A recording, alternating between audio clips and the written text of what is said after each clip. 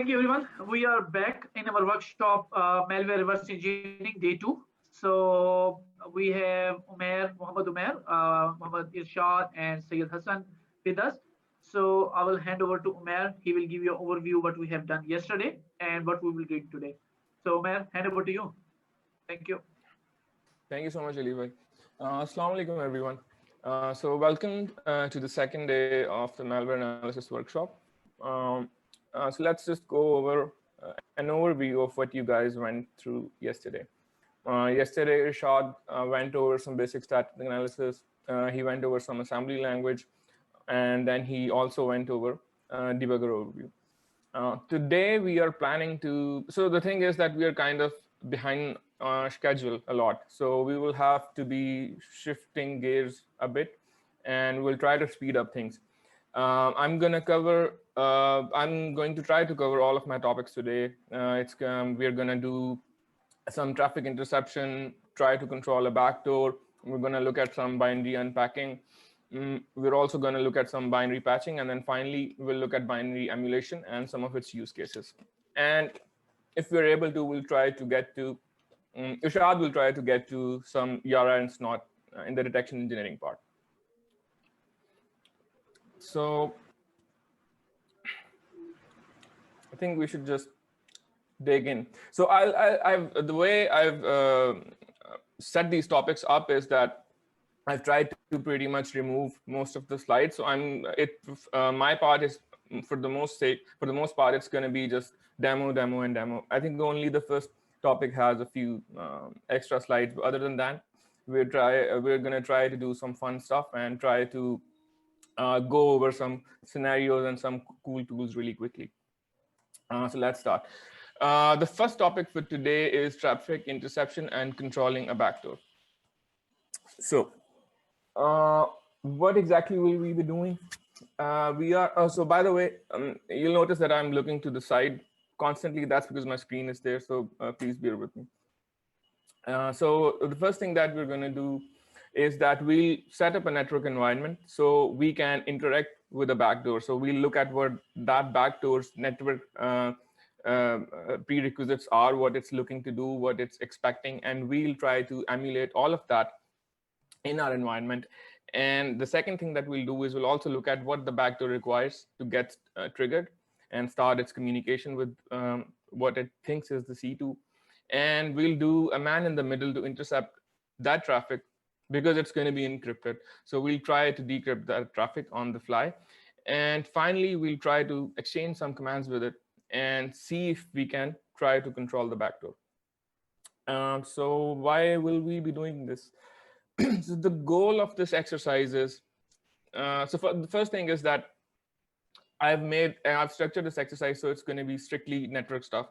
We're not going to be looking at any disassembly or any debugger because that will just get us off track.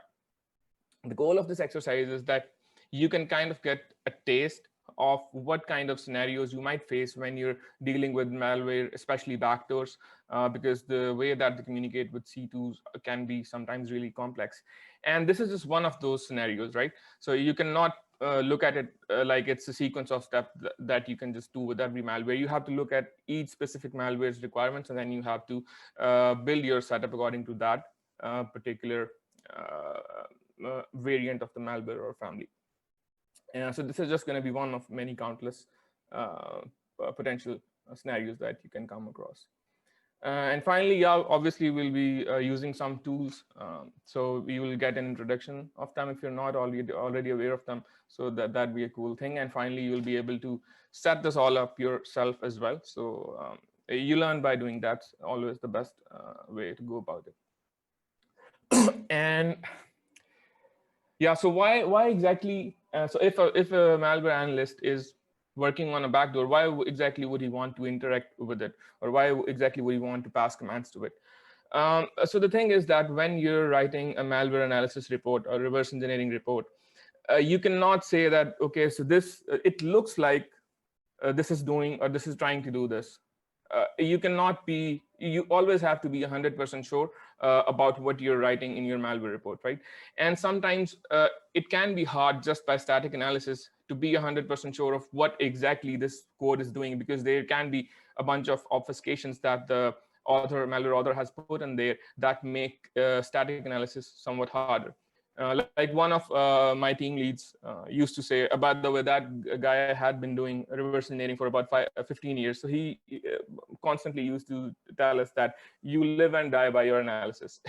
So what he meant to say was that even if you're getting another report, and if you have to put your stamp or your name on that report and send it forward, you better replicate it, and you better make sure that every word that's written in there is correct. So you cannot just rely on someone else. If ever you're pushing out something by putting your name on it, you have to be 100% sure that it's correct. Otherwise, it will just mess up your reputation, so to speak, because RE is hard stuff. And what better way to uh, confirm what a command might be doing, or what a particular sort of interaction might be doing, than to actually reproduce it and see it happening on your screen. So that's kind of the reason why we might want to interact with the backdoor. So how exactly are you guys gonna find out all the commands that that you can use with that backdoor, or that it can parse? So that part is out of scope for this exercise, right? So that's where I come in. I've already reverse engineered this malware. I have all the commands. I already know what it expects and what it wants to do, and so on and so forth. By the way, I will share a document of this particular malware's analysis, in-depth analysis that I did myself. So you can later on, you can go through it and sort of get more educated about how the internal workings of the malware are. So let's discuss the particulars of this particular malware, this specific malware. So this is a banking Trojan, basically, a Brazilian banking Trojan.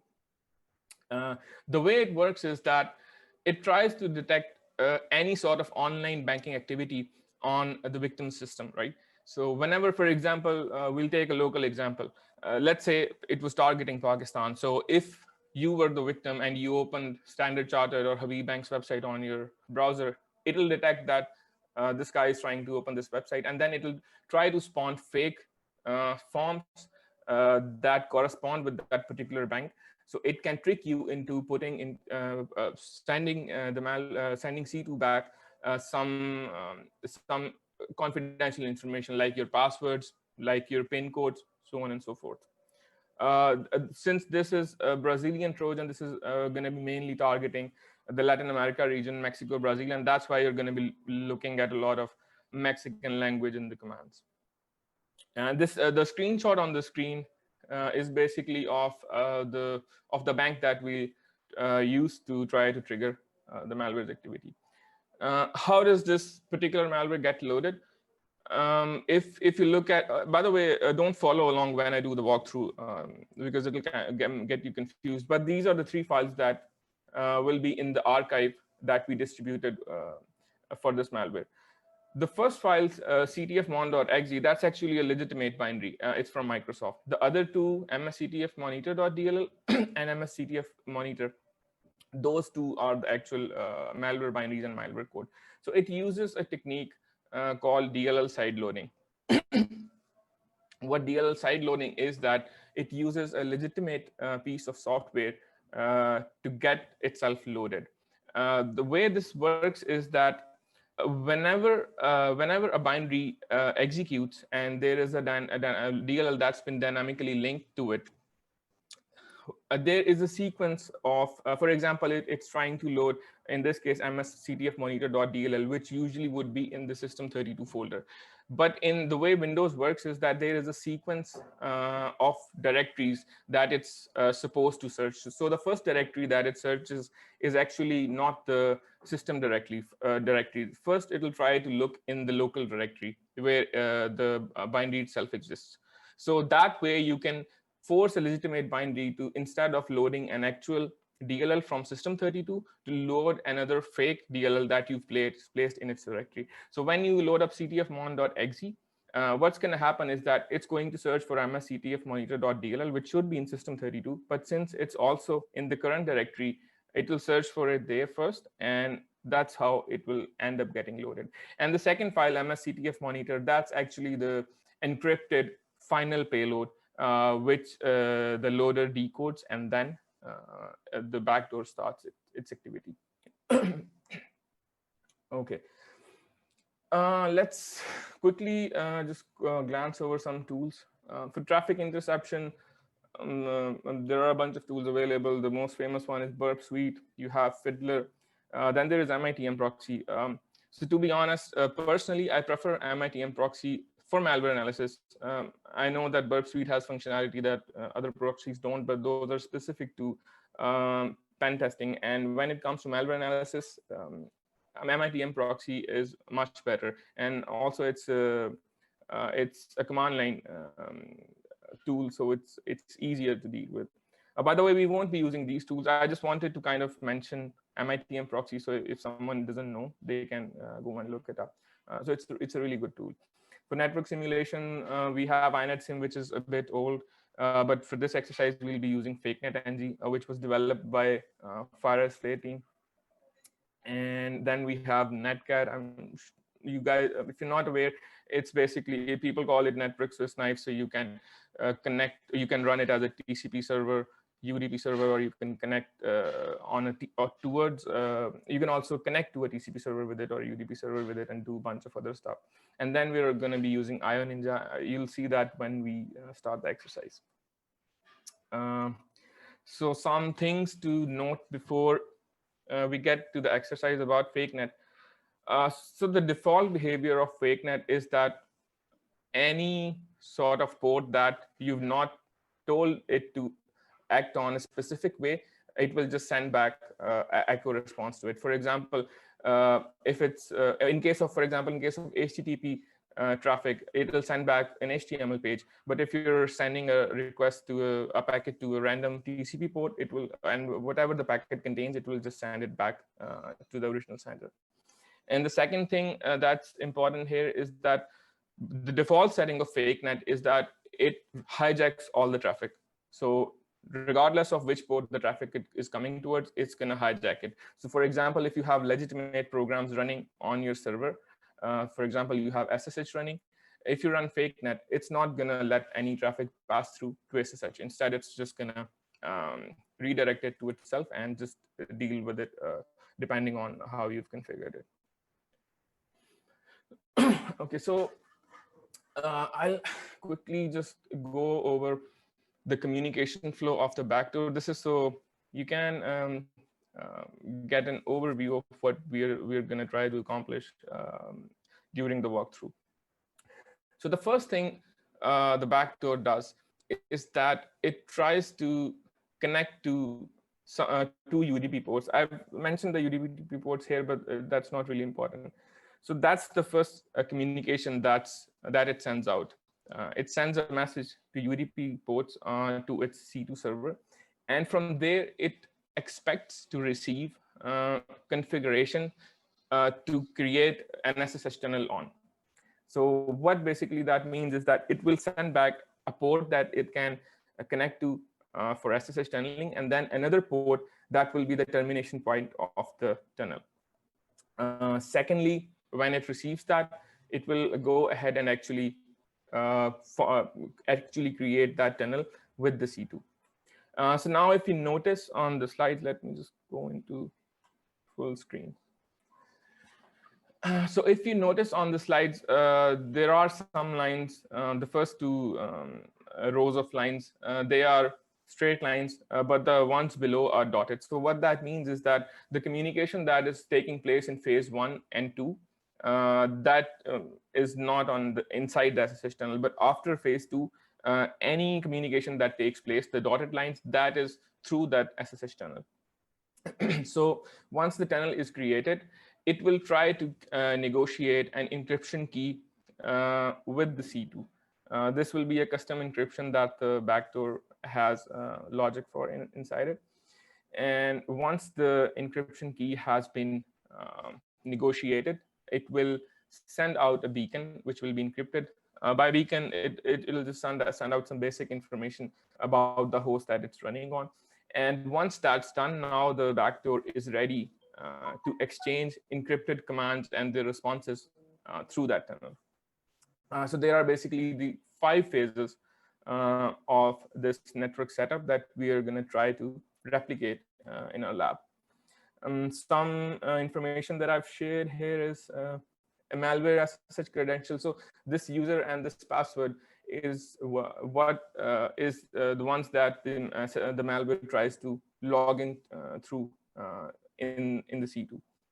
And then there's the format for the SSH command config that it gets, and some other stuff. We'll go over it in the labs. One more thing though, and on the top it mentions legacy kexts and ciphers. So basically the key exchange algorithms that this backdoor uses for SSH tunneling and the cipher that it's using are no longer the default in SSH servers. So you have to go ahead and specify this explicitly in your SSH server's config. Otherwise, it won't be able to create a SSH connection or do pretty much anything. So these are a bit outdated, but that's the requirement for it. Okay, so now let's dig into the lab.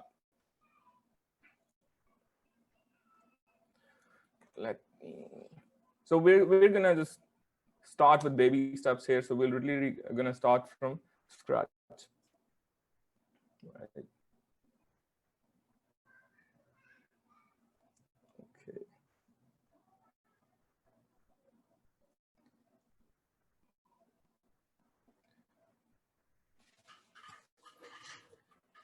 So please don't follow along with me. Just try to see what I do and try to understand it. This whole walkthrough has also been listed down in the lab manuals that you have, and you can later take a look at them and try to reproduce it. Okay, so let me just try to look up something, right? You should have the VM setup the way that it was explained in the lab setup guide. So the Remnex server basically should be your default gateway at this point. So we don't have a DNS server running at this point on the Remnex VM. So when I did an NS lookup for Google, I basically got no response. Let's see what happens when I start FakeNet. Right. So I'm gonna look up google.com, and this is the IP that was returned to me by FakeNet. But obviously we have to make changes to this. So I'll go ahead and stop FakeNet.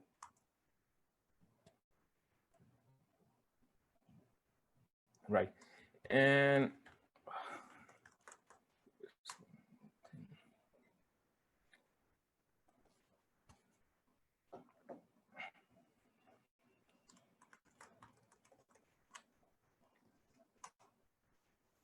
so if you followed the lab document, there will be 2 config files for FakeNet, because the first installation of FakeNet wasn't working properly. So the second one that's in the user local directory is the one that you're supposed to be using. Let's just go to this directory, right? And the first thing we'll do is we'll create a copy of the config file.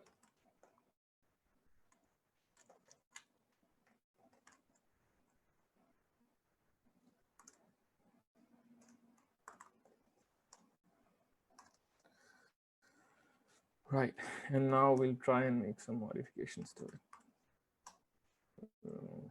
Let's find the DNS server settings.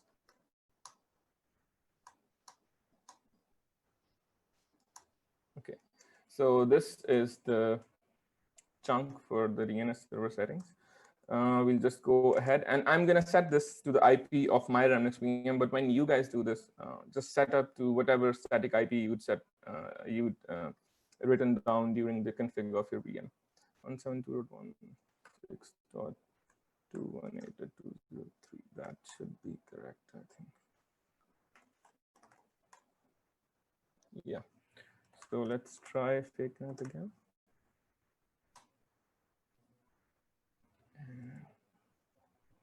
Do Let's look up. Okay, so now we're getting back the correct IP. This means that we can now connect to our. So what this basically means is that no matter what domain the malware is trying to connect to, when it's gonna resolve it, it's gonna end up connecting to this machine, which is the Remnix VM. So we split it and we'll just quickly check if it's working. Actually, I don't have to do this because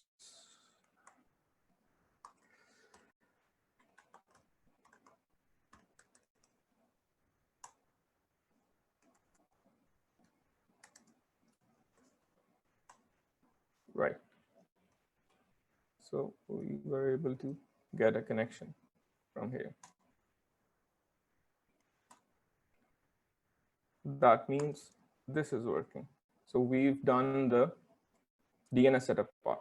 The second thing that we're going to do now is that we're going to set up the UDP response that that the malware requires.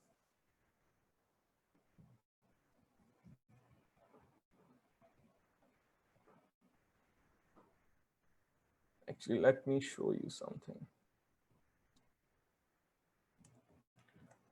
Just run IONinja.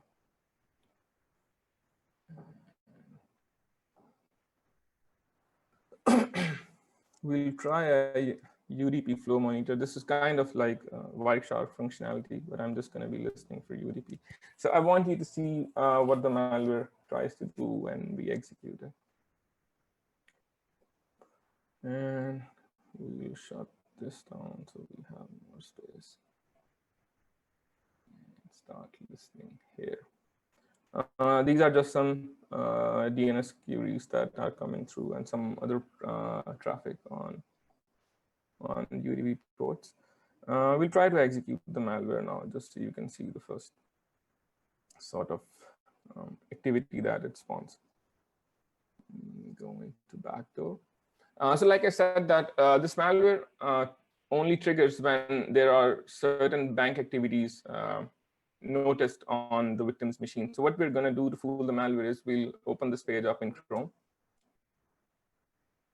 so that when the malware runs, it can detect this, and then it can start trying to communicate with the C2, and we'll minimize it here. And let's start. This will load up the malware now, and then we'll wait and see what happens.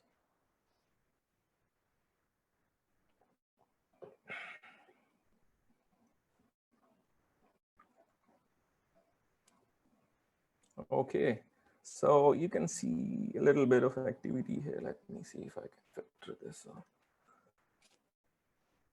218.203 and the port is 3928. Right. So this was the message that was sent out by the malware, which it think that it's sending out to the C2 to get the SSH tunnel config. Okay. So what's happening right now is that the malware is expecting the response in a certain format, but the thing is that since the default response of the FakeNet application is an echo message, so it's just sending back the same thing to it over and over again. And I think show you here as well. Let me do a UDP connection. So no matter what domain you put in right here, it's just going to go to our VM. Right. So no matter what I type here, I get the same message back. So that's what's happening right now. And if I put in 777 here, you'll be able to see this message too, which I just sent. These are the messages that I just sent, and I'm getting back an echo response. So we need to fix this. Okay, let's just minimize this. And we'll shut down FakeNet again. Okay. So FakeNet provides the capability to specify custom config files in which you can set up your custom responses or custom scripts to respond in certain ports based on certain messages. So there is a template right here that we can use. We'll just make a copy of it. Sample.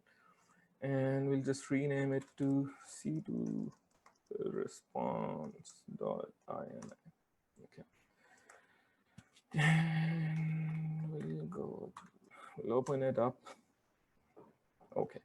So we only want to set one UDP fake response. So we're just going to remove everything that's not readed here. Just let this last part stay. We can rename it something like C2 UDP response. And you can see that the second parameter here has a script provided to it. So if we wanted to, we can actually script the responses, but that's not what's required here. But you can look that up later. It's a pretty cool functionality. I'm just going to remove this, and I'm going to set a static string instead. And the string would be port new 1, 2, 3, 4, and 22. So what this is basically telling it is telling the backdoor is that you have to create the SSH tunnel on port number 22, and then the tunnel will terminate on local port 1, 2, 3, 4. Okay, let's close it. Now we need to put the same information in our primary config file, and let's search for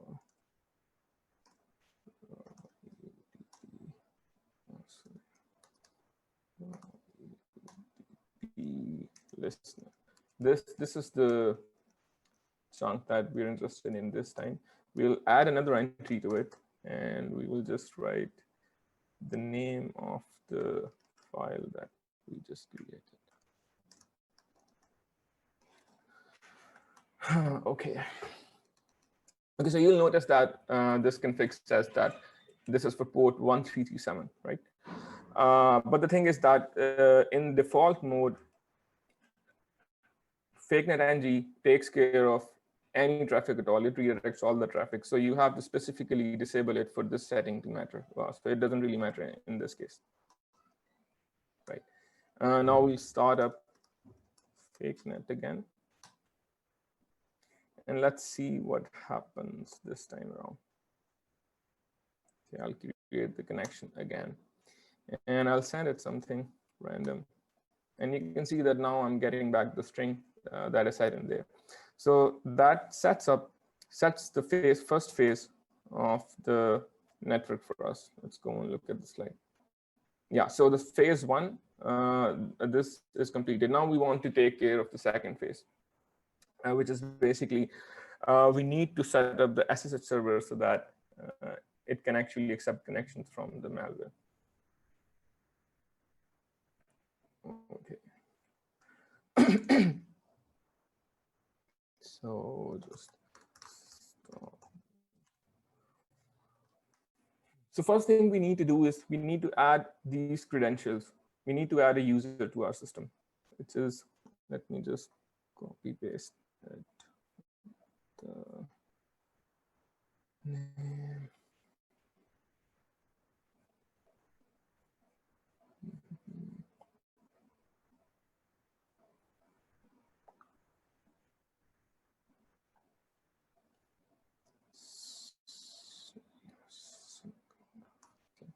So we do sudo add user, and we'll add this user.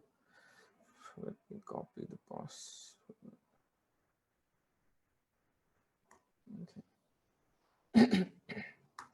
Pasted the password, and you can leave everything else empty, right? So that's the deal with the user thing. Okay, so the second thing that I also talked about, I think I might have already set it up, but let's just take a look anyway.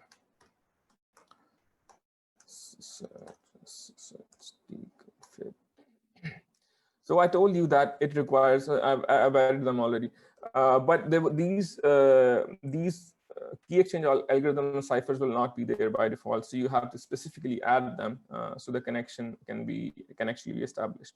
So that's the second thing. And what else? You have the user. Yeah, there's one more thing. Okay, so let's start the server and see what happens.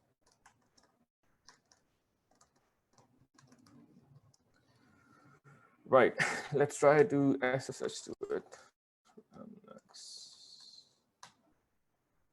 It's not working. There's the problem, and I'll explain what that is. So the connection is stuck. I've actually already explained it. So the thing is that I told you, fakenet ing by default redirects all the traffic. So it hijacks traffic even intended for legitimate services or servers. So what we need to do is, rather than disabling that setting completely, because it's a useful setting, we'll just add port number 22 for SSH to a blacklist. Okay.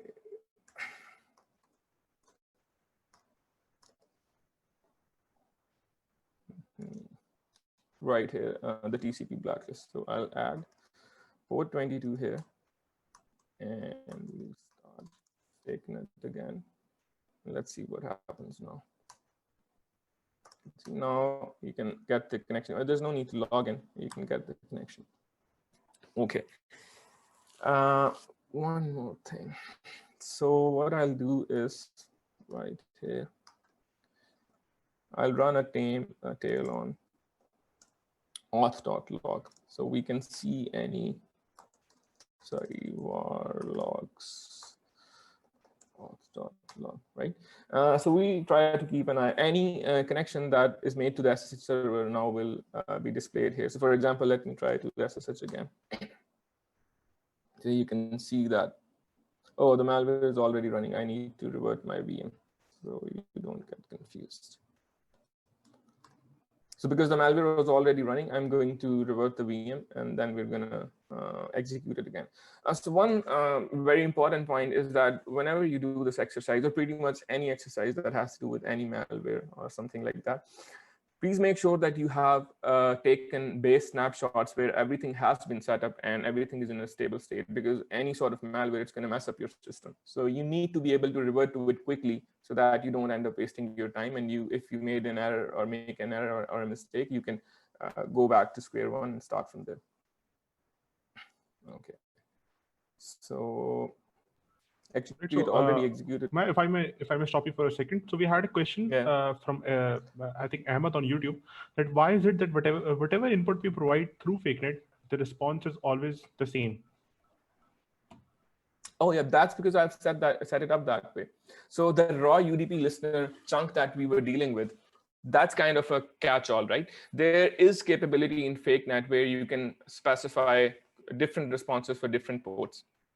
But at the end of the day, if something has not been handled specifically, it's going to come back to the raw UDP listener or the raw TCP listener. So because of the scenario that we have right here, because it's the only UDP connection that it's going to send out, there is no need for me to go ahead and create a config that is going to be specific, because even if I put it in the catch-all config, that's going to work in my case. So that's why it's sending the same response to every port or every sort of connection that it's getting. Right, awesome, thank you. Okay, so this is actually what I wanted you to see about the malware already. Well, let's do this one more time. So we will open up the bank page again so we can trigger the malware. And we'll go to ctfmon.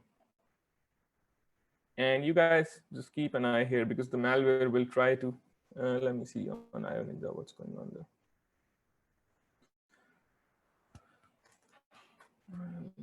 Change the filter so we can keep an eye here as well. Right. And let's execute the malware.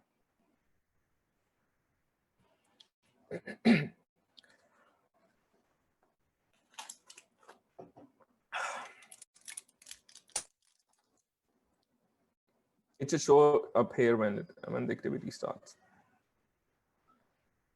Right. So you got a new session from the user Segunda Fera, which is basically our malware.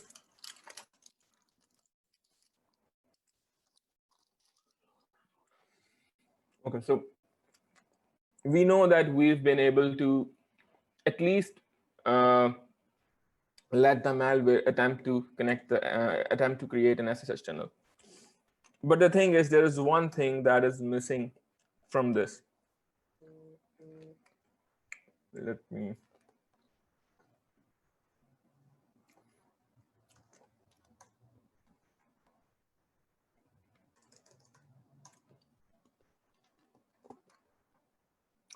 I'm not sure if I'll be able to show you in the logs here, but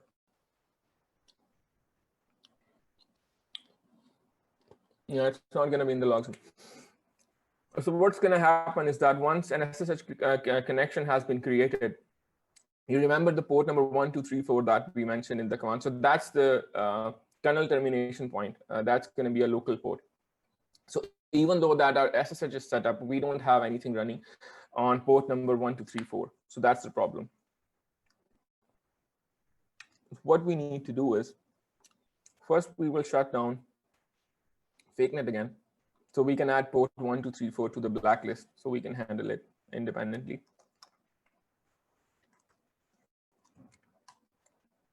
Go to the blacklist.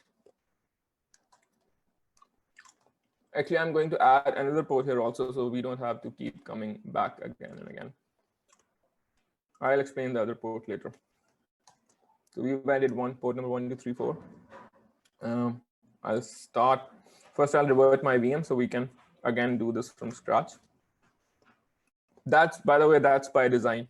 To make you understand, we have to go back to square one every time. I'll start FakeNet again. And this time, before we execute our malware, you will create a new session on IONinja. This time it will be a TCP server. Make sure to check run as sudo whenever you do this. And the TCP server will listen on port 1234 and switch the interface to whatever your local IP that you're actively using is for the VM. And we'll start the server. Now let's go back to the malware and execute it again. So we know that we have the UDP fake UDP response setup. We know that we have the SSH connection at least setup, SSH server setup, and now we're going to take care of the local port that should terminate, that at where the tunnel should terminate. Let's see what happens now.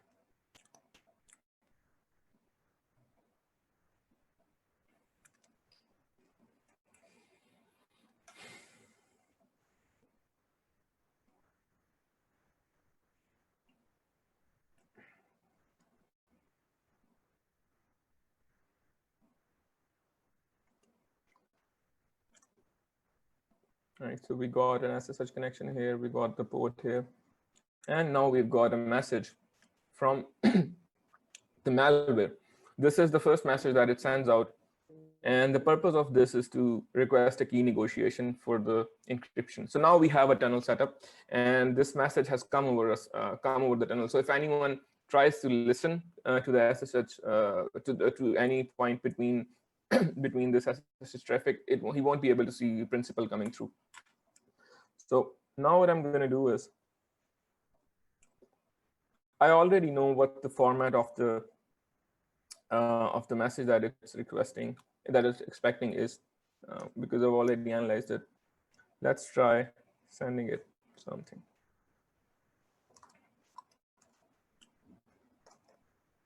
Right. Okay. So this command tells the backdoor, shave or shav or however you want to pronounce it, that this test key is the key that you're supposed to use for encryption for whenever you send any message to me. And this is also the same key that I'm going to encrypt my messages before sending it to you. So now we see that we've gotten a response, but it doesn't make any sense what it says. It's not really readable. I'll try sending another command.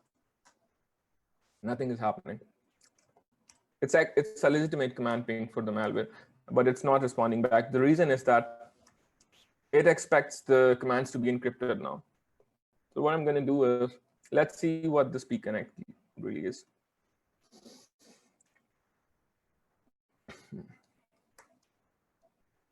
Okay, so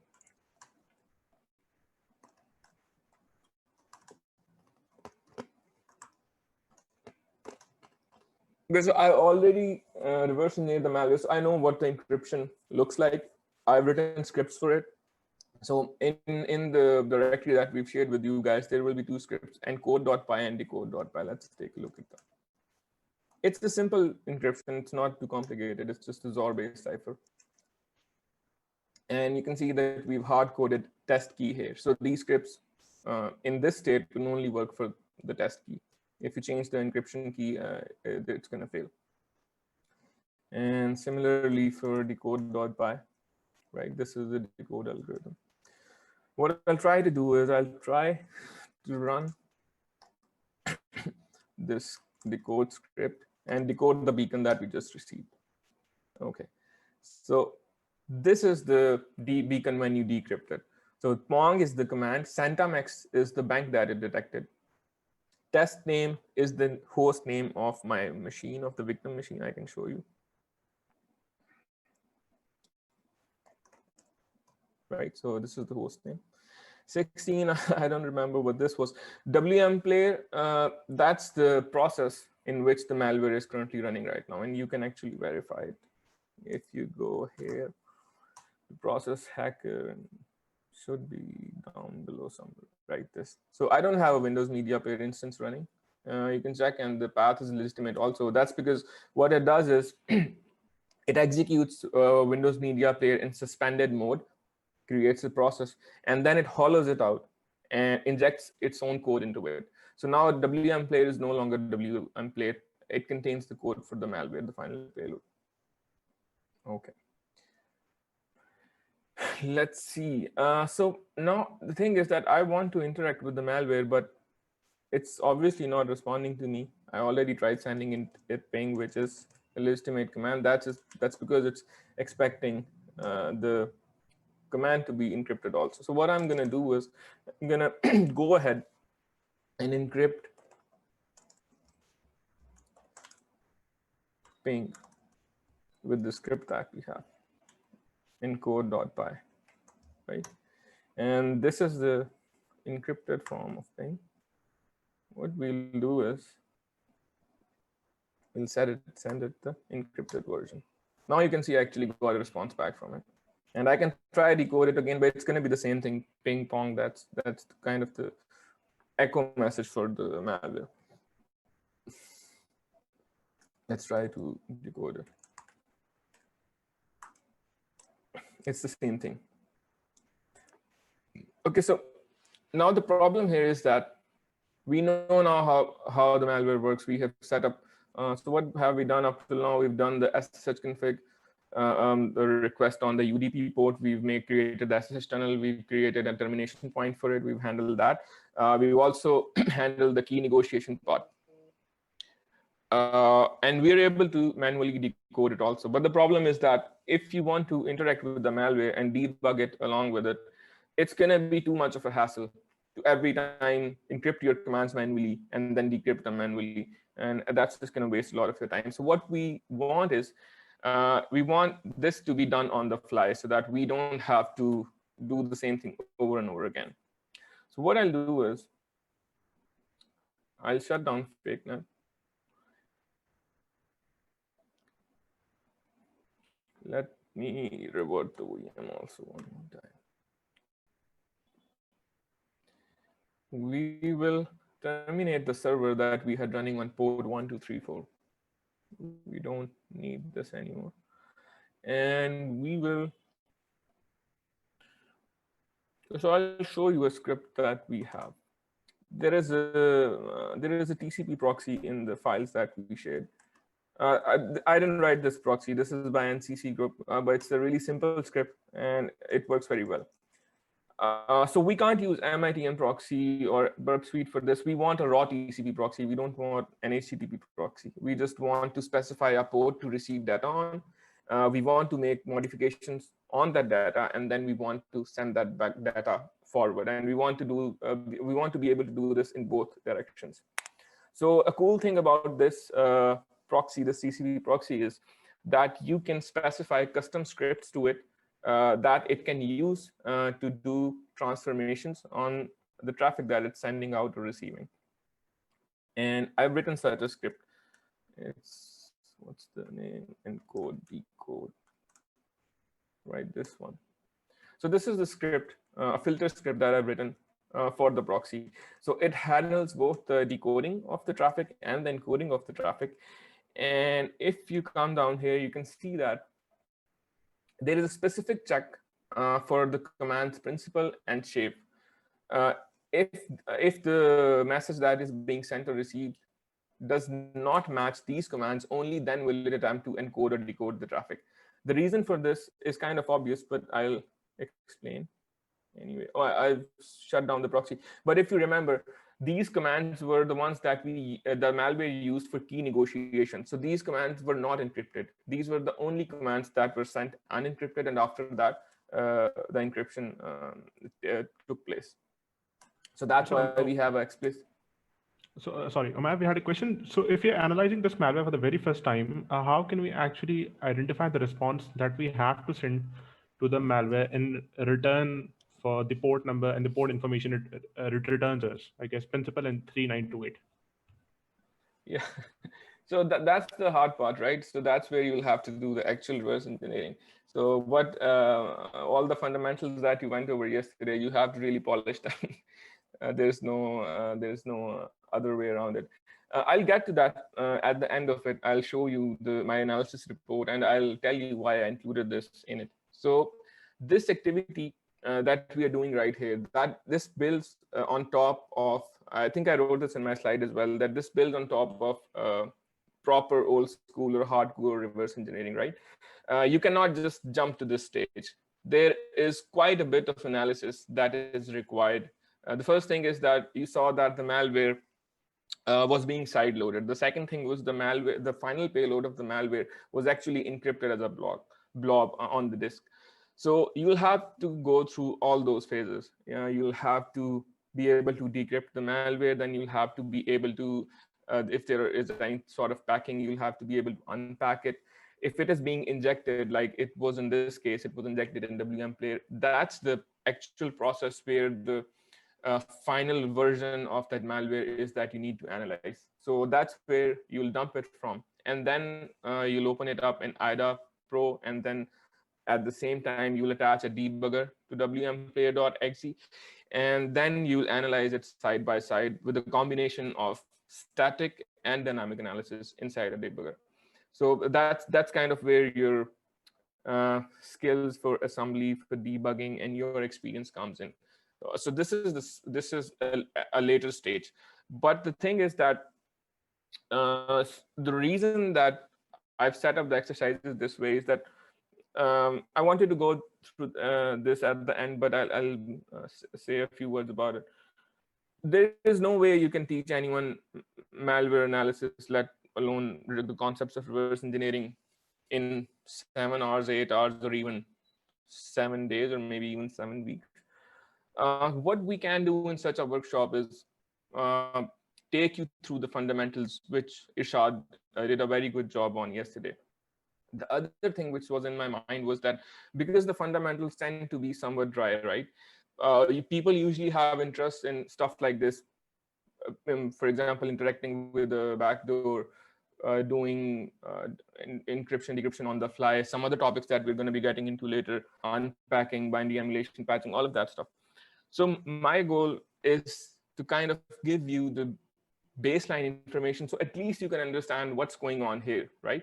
But at the same time, if you want to be able to do this without zero information in your hand, and you just want to start from scratch and reverse engineer the whole thing, and then I get to this point, you'll need to build up those skills first, right? So, but that doesn't mean that you can't do all of this in parallel. You can learn this in parallel, learn all the tools in parallel at the same time. You can start to learn the fundamentals, the assembly, the debugging, and all of that good stuff. Right, That's your response was actually great, amazing. So we just have one side question. So let's say you responded to the malware by using the command chave, like that particular segment. Now I know much reversing goes into it, but could you possibly identify maybe one source maybe on how someone who's just starting with malware analysis can identify maybe command execution? Like he can identify yes, the malware goes through this commands, it gets the encryption key or the decoding key or the whatever that is, and then it proceeds with its usual operations. I hope that okay. is clear. Yeah. So the thing is that if you've managed to go through all the phases that I explained, and you're at the final payload, what you're essentially going to be looking for is, for example, in case of this malware, all of the commands were encrypted, right? So the first thing that was needed was to figure out what the encryption is. Then you write a script for that encryption, and then you decrypt all the strings that are in your malware. Once those strings have been decrypted, then it will be quite easy, because you'd already have done quite a lot. At that point, it will be quite easy to figure out the commands just from the strings. And in case of backdoors, there's usually a switch case, right? The switch, if you've written a C ever, you'll know how the switch cases work. So what happens is that there will be a socket API, for example, receive, that will be receiving something, and then whatever the buffer that it's getting, it's going to get compared to a bunch of strings, right? And whichever string it matches, it will go to that case of the switch statement, and then from there it will do whatever activity that it was meant to do. So for example, in case of Shape, the malware will receive this string, it will decrypt it first, then it will check it against a list of strings. Whichever string matches, the case that will be against it, it will go ahead and try to perform that activity. I hope that clears it. Awesome, thank you. Okay, so let's get back to what we were doing. Because I've shown you the script. Now what I'm going to do is run the proxy real quick. And it should be -L, and we want to listen on port 1234, and we want to redirect it to 218.203 on port number 8080. If you remember, this is the port that I added to the blacklist also at that point. So this was the reason, because we were going to redirect the decrypted traffic to this port. And the other flag was -M, and encode decode filter. Right, so you don't need to put the .py in this case. So we have this running. Now we have, and we'll also run fakenet, right? And now we'll fire up IONinja, and this time we'll create a TCP server, but the port we'll use is port 8080. That will receive the decrypted traffic. Okay. So now let's go back and execute the malware. Let's start the bank file again. I hope I've not skipped anything. Let's see. Let's just wait.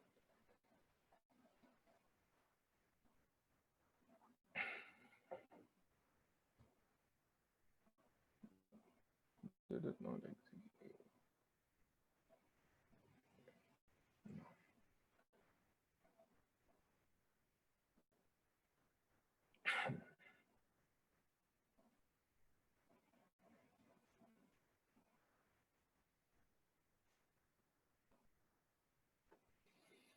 Okay, yeah, we got, so this principle, the message that this figure, this is not coming directly, this is not port 1234, this is port 8080, which means that this is coming over the TCP proxy that we set up, right?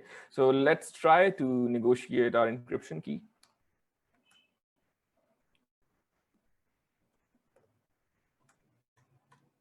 Right. Okay, so now you see, the last time when we did this, this response was encrypted, but this time around, our TCP proxy is decrypting it on the fly. And like I said, this is only going to, let's try another command first. I'll set ping, which was not working before. Now you see it's also accepting commands in plain text. Our proxy is encrypting it, forwarding it, and we're getting encrypted traffic back. Proxy decrypts it, sends it back to us. So this will not work with any other key, obviously, but let me just show you. Let's try ABAB as a key, right? So now we're getting back garbage because our script says that we're only supposed to use test key. So we will again negotiate the same key with it again. Okay. So this part is done. We've done everything. Now we're ready to try some commands that we know work with the malware, just for fun, I mean, and then we can move on to something else. Let me see which commands I wrote.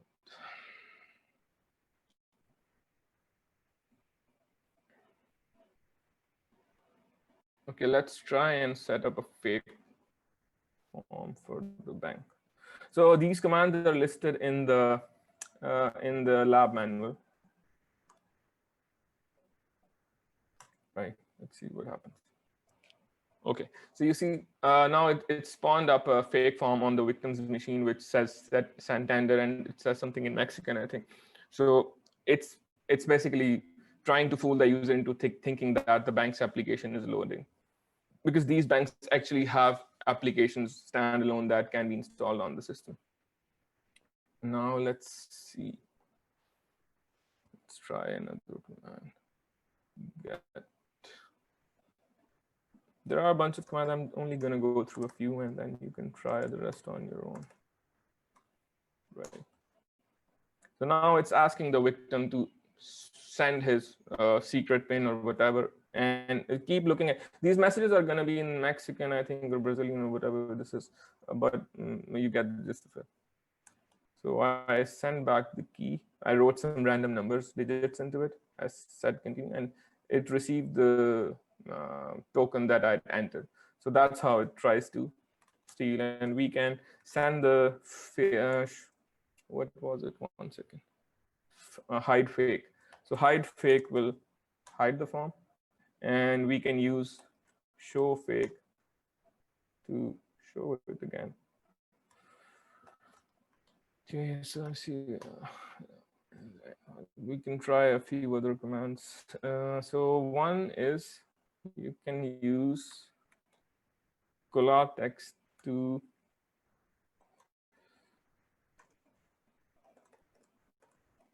right. So this command sends the whatever text you're sending, it'll paste to the current cursor location. So I'm gonna make the current cursor location the address bar of Chrome, and I'll send this, and you can see what happens.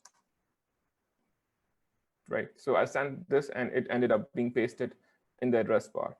There is one more. I think we can try send message. Send message does something similar, but instead it pops up a message box.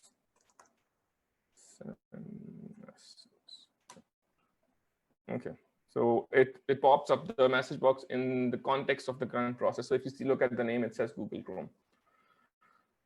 So you can try to fool the user basically using this. And we'll try one last thing. So there's a command ATV key that you can use to enable key logging. Okay. It's sent. Now once I start typing, first you'll get some junk maybe, and then this is just this.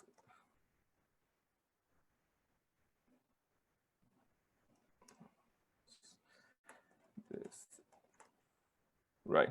So this is just a test. So the thing is that we are trying to look at these commands in a raw sort of terminal, but these are supposed to be parsed by an actual client for the backdoor. So the key logging that it is doing, it is actually sending it back, but there are other stuff with this with it also that we don't really need. But the actual backdoor client can use it or parse it, right? And we can also we can shut down the key logging. right? Okay. And with close key, we can shut down the key logging. And with kill nav, we can kill the connection as well as the process. Okay, let's just revert the VM. And that finishes the walkthrough. Now let's get to what you guys are supposed to do. So for today, we're gonna be skipping any exercise time because we have a lot to catch up on.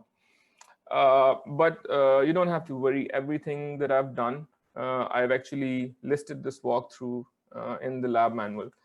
You're supposed to replicate this walkthrough, but you're gonna change a few things. You're gonna use workshop 2020 as the encryption key, and you're gonna change the port to 9999 instead of 1234. And you're also going to try out all the commands that are listed here. Make sure that you are changing these two things in all the places that are needed. Otherwise, your connection is going to get corrupted at some point, and you're not going to be able to do any of this. So that's the whole point of the exercise. The other thing is that, so MITM proxy, we usually use MITM proxy when we are dealing with HTTPS traffic. So this is another exercise. I know that I haven't gone through MITM proxy, but it is pretty simple. You can go to the documentation, and what you will do is whenever on your own pace, on your own time, you will try to set up a man in the middle for HTTPS traffic, and then you will redirect it to a fake net instance running on that same machine. It's very simple, and you'll be able to do it. The last thing that I've written is a bit difficult, but let me see if I can open the document and show it to you. Okay, so this is the analysis document that I've shared in the Google Drive. So I did this analysis myself. You won't find it anywhere on the internet.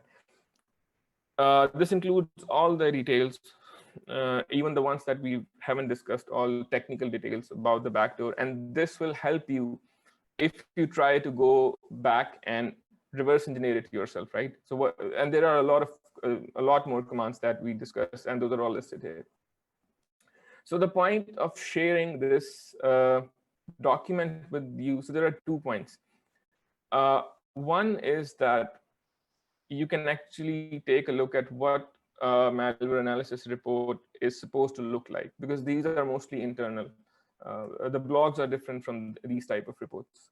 So you know how to write one and what information you're supposed to put in. The second point is that if someone is actually really interested in doing malware analysis, the details that are all the details that are listed here and some of the stuff that I've mentioned, based on that, it will be a really good exercise to try to reproduce and verify all of the information that I've mentioned in the report. And I know you're obviously not going to be at this level yet, but you can try. It can take weeks or even longer, but it'll be really fruitful. And what else? What else? Okay, let me just bring it back here.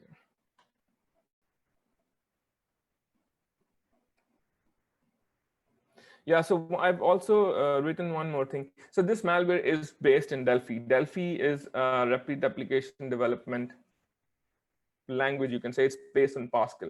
So this tool that I've mentioned in the bottom of the slide, IDR, if you actually want to reverse engineer this tool is going to come in really handy, and you'll find all the details about how to use this, how to decompile Delphi with it. So that's going to be really good. So this finishes up our first topic. Our next topic is going to be binary unpacking.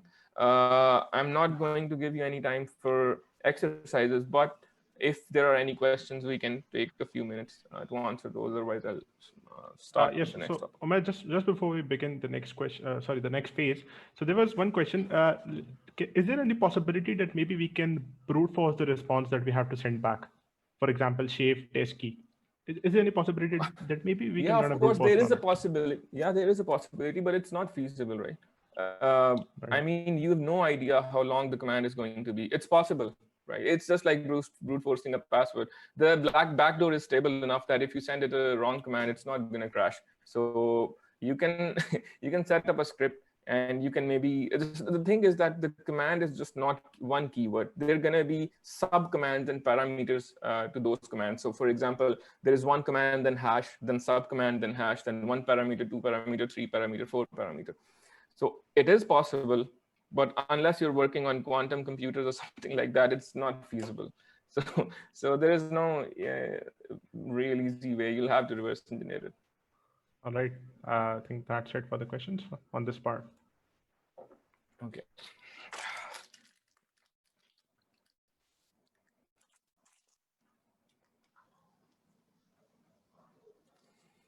So the next topic is binary unpacking, and we only have 3-4 slides for it.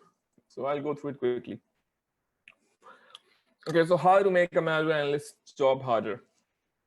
So I've written down a few things. There is packing, obviously, everyone's heard about packing. There's virtualization. We'll come to packing at the end. There's virtualization. So that's an additional layer underneath whatever packing that might have been used. So this virtualization is pretty much not identical, but it's in concept, it's similar to what you see with your normal virtual machines. For example, with JVM, Java Virtual Machine, or with something like .NET, right? So you have an intermediate layer of code, and then you have some data that gets interpreted, and then it does something and executes it, right? So the point, so the thing with virtualization is that there is no point in time where you will be able to get all of the code of the malware intact and unpacked in memory, because that's not how it will be executing. These packers convert the code into their own intermediate language, and then that language kind of acts as an that VM kind of acts as an interpreter and executes the code for that malware. And it's really hard to get through these or reverse these. There are some common ones, VM Protect and Themida is the most infamous ones. I haven't seen any malware analyst who comes across a Themida sample and then he says, okay, I'll reverse engineer this, because it is too time consuming and the ROI for it is just not feasible. It is doable, people have done it, but it's mostly for research purposes because it takes too much time. There are advanced techniques that now people are using. There is something called binary lifting, which basically lifts the code up to another intermediate language, and then it recompiles it back into x86. So that's kind of the solution to this, but it's still not mature enough. People are still working on it. Other stuff that can make a malware analyst's job harder is obfuscation, anti-disassembly, anti-debugging. So what is obfuscation? Obfuscation is when you don't do something in the shortest way possible, so to speak. You kind of, so for example, you wanted to go from point A to B, but instead of going directly, you will just go through small streets and take different turns just to confuse whoever is tailing you, for example, as to what your intention is. So that's kind of a good analogy for obfuscation. You'll not be able to, obfuscated code, you'll not be able to judge just by seeing what it's doing. You will have to either debug it and try to connect points, or the other option and the better option is to write something to remove that deobfuscation. The other technique is anti-disassembly. So anti-disassembly is you can use certain, the malware authors can use certain techniques so that when you try to open it up in a disassembler, for example, IDA Pro, Binary Ninja, or any of the other disassemblers out there, Vidra, it's going to, the disassembler is sort of going to error out. It's not going to be able to display the disassembly properly. So, and if you're not able to see the disassembly, you'll obviously not know what's going on. So anti-debugging, there's a bunch of techniques that malware authors use to detect debuggers and then either crash the malware or kind of try to fool you in other ways so that you're not able to proceed further with the analysis. And then there are obviously different encryption layers with you can with, for example, the strings that I mentioned with the previous backdoor that are encrypted. So these are a bunch of things that a malware analyst can come across, and that can make his or her job quite difficult. Now we come to packing. So apart from the virtualization ones, there are some generic packers. UPX is the most common one, ASPAC, and I've written down a bunch of names. These are somewhat easier to unpack.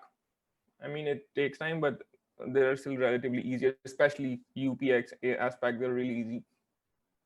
And there are also standalone tools available to unpack these. So if, for example, if you go search UPX unpacker or ASPAC unpacker, you'll come across a bunch of tools, and you can just, some of them just statically unpack it. You don't even have to run it. And then we have custom packers. So custom packers are the ones that are specific to a particular family or to a particular malware, and they'll vary from one malware to another. And you can even, in some cases, detect the family just by the type of packer that's been used. And at least those custom packers that I've come across, most of them are not so difficult to unpack, but some can be quite complicated. Okay. So when dealing with these common packers, the common ones, I'm not talking about the Thamida or Enigma sort of unpackers or virtualizers. When the malware is unpacking itself, these are some of the APIs that it will be using: virtual alloc, heap alloc, virtual protect. So the point of the alloc APIs is that once the malware unpacks itself, obviously it has to copy itself somewhere, right? The unpacked code. So it has to allocate memory. And it has to use some sort of API for that, and that's where these come in. And then virtual protect, obviously, when the code is being unpacked, it also has to execute, right? So you have to change the permissions of those those sections where the code is being copied, so that it is executable. Because if you don't change the permission to executable and try to execute the code, the malware is just going to crash. So these are good. When you look at a generic technique to unpack the common unpackers that the common packers that we have, these are a good sort of APIs to look for. So what are the issues that we come across after unpacking? One is memory map. I'll get to this on the next slide. The second is not marked as a module. So we have a few tools available that we use to dump unpacked binaries. So this is once the malware has been unpacked, and now you want to dump the unpacked code. There is Scylla, there's Ollie Dumpax, there's a few others. In some cases, for example, Scylla only dumps unpacked malware if it's marked as a module. For example, it's showing up as a DLL or an executable. If it's just in a chunk or blob of memory, it's not going to be able to dump that. Ollie Dumpax can dump it, but Ollie Dumpax is not good at rebuilding the import table. So both of these tools have something missing. And then sometimes what the malware authors do is that after the code has been unpacked, they strip or destroy the PE headers. So that's another problem. Even if you dump the binary, you won't have the headers intact. So you'll have to find a way to fix that. And then you can have the import address table relocated. So it's not at the location where it would normally be with the PE. And you'll have to, again, either set the address for it or rebuild it. And then distributed IIT is that you can have the import address table broken down into different chunks. So I've put in a screenshot on the right side of the screen. This is just showcasing the import address table from the debugger. So the import address table is basically the region of code where the binary, after resolving all of the APIs that it's going to use, it lists down all the addresses in this table. So whenever the binary is executing, if it has to call an API, for example, it has to call printf, or it has to call close handle, or whichever, it goes back and looks into that table to know where the code for that API actually resides. And that's one of the most crucial things in a PE. as I said, we'll talk about memory mapped versus raw. I think Irshad went over some of this, but there is some things that I wanted to show you that are not so obvious. So when you look at the section headers, you'll see that there are two types of addressings. One is the raw address and one is the virtual address. So the raw address is the one that's the address that where that particular section starts when the file is on the disk, right? But when that same binary gets loaded into memory, this address can change, and almost always it changes. So it doesn't get loaded at that same address. Those addresses are different. And so the thing is that kind of causes a problem when you have to dump a binary file from memory manually, because it has been mapped and the addresses have been changed. And now if you try to dump it, even after the dump, they're not going to correspond to what the raw address said. They're going to show up more as what the virtual address was saying. Actually, let me try and see if I can show you an example.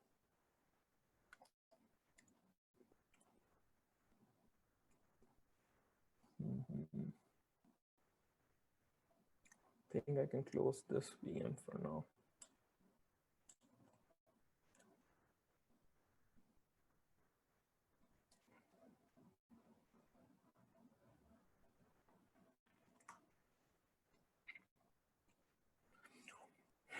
Okay, let's actually go to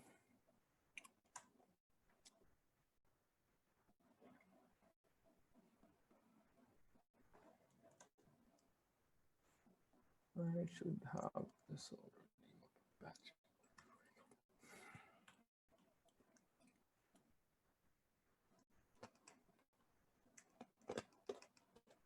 Okay, so this is showing the, let me also open this up in pbear.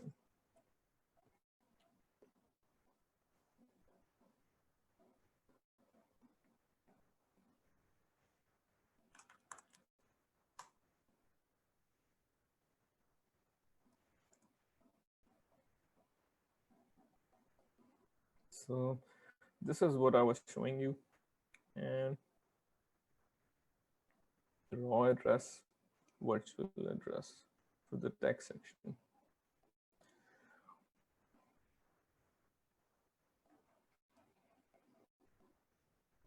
Okay, so this this part here, right here, is actually the PE headers, and I can show you if I go to the disassembly.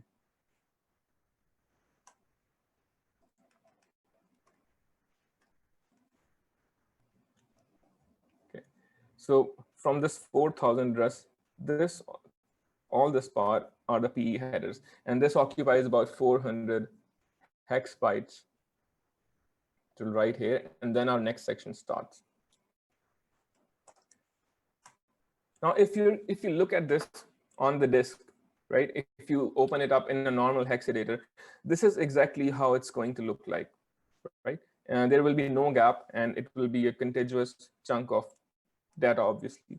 But if you look at the addresses here, this is showing the base address. But if you start from here, 0 offset, you can see that right at this point, 400, instead of going to 3E1, or actually it's going to start at 401, it starts from 1000, right? So it skips a whole chunk of indexes there.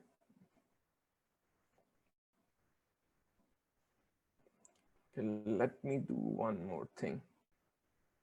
I'll show you how it'll look like once it's been mapped. So don't worry about what I'm gonna do here. I just need to I need to dump the mapped version of the binary so I can show you the difference. This was I can't do this in Oli or X32 because I'll have to. You can't do that in one go in there because the sections are divided up in different chunks. So you have to do it a little bit differently. With WinDebug, I can do it in one go.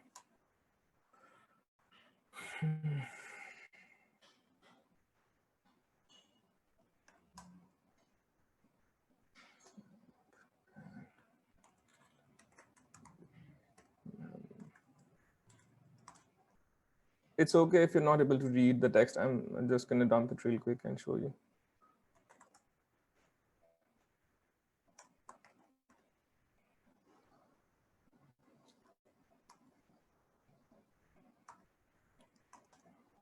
So this is what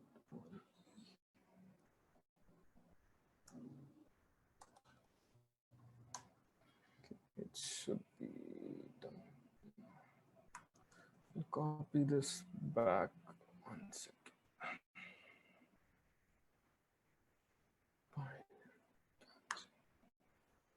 And let me open the. So this is the mapped version of the same binary that I've dumped. And let's go back to the top.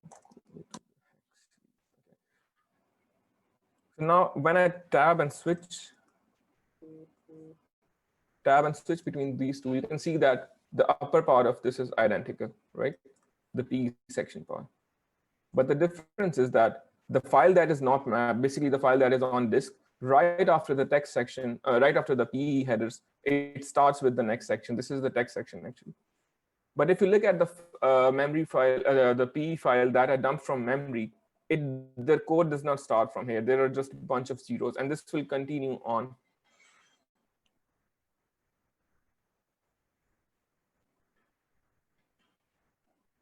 And it will only start to, if you look at here, and you'll see that this is identical, but there is a gap between those two. So that's what happens. The virtual address is pretty much in all the cases different from the raw address. And once a binary gets mapped into memory, there becomes a gap in between the sections. So if you dump the binary as it is from memory, it's not going to correspond to the addresses that have been written in the PE headers, that are there in the PE headers. And I'll explain why that is. Let me first close this.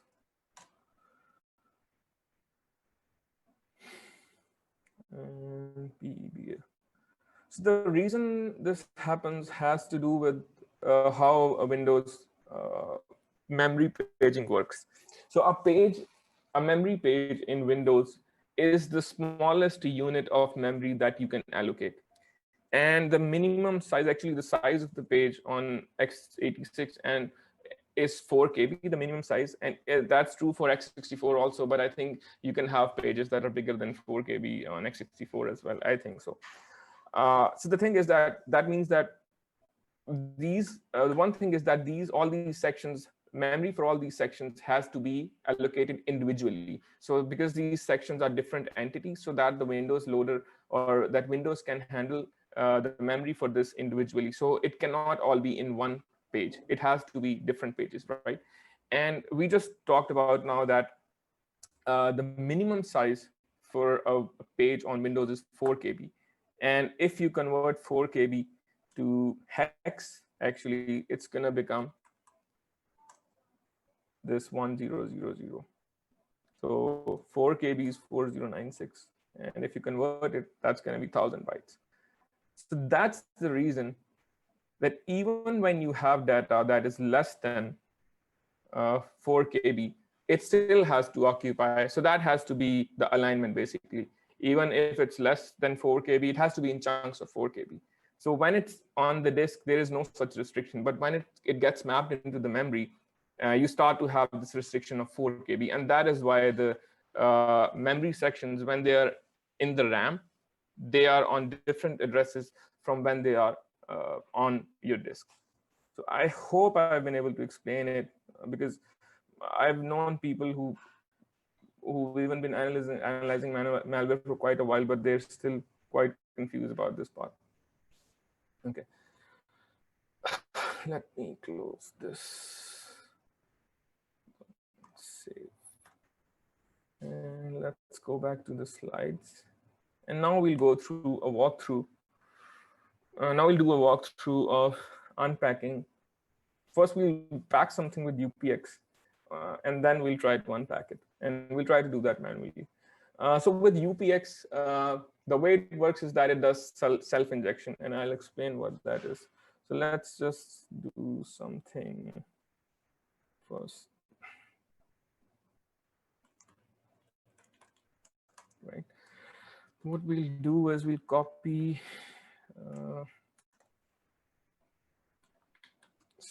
cmd.exe to the desktop here, right? And then we'll pack it with UPX cmd.exe -o pack cmd.exe, right? So we've got a packed version right here. And I'll also, let's also be there. Open both these.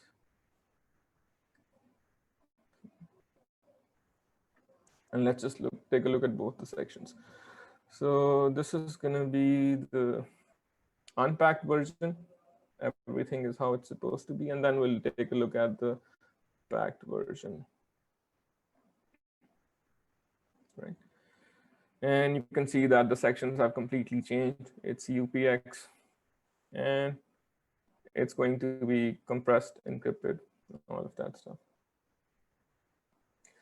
So it's actually quite easy to unpack UPX. You can just do UPX -t and it will unpack it back, but that's not the point of the exercise. So what we're going to do is we're going to try to unpack this manually.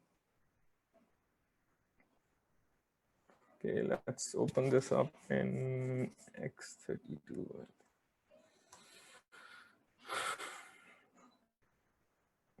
Oh yeah, there is one more thing that I wanted to show you. So I said that UPX does self-injection. So there are two ways that the malware can unpack itself. One is that it will allocate a chunk of memory that's not in its image space. So it will be in the heap somewhere, and then it will unpack itself and copy the unpacked code to that chunk and change its permissions, and then it will transfer execution to that chunk of memory. The other way, what this UPX does is that instead of allocating a separate chunk of memory on the heap, it writes the code that has been unpacked to its own memory, to its own image memory. And the way that works is, if you look at the section 0 of UPX, you can see that the raw address we just is 400,000, whatever, but the raw size is 0, right? And if you look at the virtual size, that is 3D000. So it's quite large. What that means is that when this file is on the disk, there's going to be nothing in this section. Nothing. It's not going to be taking any space because there's nothing there, right? But when Windows Loader loads this binary up, it's going to create 3D000 worth of space in the memory in the memory for itself, and it's going to be filled with zeros. So it's going to be an empty empty region. It's going to be filled with zeros, but it will be allocated. So the malware will now have an empty slate, a chunk of region that it can unpack itself to and copy itself to, and it will be in its own memory. So that's how UPX works. So what we need to do now is, let's see.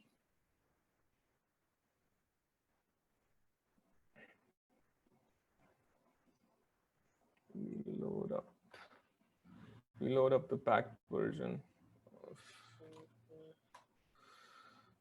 Okay, and I hope you've gone over some of the commands, shortcuts that Irshad showed you for debugger. I'll try and use this in the beginning, and then I can just use the shortcuts so you don't get confused.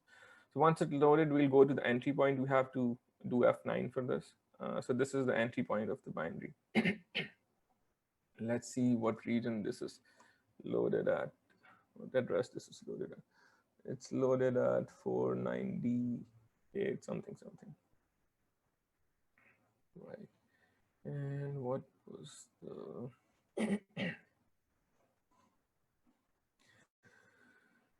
So the image base 480. Okay. And we know that. Okay, so we know that the virtual address for this section is 1000. What this means is this is a relative addressing. So what this means is that whatever the base address of the binary is, this section is going to start 1000 hex bytes down from it, right? So we just took a look here and we saw that the base address for this is 498,000. Let's just write it down somewhere so we don't 49 D8 1 2 3 4, right? So this is the base address, and we know that the section that it has allocated for itself, where it's going to copy the unpacked code into, starts at 1000 plus from that base address. What this means is, so we will have 498, and so this is the address where that empty region of memory should start from, and we can try and verify this. So this is the top left, bottom left, we have the hex. We will do Control G and we'll try and go to this address.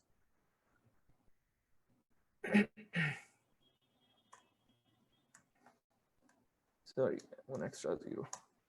Right, so you see, this is all empty. If you scroll down, it's going to be empty, empty, empty. Yeah, empty, empty, empty, because it's the binary has not been unpacked yet. But the memory for it has been allocated.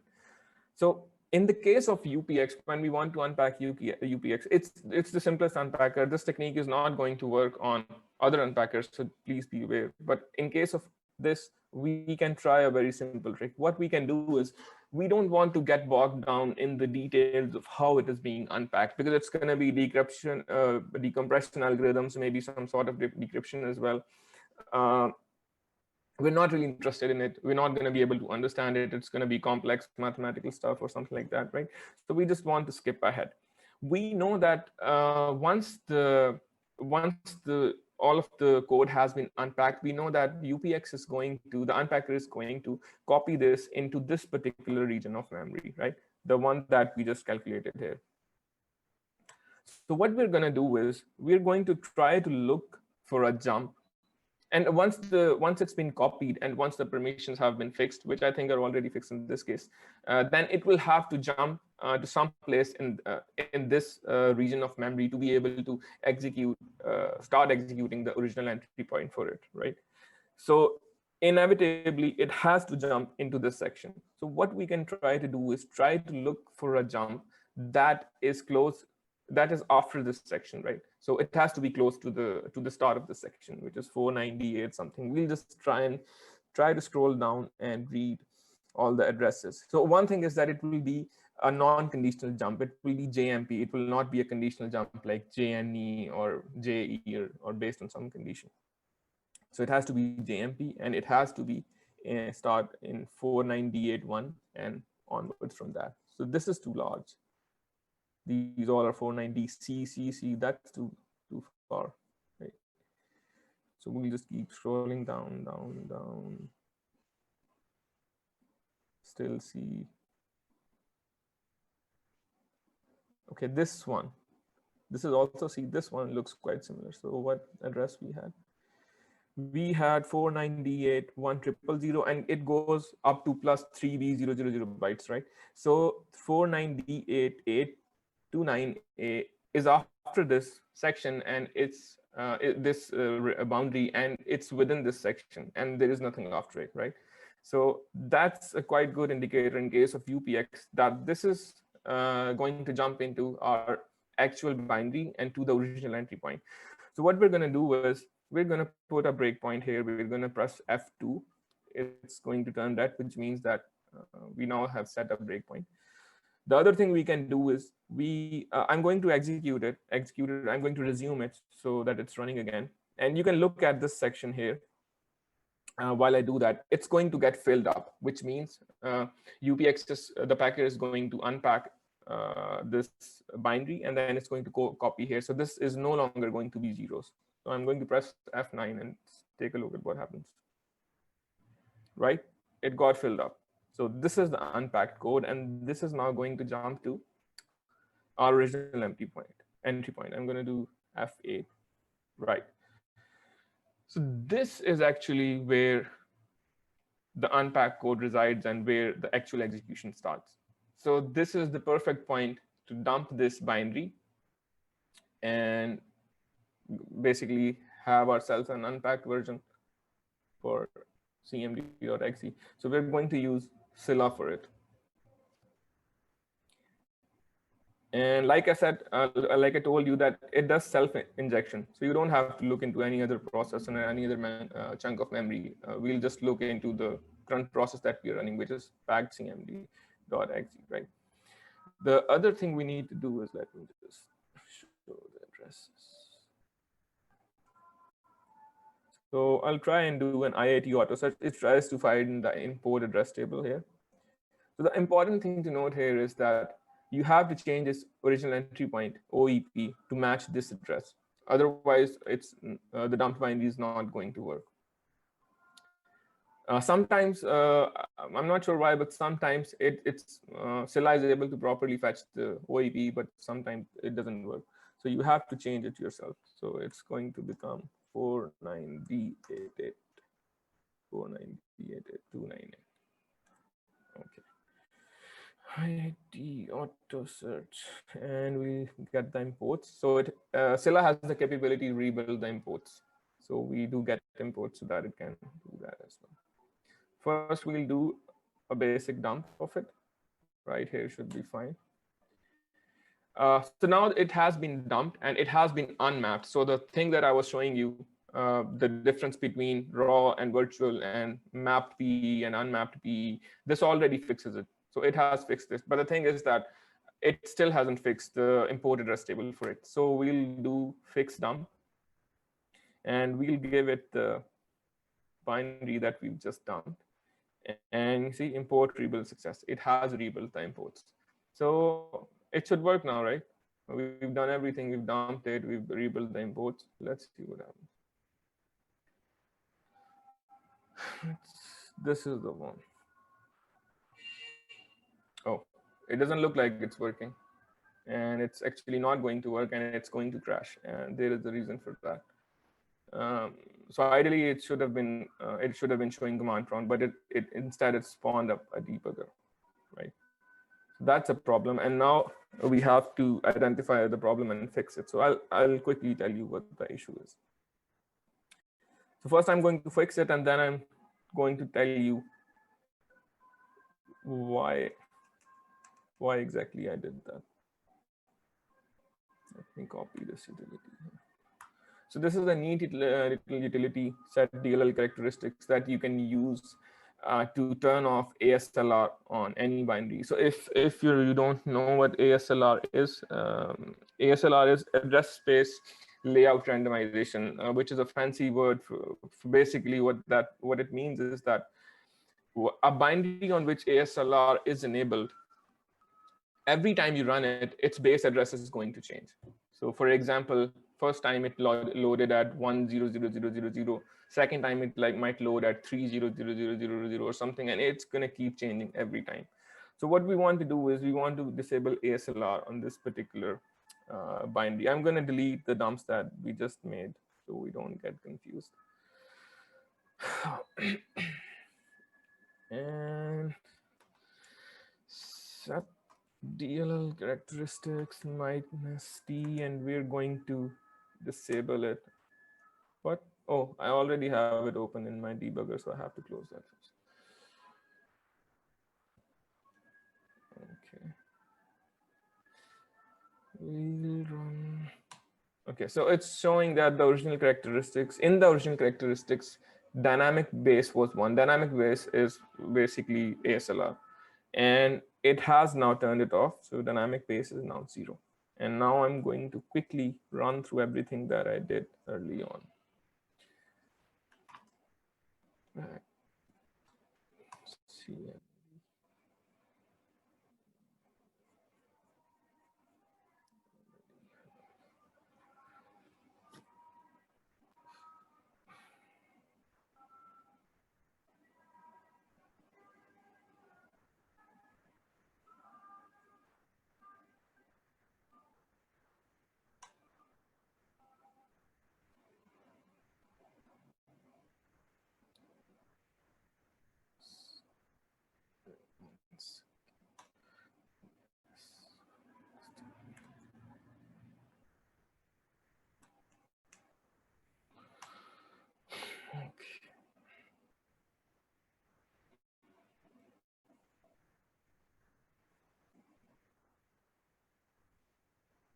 Okay, so this is the final one. Let's try running it now.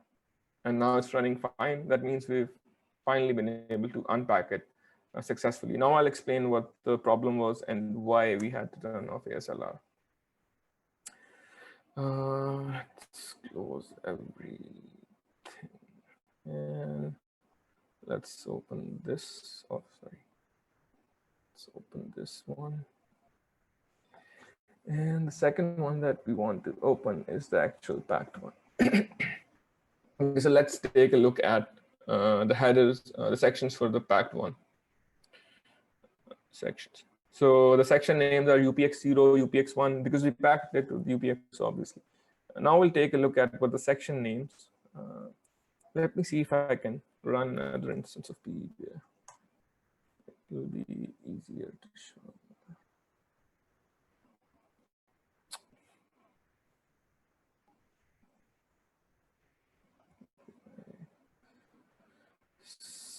Sections and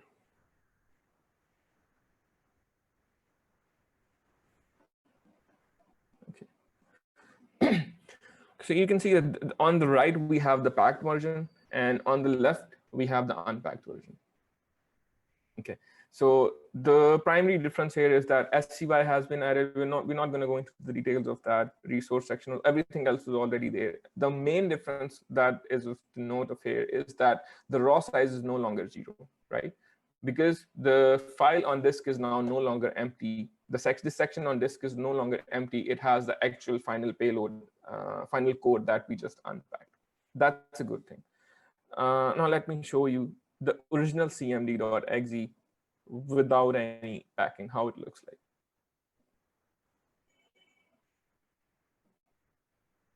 So these are the section headers for the original cmd.exe.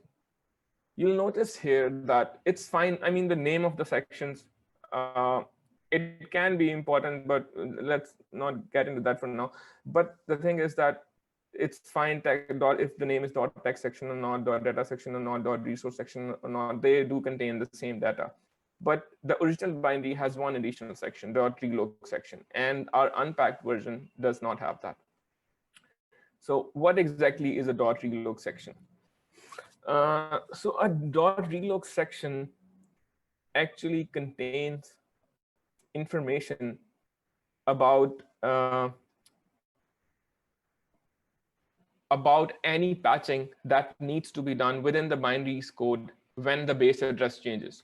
So if a binary gets loaded at its preferred base address, the base address that has been mentioned in the headers, like for example, this one, if this binary gets loaded at this address, there does not need to be any modification in the binary's code in memory.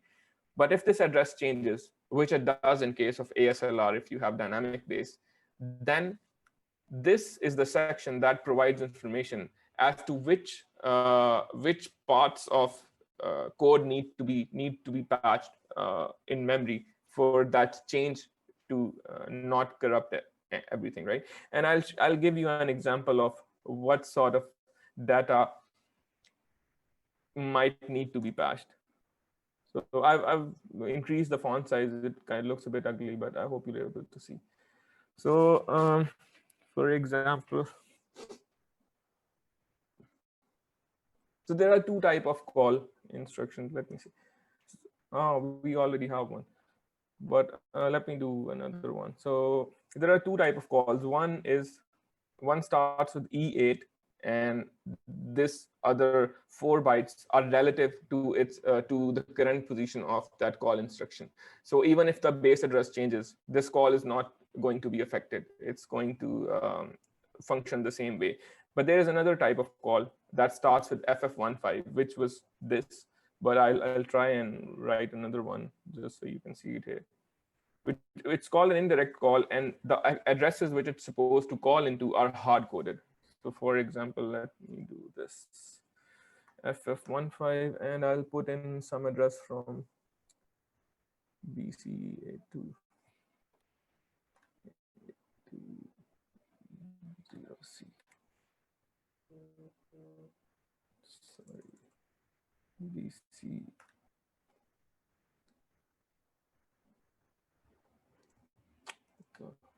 B0 A2 0C,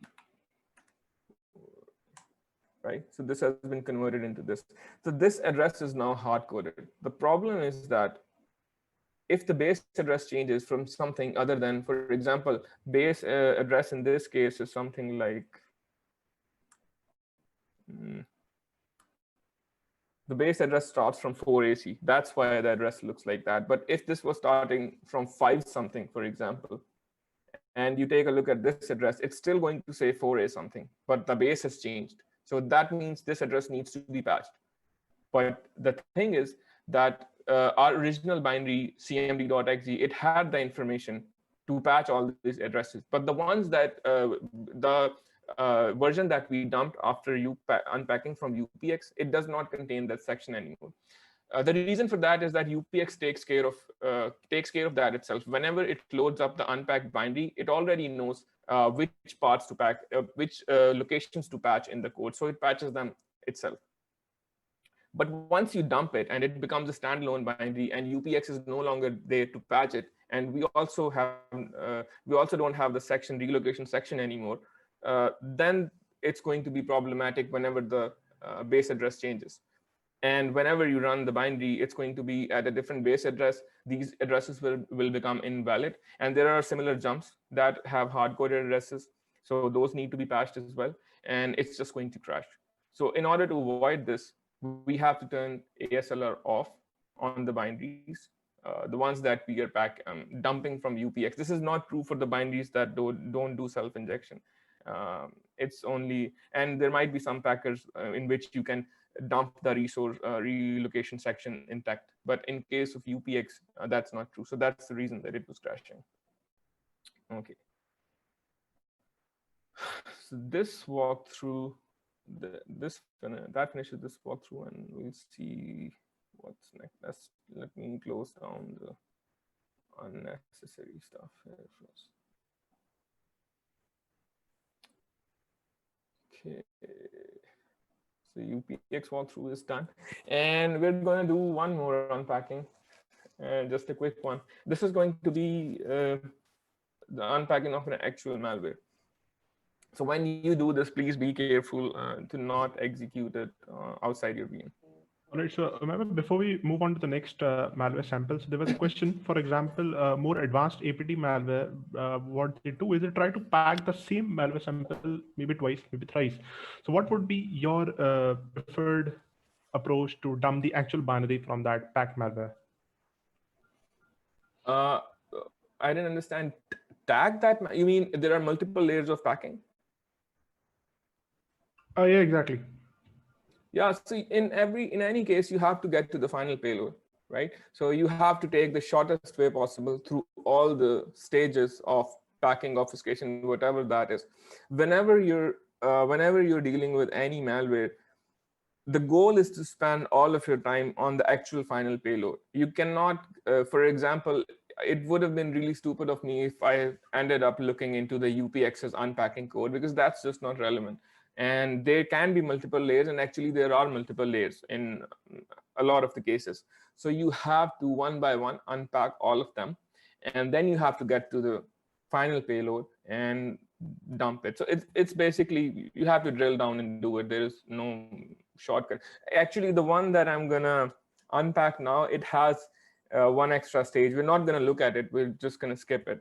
But that'll kind of be a hint to whoever asked the question.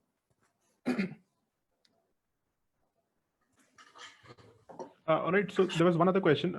This is basically, I think the right has made it specific to a particular malware, that is Dreadix. So how can you reconstruct imports in case of that particular malware? If you've actually analyzed it before. There are multiple ways to, I mean, even in case of Dreadix, it depends on, it depends on what state the malware is in. There are multiple tools that you can, I remember one by the name of, I think, Universal, one is Imprec, and there is another one, I'm forgetting the name, Universal Import Reconstructor, I think. So what that tool does is that when you have, I'm not sure if I have it on here because it's not included in flareon, that's for sure. So I probably don't. I know I'm not going to have it here. So what that tool does is that whenever a process is running and there is a bunch, there might be multiple chunks of modules loaded into it or whatever, what you can do is you can attach that tool to that process, and then you can specify a starting address and an ending address, and then you tell that tool to scan for all the imports within that memory region. And the thing is that even Scylla, the tool that we use, does the same thing. It also scans for imports and then it rebuilds the table. But the problem with Scylla is that if the unpacked binary or unpacked code is not marked as a module, it's not marked as a DLL or an exe, you're not going to be able to use Scylla on it. But with UIF or a Universal Import Reconstructor, you can actually even scan chunks of memory that have not been marked as modules. So it doesn't matter to it whether it's DLL or not, as per the headers or as per the internal structure. It's going to scan it anyway. And then you tell it that, okay, at this particular address, rebuild the import table. And it rebuilds the import table, and then you can dump it, and it should work. There is actually a hack to make Scylla work also, but that's going to be a bit complicated if I start explaining, because it requires modifying the load order module list to sort of fool Scylla into thinking that this particular chunk of memory is actually a module, which is not. So you can do that as well, but it's quite out of the scope of this exercise. All right, thank you for the answer. You may continue. Thank you. Okay, so we'll try and quickly unpack the, yeah, I've already extracted it. So I'm gonna use Ollie for this one. So like Irshad mentioned in his topic also, Ollie already has a built-in mechanism to load DLLs. X32 also has it.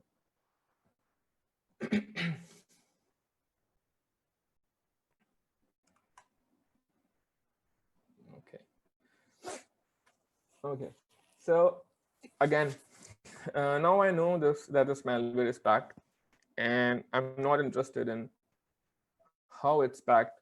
And I'm not interested in looking at any of those sort of internals. There are, like I mentioned, a few APIs in the beginning on the slide. So for common packers, even custom ones, this is a custom packer, which are not using any anti-debugging techniques.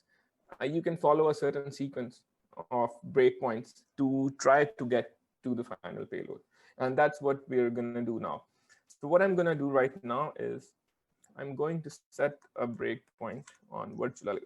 I think the font will be too small, but I'm basically setting a breakpoint on virtual alloc here. Right. So I'll set a breakpoint here. And then I'll let the malware execute. Right. So my breakpoint has been hit. I'll let it call into the, so I'll do this from here so you can see also. So there is an option which tells you to execute till return. So when I do this, it will execute till here, and then it will stop. So once it reaches here, I'll be able to see the buffer, get the address of the buffer that virtual alloc has allocated. So let's just do this. Right. So the buffer address will be in EAX. What I can do is, okay, so this is the newly allocated buffer that we've gotten, right? What I'm going to do is I'm going to add a hardware. I'm not sure if Irshad went over hardware breakpoints. So I'll just give a quick overview. So there are 3 types of breakpoints. There's the normal execution ones that you put anywhere in the code to stop execution, like I did. Then there are memory breakpoints, right? So what a memory breakpoint does is, like I've already talked about it, that the smallest unit of memory that Windows can manipulate or deal with is called a page. And the minimum size for it, or x32, the only size for it is 4 KB. So, and the permissions also apply to that whole 4 KB chunk of memory.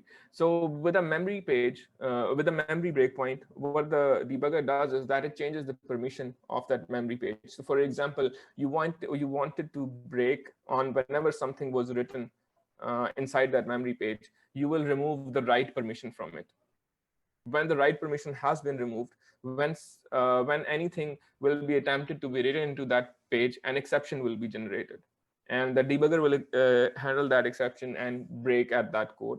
And then you can proceed forward. But the problem with memory breakpoints is that even if you want to monitor just 1 byte, like for instance, we will only be monitoring 1 byte here, regardless, it just sets up that breakpoint for pretty much the whole page, the whole 4 KB chunk. And even though all of this happens behind the scene, there are repercussions from that. So I don't really like memory breakpoints, but sometimes you do have to use them. So hardware breakpoints are completely different. Hardware breakpoints are actually handled by the CPU, as in the actual Intel CPU in this case. There are a bunch of, I think 6 or 8, I don't remember exactly, debug registers. So those are you put the address of the debugger puts the address of the location that it wants to break into based on the memory permissions that you specified, and the CPU itself generates the exception for that breakpoint. So I mean, it's a lot of mumbo jumbo, but basically, if I set a breakpoint, hardware breakpoint here, I'll show you, and I set the write permission with 1 byte. You can set it for word or byte. A word is 2 bytes and the word is 4 bytes. But I always go with byte, and there is a reason for that. But maybe I can explain at that. So we will set a breakpoint for 1 byte with write access. What that means is that when I continue execution, whenever something is attempted to be written to this byte, the code is going to break. So let's see what happens. I'll continue the execution. Okay, so it breaks right here, and you can see that it says E8 here. So E8 byte was written to this chunk of memory, and that's why our breakpoint triggered. So right now, I'm just going to remove this breakpoint because I don't need it anymore. Okay, so almost instantly, I'm able to tell that this is not the final payload, right? Because the final payload should have started with MG. That's how the header for an exe start.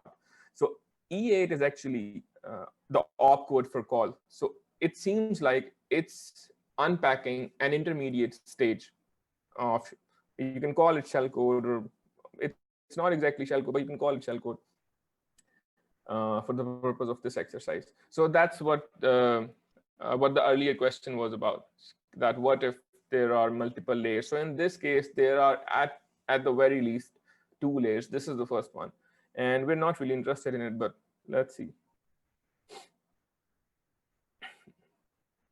If I keep on executing it, if you're looking at the bottom left hex view, it's going to keep filling up. So it's just it is just unpacking the intermediate stage. I'll just let it run. I'm not interested in it, like I said. So you see that another virtual alec breakpoint has hit, but at the same time, this region has been filled. So let me show you something. I'll go to this address in the disassembly view, which is 11A. You can see that this is actual code, right? Shellcode, you can call it shellcode. So this is actual code. This is the second layer. So this actually gets executed, and then this unpacks the final payload. But we're not interested in it, so we're just going to skip it. We saw that another breakpoint was hit, so we'll see what that was. Another virtual alec breakpoint. Again, we'll let this run till return. And this time we don't have anything in EAX, so nothing was allocated. We'll let it run again. Another breakpoint hit. We'll execute till return. And now we have another address. Let's see if we're able to access it. So we've not been able to access it, even though that it has been returned. And the reason for this is actually this will be an exercise for the user. You can try and look up the difference between committed memory and reserved memory. So this is reserved address. That's why we're not able to hit it. But let me run again. Another breakpoint.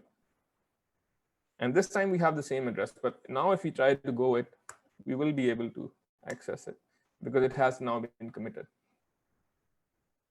Okay.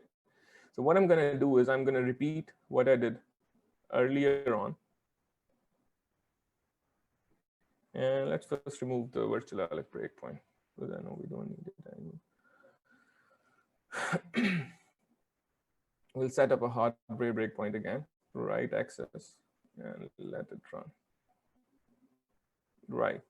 So you can see that it says 4D5A, which is the magic number for exe files. That's how the P head. So we can be reasonably sure now that this looks like our final code. But the problem is we don't know when this whole chunk is going to be, when it is going to be completely unpacked, right? We can't just keep stepping through because that's really slow. That's going to take a lot of time. So we need to have a solution for that. And what we're going to do in order to overcome that is we're going to use that other API that I talked about, Virtual Protect. So like I said, that the first thing is that the malware is in common cases. The first thing that it's going to do is allocate memory for the malware to be unpacked in. And once it's unpacked, it has to jump to execution inside that chunk. But before it can do that, it has to change permissions. So it has to make that region executable. So for example, if I take a look at this region, it starts from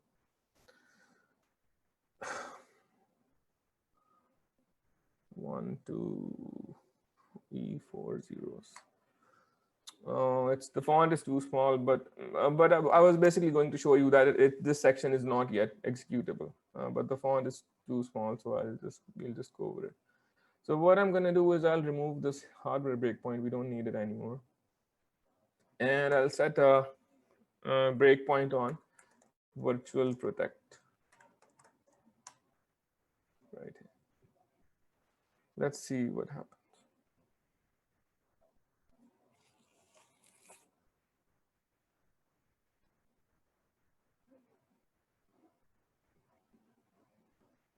Okay, so the virtual protect breakpoint has now hit. And now if we try to scroll down, we can see that pretty much all of the chunk has been filled, right? So what that means is most likely, in non-likelihood, the malware has been completely unpacked now. So what we need to do now is dump it. And I'm not going to use any tool to dump it. I'm going to do it manually so that you can learn. So the first thing is that I cannot use Scylla on it anyway. And the reason for that is not because I'm not using x32dbg, but the reason for that is because this particular address has not been marked as a module. It's just to the operating system, it's just a normal blob, a chunk of memory. So I'm going to dump it manually. So 1, 2, E4 zeros. You'll not be able to see the addresses here, but just go. Just trust me that I'm dumping it. So I'll right click the region go to dump. And now I'm going to right click again, because you have to open it in a separate window to be able to dump it to disk. And now we have an option, backup and save that other file. Right. And I will name it what? Just unpack.bin. Right. Okay, and I can close the debugger now. I don't need it anymore. Okay, so let's try to take a look at it. And I mean, we've already looked at it in hex view, but anyway, just open it once again.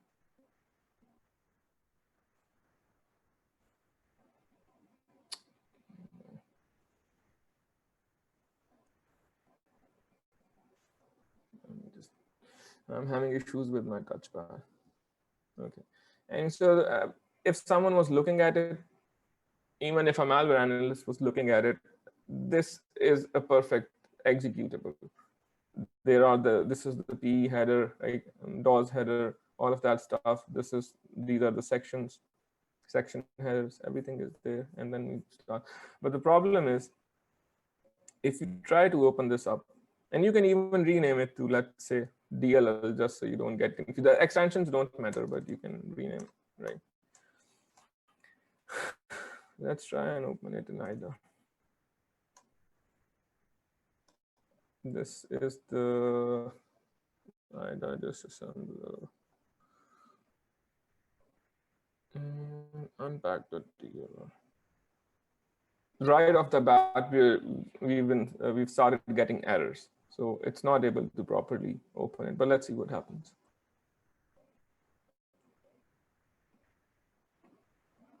It will create functions for it because that's how IDA is designed.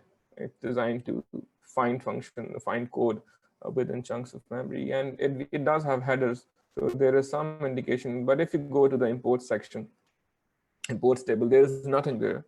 And this means this binary is pretty much useless. In all likelihood, all the functions have not been disassembled also, and there are other errors in it also. So the reason for this is exactly what I had explained to you in this slide, and then when I showed you the example of in Binary Ninja of the mapped memory, mapped PE and the unmapped PE, the raw address and virtual address. So what we need to do is we need to fix the raw addresses for this dumped binary for it to actually load up in IDA and for us to be able to do any sort of analysis on it. So we'll go to PE bear again. And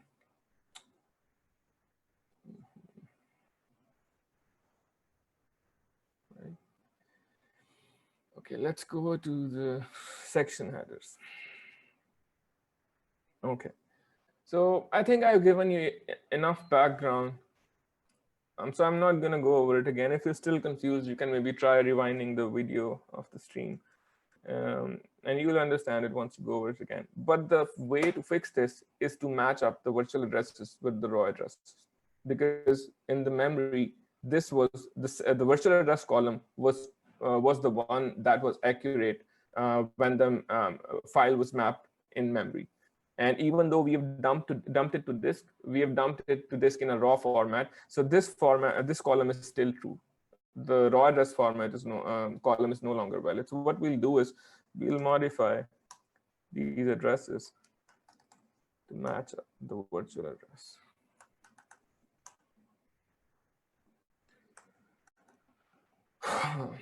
Okay, and now we'll go here and we'll save the executable as what? Unpacked, fixed. I think it's a DLL. Yeah. And we'll close this here and we'll go to IDA again. And let's try open this up now. Okay, so at least in the beginning, we haven't gotten any errors. That's a good indication. Right, just from the beginning, we were also starting to see API calls if you're seeing API calls, that means the import table has to be correct. So we go to the import section and we can see that all of the imports are fine now. So we've successfully unpacked custom packed malware that at least had 2 stages. Yeah. So I'll close this down, and this finishes the unpacking section. And for exercises, not right now, but at home when you guys go over the stream again. And I've all of the steps that I did, I've also listed them in the lab manual. So what you can, what you're going to do is replicate all of these 2 processes. What I did, unpack something with unpack command prompt with UPX, and unpack it with UPX, and then unpack it just the way I did, and then do the same thing that I did with the custom malware pack. And the third thing, what you're going to do is, instead of cmd.exe that we used, this time try to use any other random binary and try to pack it with UPX, and then try to unpack. Okay, so that finishes our second topic as well. Next topic is going to be about binary patching. And I'm not sure if there are any questions or not. I'm going to take a 5 minutes break because my throat is hurting a bit. And if there are any questions, you can let me know. Otherwise, we'll just chill. All right, that's fine. I guess we can take a break and continue after 5 minutes. Oh, maybe let's make it 10 minutes. I think that would be 5 minutes will be small. Right. Yeah, 10 would be nice. My throat is really bad. Yeah, okay. Let's see you guys after 10 minutes.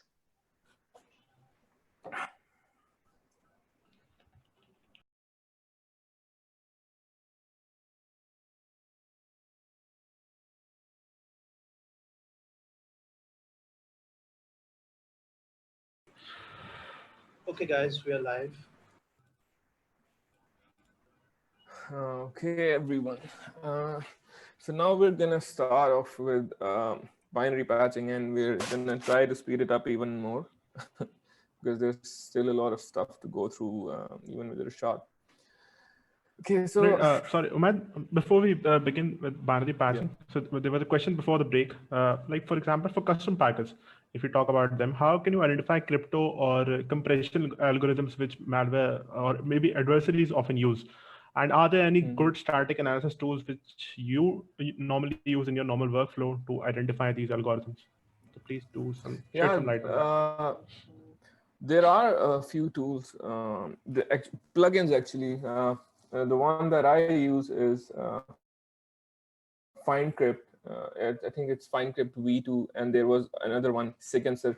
So what they basically do is that they have a bunch of, so for example, the best way to identify crypto and hashing is via constants. So pretty much most of the, at least the block ciphers like AES and DES and so forth,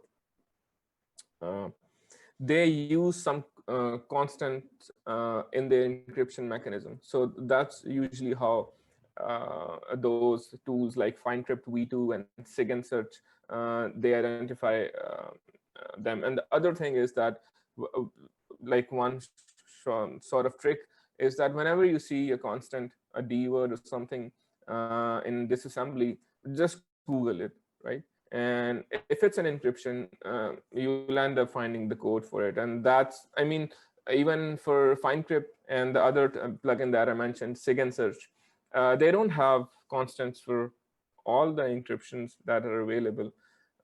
So the best way is to just pick the constants that you're seeing in the code and try Googling them, and you'll, in most cases, end up with the exact encryption algorithm that it was.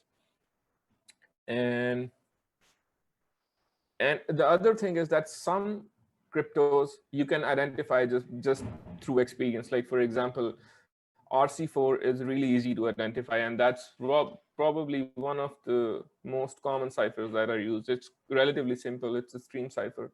And usually with encryption, you will find somewhere that there is a XOR operation that is taking place. That's true for pretty much all the stream ciphers and all the block ciphers. When in case of decompression, there usually isn't a XOR. it's when you look at it, there's going to be a bunch of mathematical code and weird stuff that doesn't make sense.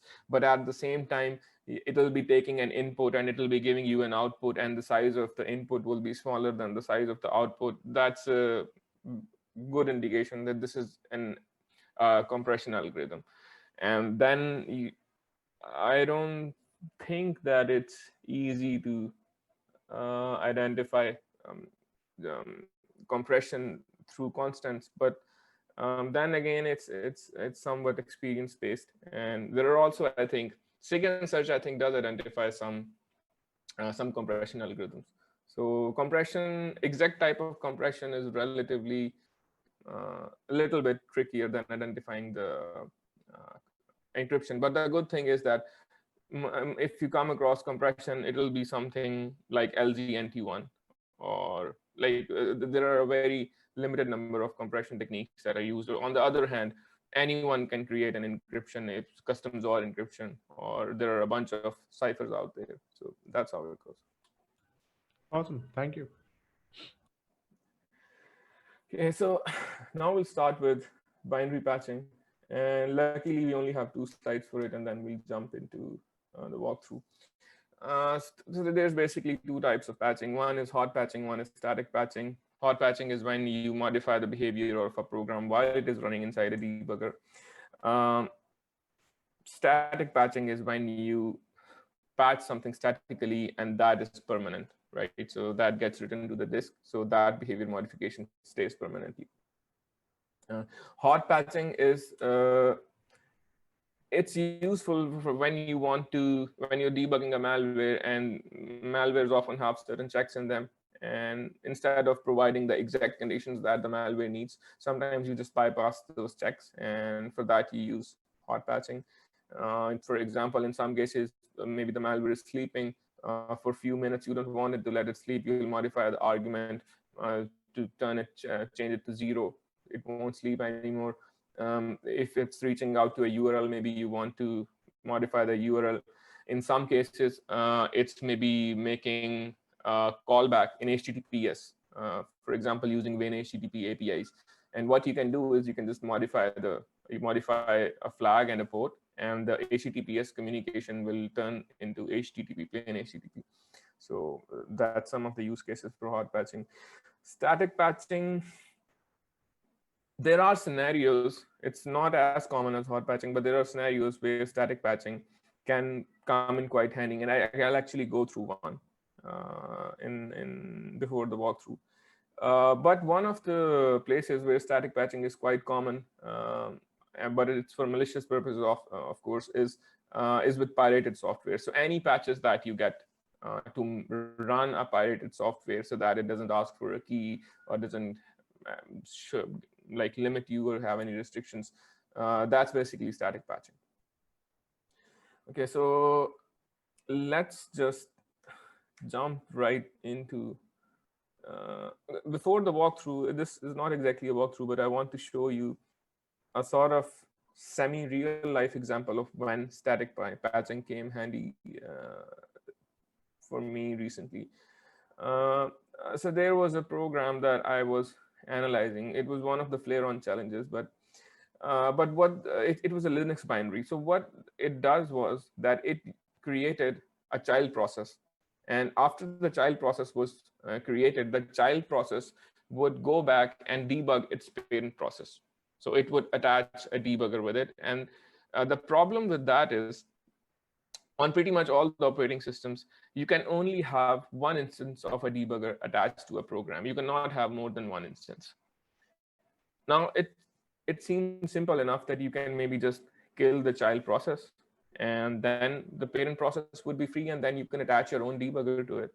But the problem with that was, in this case, that the logic of the program was divided between the parent and child. So if, for instance, you're not able to attach your debugger to the parent and you wanted to examine that logic, you cannot kill the child, because if you kill the child, half of the logic of the program will go away. So there were 3 parts of the flag that we were supposed to get, because the way the flareon challenges work is that for every stage you have to find a flag. in this case, in this particular challenge, the flag was divided up into 3 parts. So for the first part, a static patching came in really handy, and it made me bypass a lot of complicated stuff that I would have had to do otherwise. So that's what I'm going to show you quickly first, and then we'll do a normal walkthrough of hot patching. Let me open up IDA.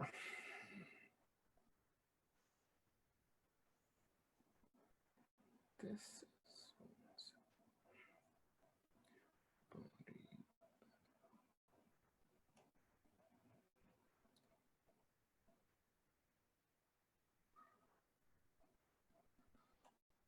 okay, so I think the font must be too small. Let me try and fix that if I can.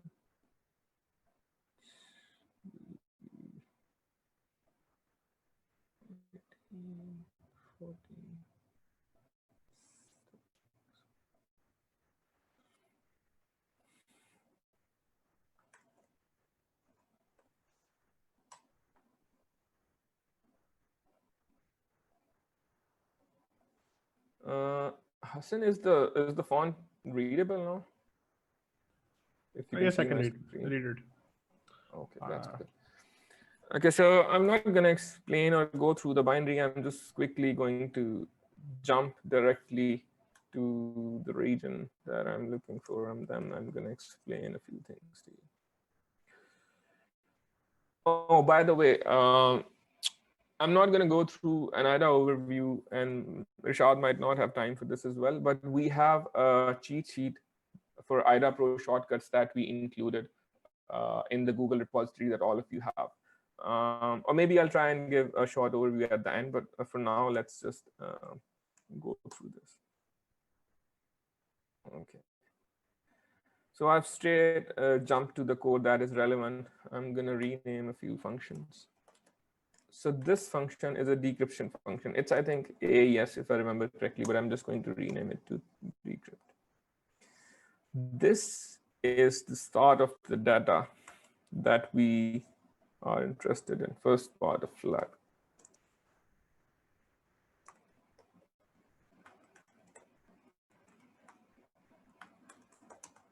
And it is encrypted. Okay. So what was happening right here was that the flag that I wanted to get, first part of it was right here. And you'll see that it is decrypting. These 3 are also the same flag. They're just being decrypted in smaller chunks. So it decrypts the flag here.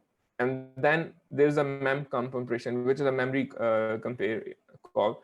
And what checks the input, compares the input, start of the input with the flag that it has just decrypted. And if it's correct, it moves on to the next state. Otherwise, it just stops here and you fail, basically. Now, this is simple enough. If the anti-debug technique that I just described wasn't there, all I needed to do was just attach a debugger with this breakpoint here. And once I reached here, all I needed to do was examine the memory, and I would have gotten the decrypted part of the flag, first part of the flag, but it would have been easy enough. But the problem was, like I explained, there wasn't a simple way to which I attach debugger to it without compromising the program's logic. So in this case, so memcomp, it's comparing, this is the input S. Let me rename it also. This is the first argument that gets pushed. This is the second argument that gets pushed. And these 2 then get compared. So an easy way to do this is if we patch this API, not API, yeah, API. If we patch this API and change this to something like printf, right? And then we execute it, we can, if we pass a %s string to which bit I'll do, and it'll be simple enough, then we'll be able to actually get the program to print the first part of the flag. So that's what we're going to do now. I'll find the address of printf. And let me just change it so we can, sorry. I'll copy the address and go back here, and we'll go to edit, patch program, assemble, and we'll do this. Oh, sorry. It has to go with 0x. No.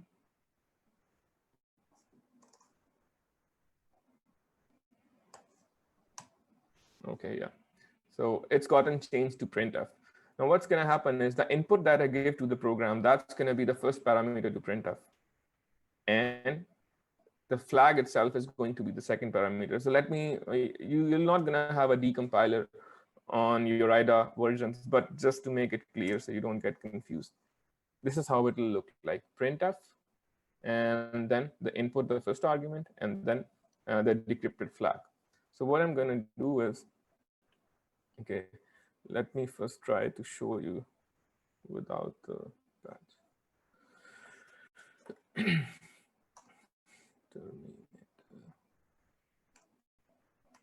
And just copy downloads binary patching break right here.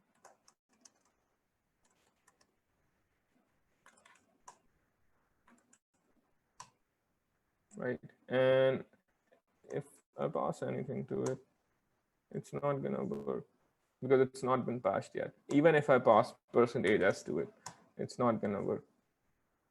But now I'll apply the patches that I've just made.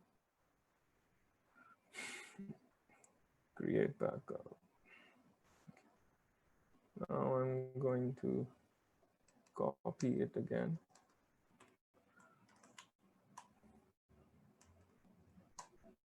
Let's try running it again. %s. But the reason I'm passing %s is so that when I showed you in the decompiled view, %s is going to come here, and the decrypted flag would be here. So because of this format %s, it's going to print it out.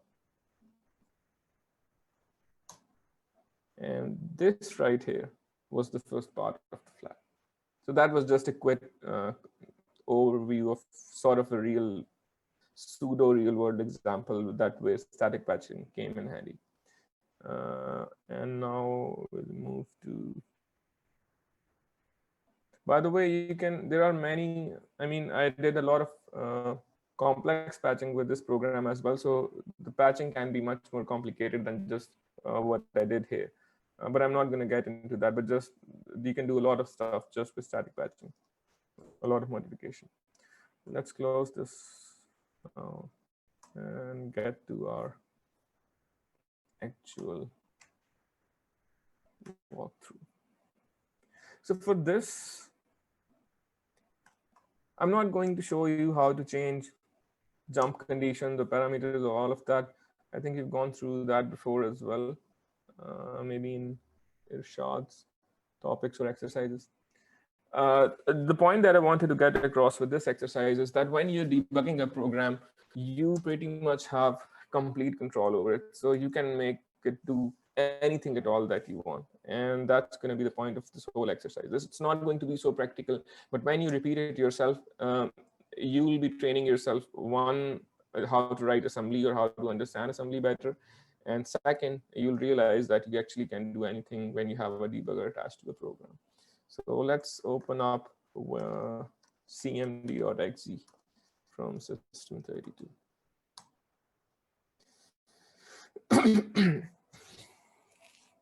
Okay, we just let it run. And now I'll break it. And by the way, all of these steps have been written in the walkthrough as well, so you don't have to worry. And we'll execute till user code. So what this option does is that, so right now you can see we are in NTDLL module, and we want to get out of it because we're going to make some modification and write some code here. So we want to go back into a cmd.exe's code. So this is this is going to do exactly that for us. So now we are back in cmd.exe, right? So what I want to do here is I want to print out a string of my choice in cmd here, but I don't want to interact with the application itself. I just want to do that with the debugger. So what I'm going to do is I'm just going to write some assembly. Okay, so first what we'll do is we will find the default heap. Just remember this when you're doing the exercise, you have to find the default heap. The font here is too small, but it's written in the lab manual. We'll find the default heap and we'll search for a location where there are just zeros. For example, 420400. So we'll go to 420400. 4204. Yeah, right here. So we'll edit this location and we'll write the string that we want to print out. For example,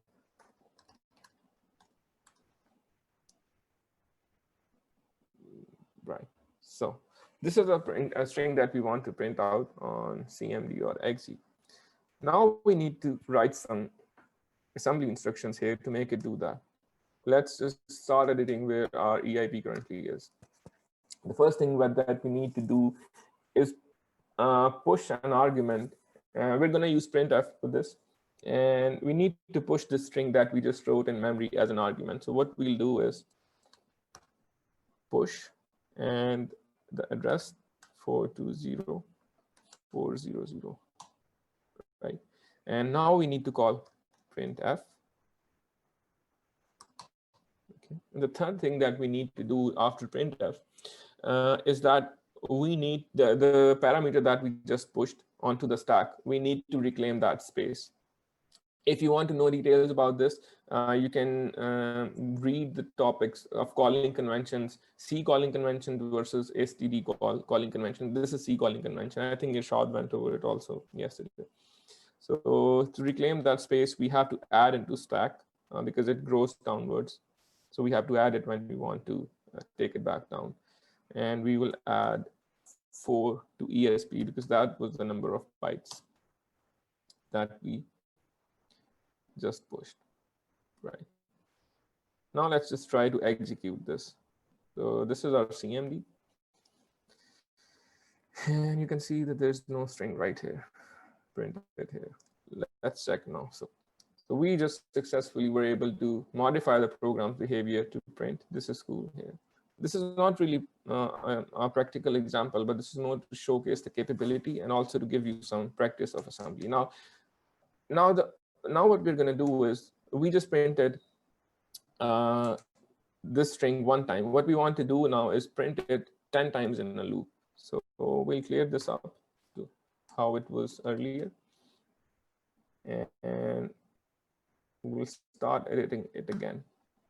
This time, the first thing we'll do is we'll set up a counter. We'll set up the counter in EBX register. So move EBX 0. Right?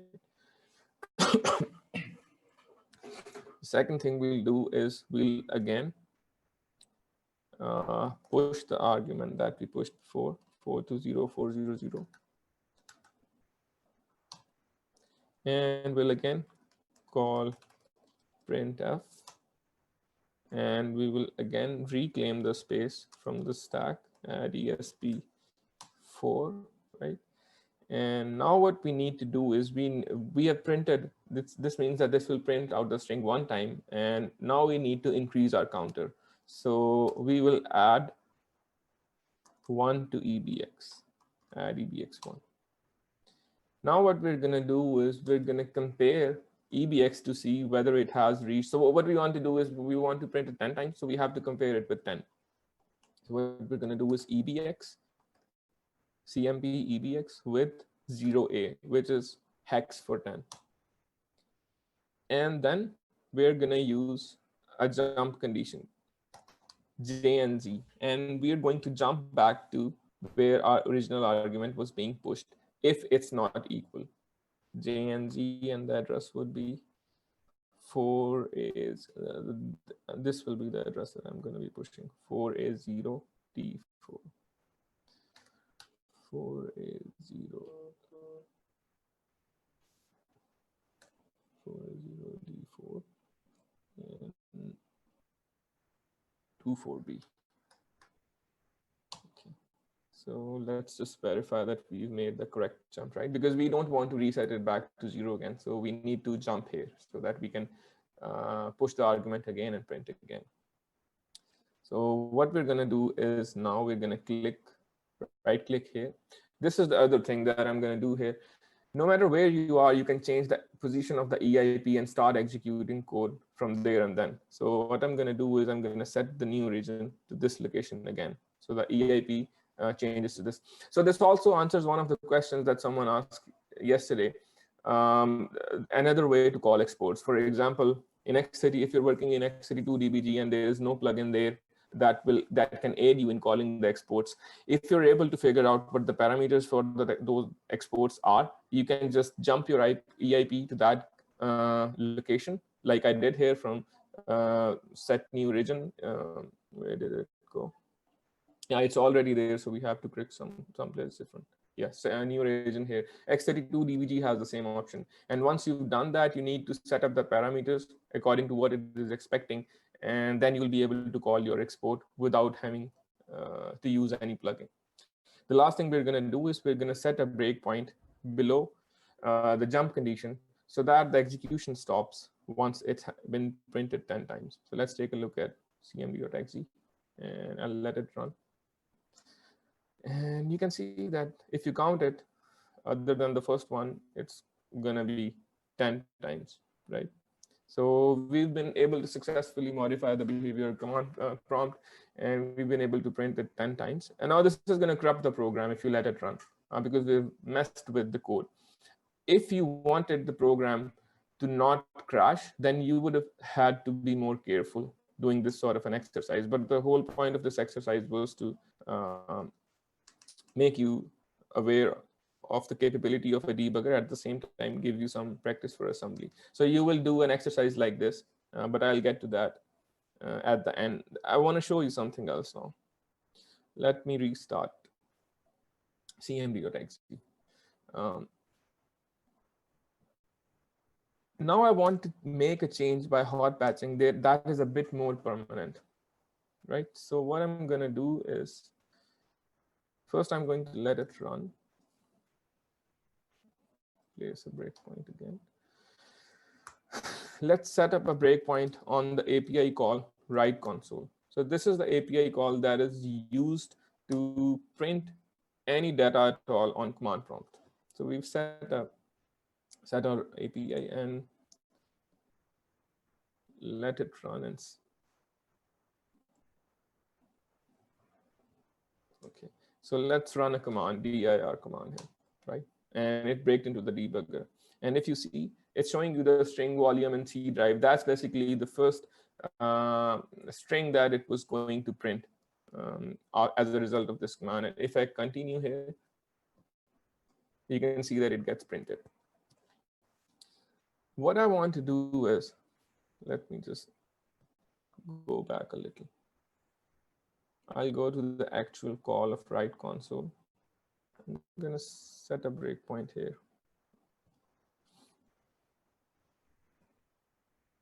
Remove this breakpoint. Okay, so let's just do the same exercise again. I'm going to write a string in memory like I did last time in the default heap. Let's pick the location 2E0 320. Okay. 2E0 320. We will edit it again. This time we're gonna put this in UTF, in Unicode, because this API expects Unicode strings and not ASCII. Okay, so first part is done. Let's put it here. Now I'm going to modify the parameters of this API call so that whenever this particular command gets called, the result is always the same and wow gets printed out.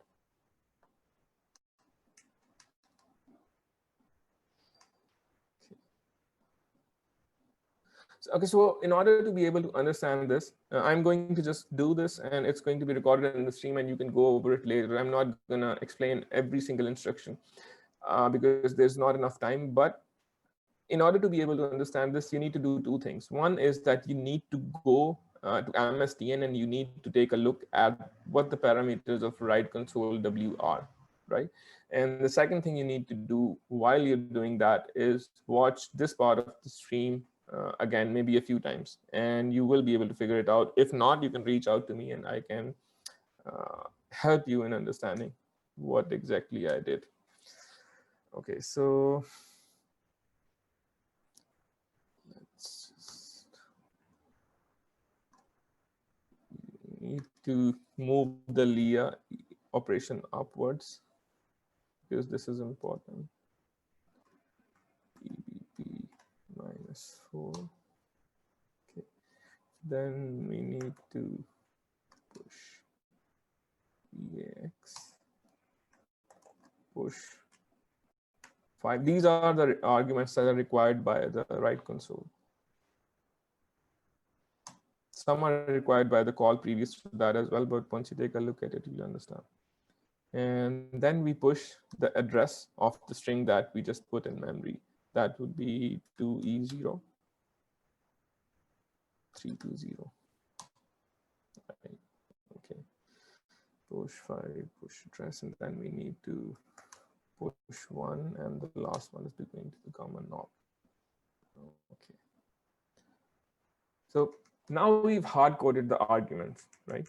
So ideally what should happen is that, and actually what will happen is that as long as this program is running in memory, these hard-coded arguments should be used again and again. And whenever we run that command, we should see this string. But let's see what happens. I'll just let it run for now.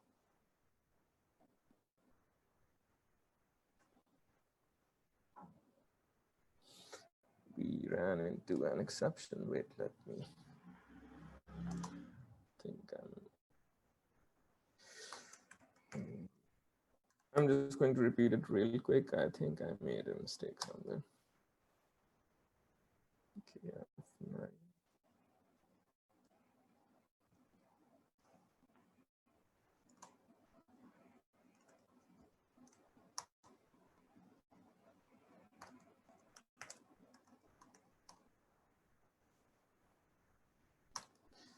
F2.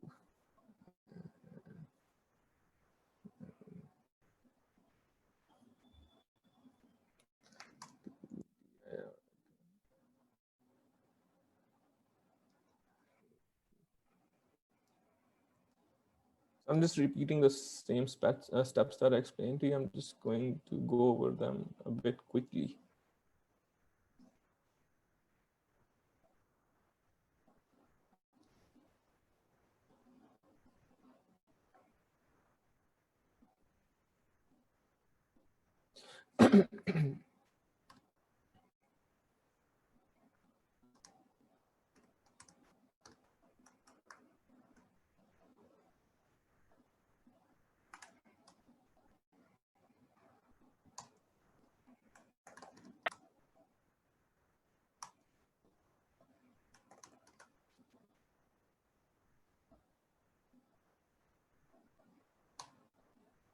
So that's actually the string length 5. And we need to again write the memory.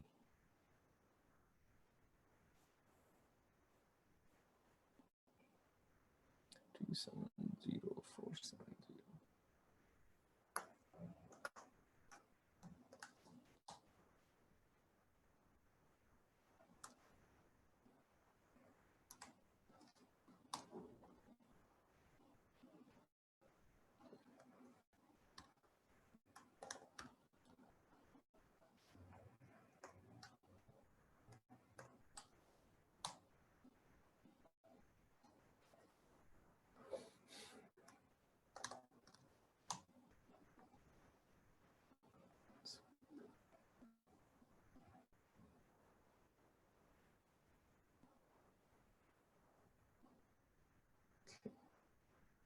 let's see.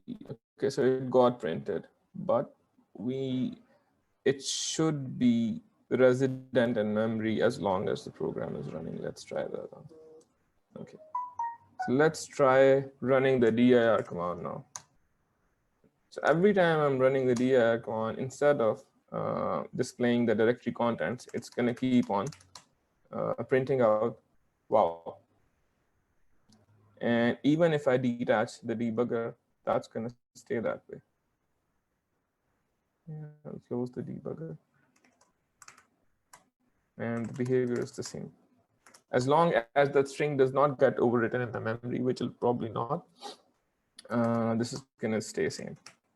But on the disk, the file has not been modified. So if I close it, it all disappears. And if I run command prompt again, or even a parallel instance, it's going to work okay. The change is not going to be permanent.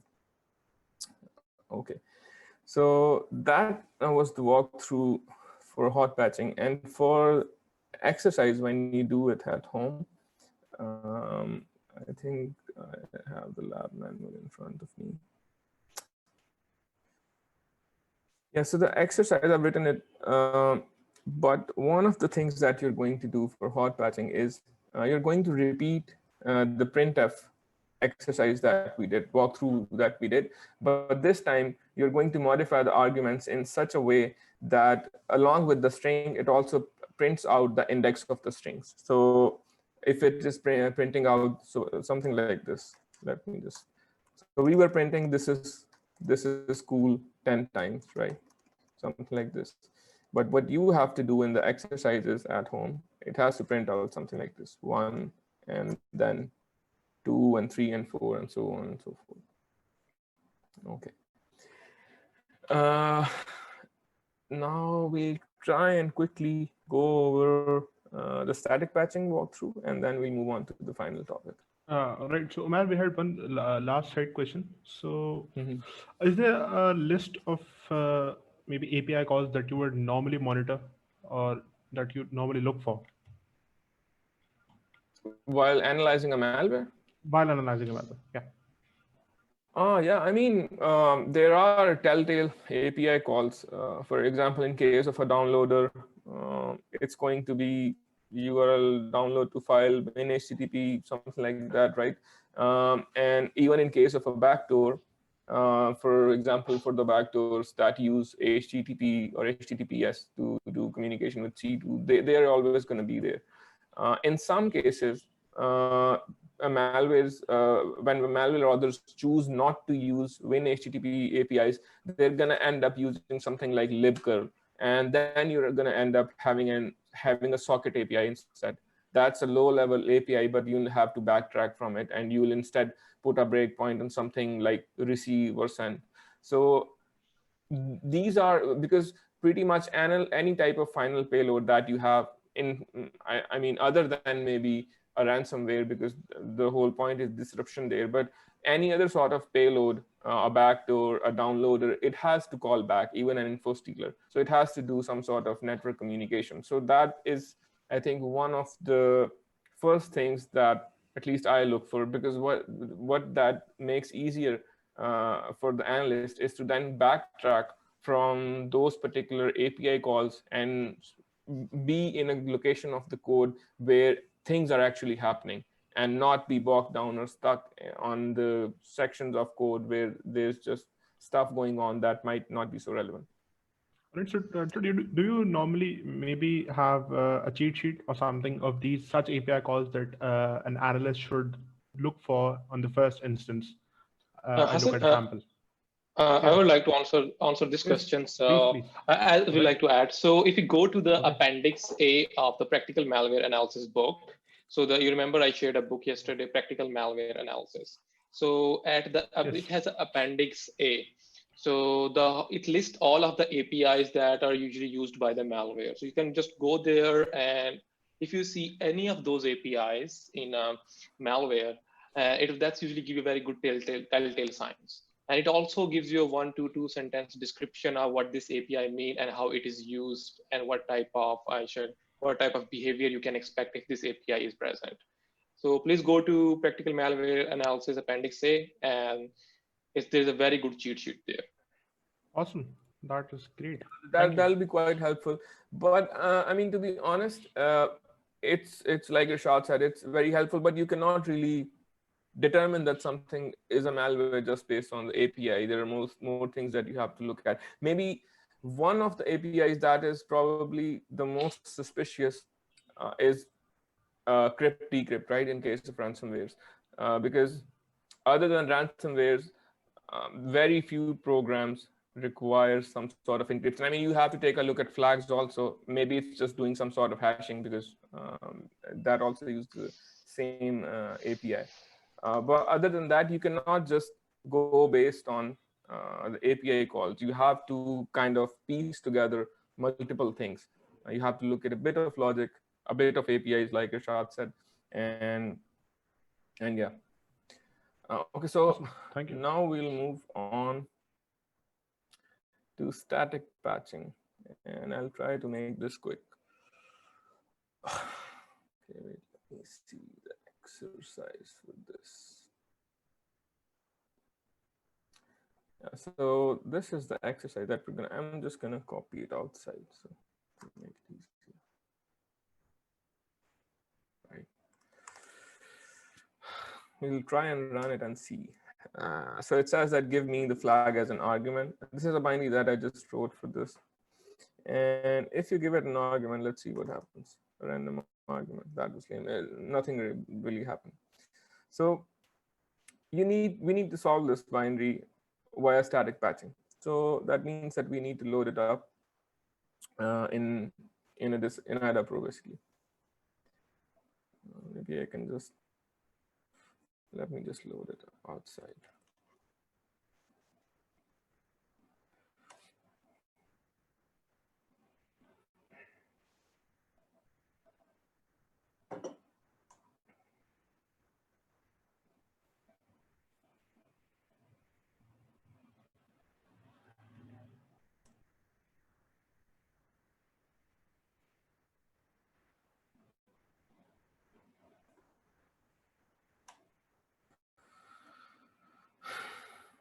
Okay, so this one I'm gonna do really quickly. So we're not gonna be looking at disassembly so much for this one, because the point is patching, not so much disassembly. We've already done some assembly exercises. So what we're gonna be using for identification of which path we should take is, the first thing is strings, right? So we'll try to find the strings that we encountered in fail conditions. So one was that's sad, right? And one was that was lame. Actually, we haven't yet seen this one, but we saw that was lame. And the other one that we saw should be right here, give me the flag as an argument. So this right here, argc is the argument count. So it checks that if the count of the argument is not 2, which means that the first argument is always the name of the binary itself. So when you compare it with 2, what it means is that it is expecting just one argument. So if it doesn't have one argument, it's going to give you this error which we got, and then it's going to exit. And we got here as well, which says that was lame. So we know that at least this is not the path that we are supposed to take. And this one says that's sad, so that's probably not it as well. So we need to see which path we are supposed to take, and we want to force the binary to take that path, right? So on here, this was the failure path, and left side, this seems to be something interesting that's happening. So what we're going to do is we're going to patch these 3 conditions in such a way that it always goes to the left of the code and it never goes to the right. So there are a couple of ways to do this, but I'll just choose to do it the easier way because we're out of time. Just go to options, general, and change this setting here when you're looking at the stream again. So you can see the opcodes also alongside with it when you're doing the patching, right? So this is the location that we want to get to, and these are the conditional jumps that we don't want to take. So this is pretty simple. What I'm going to do is I'm going to replace this with nop. Nop is no operation, which is exactly what it sounds like. And it's 1 byte 90. We're going to put in 6 nops here so that this becomes redundant or ineffective. Let's go to assemble. Nop 1, 2, 3, 4, 5, 6. Right? So we've patched 1 jump, and we need to patch these 2 as well. So we'll repeat the same process.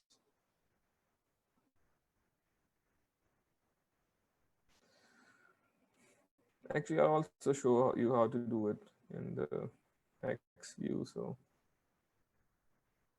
if you want to do it through the hex view, when you click on it, this gets highlighted. You can press F2 to edit it, and then you can write 909090909090 6 times, and press F2 again, and this got converted to nop. And for this one, you can I just wanted to show you. For this one, you can do it again.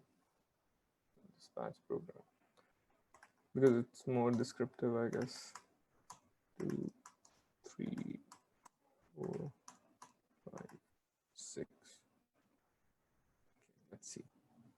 Now we've patched all the jumps, and we do know that at the very least we will hit this part of the code, which looks interesting. So what we'll do is we'll write back these changes to the file, patch program, apply patches to input file. We'll also create a backup just in case.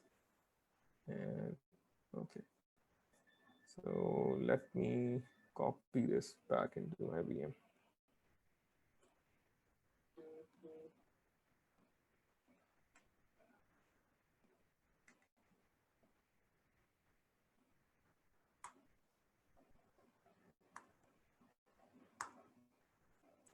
Replace it. Let's try running it again. 1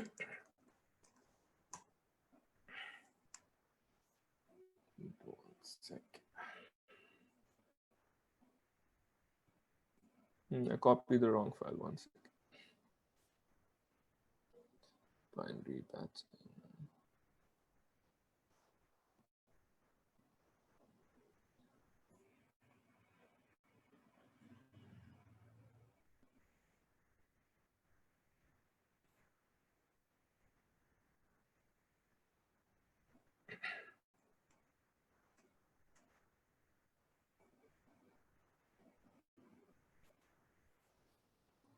I think it's not been copied.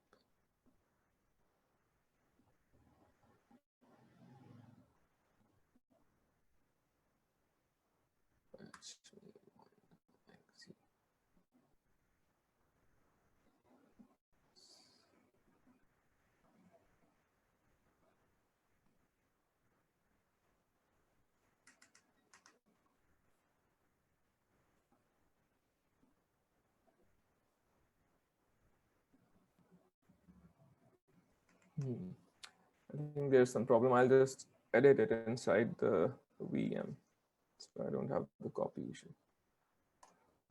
Okay, let's go back here. Open it in IDA. Patch cmd.exe.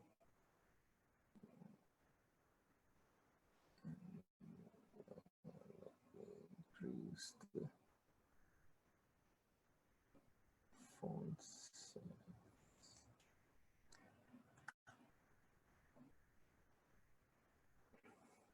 And we need to find the main function. It should be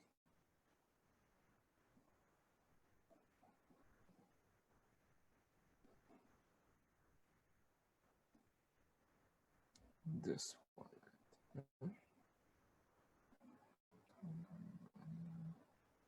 This one. Yeah, this is it. So we'll rename it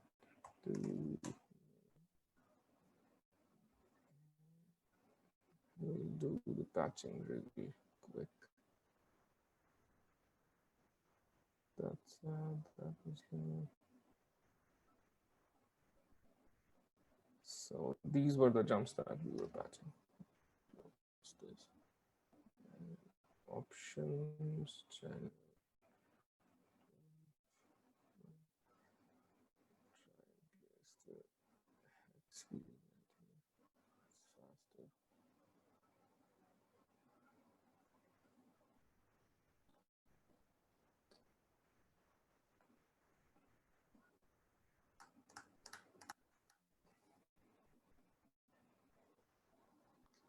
This.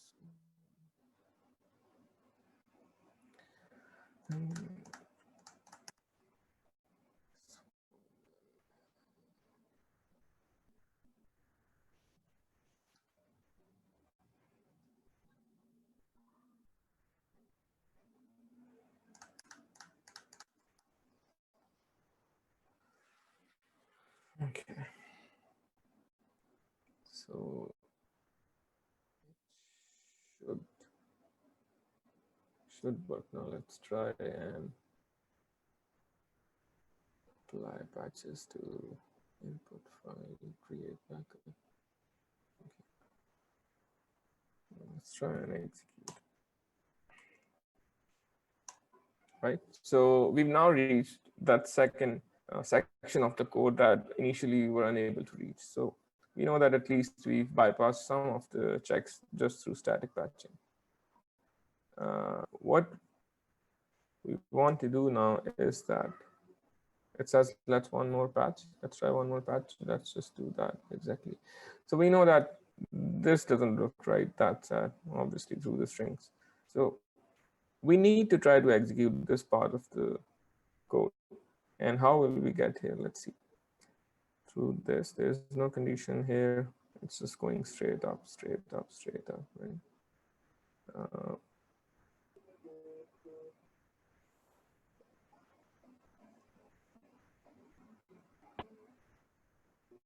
That was, yeah. So this is where it's going to. That was these two locations. So these two jumps are the ones that we need to patch now. Let's see. Go back to this mode.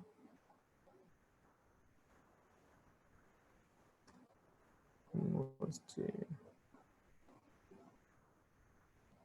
and G? This one.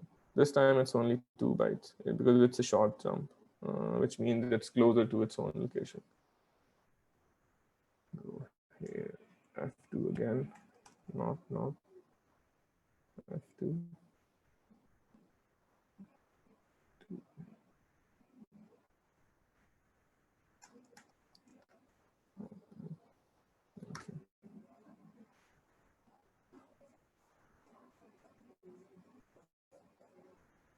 Okay, so now this one has no entry path left. This one has 1. So we need to patch this out also so that we always only go to the success condition.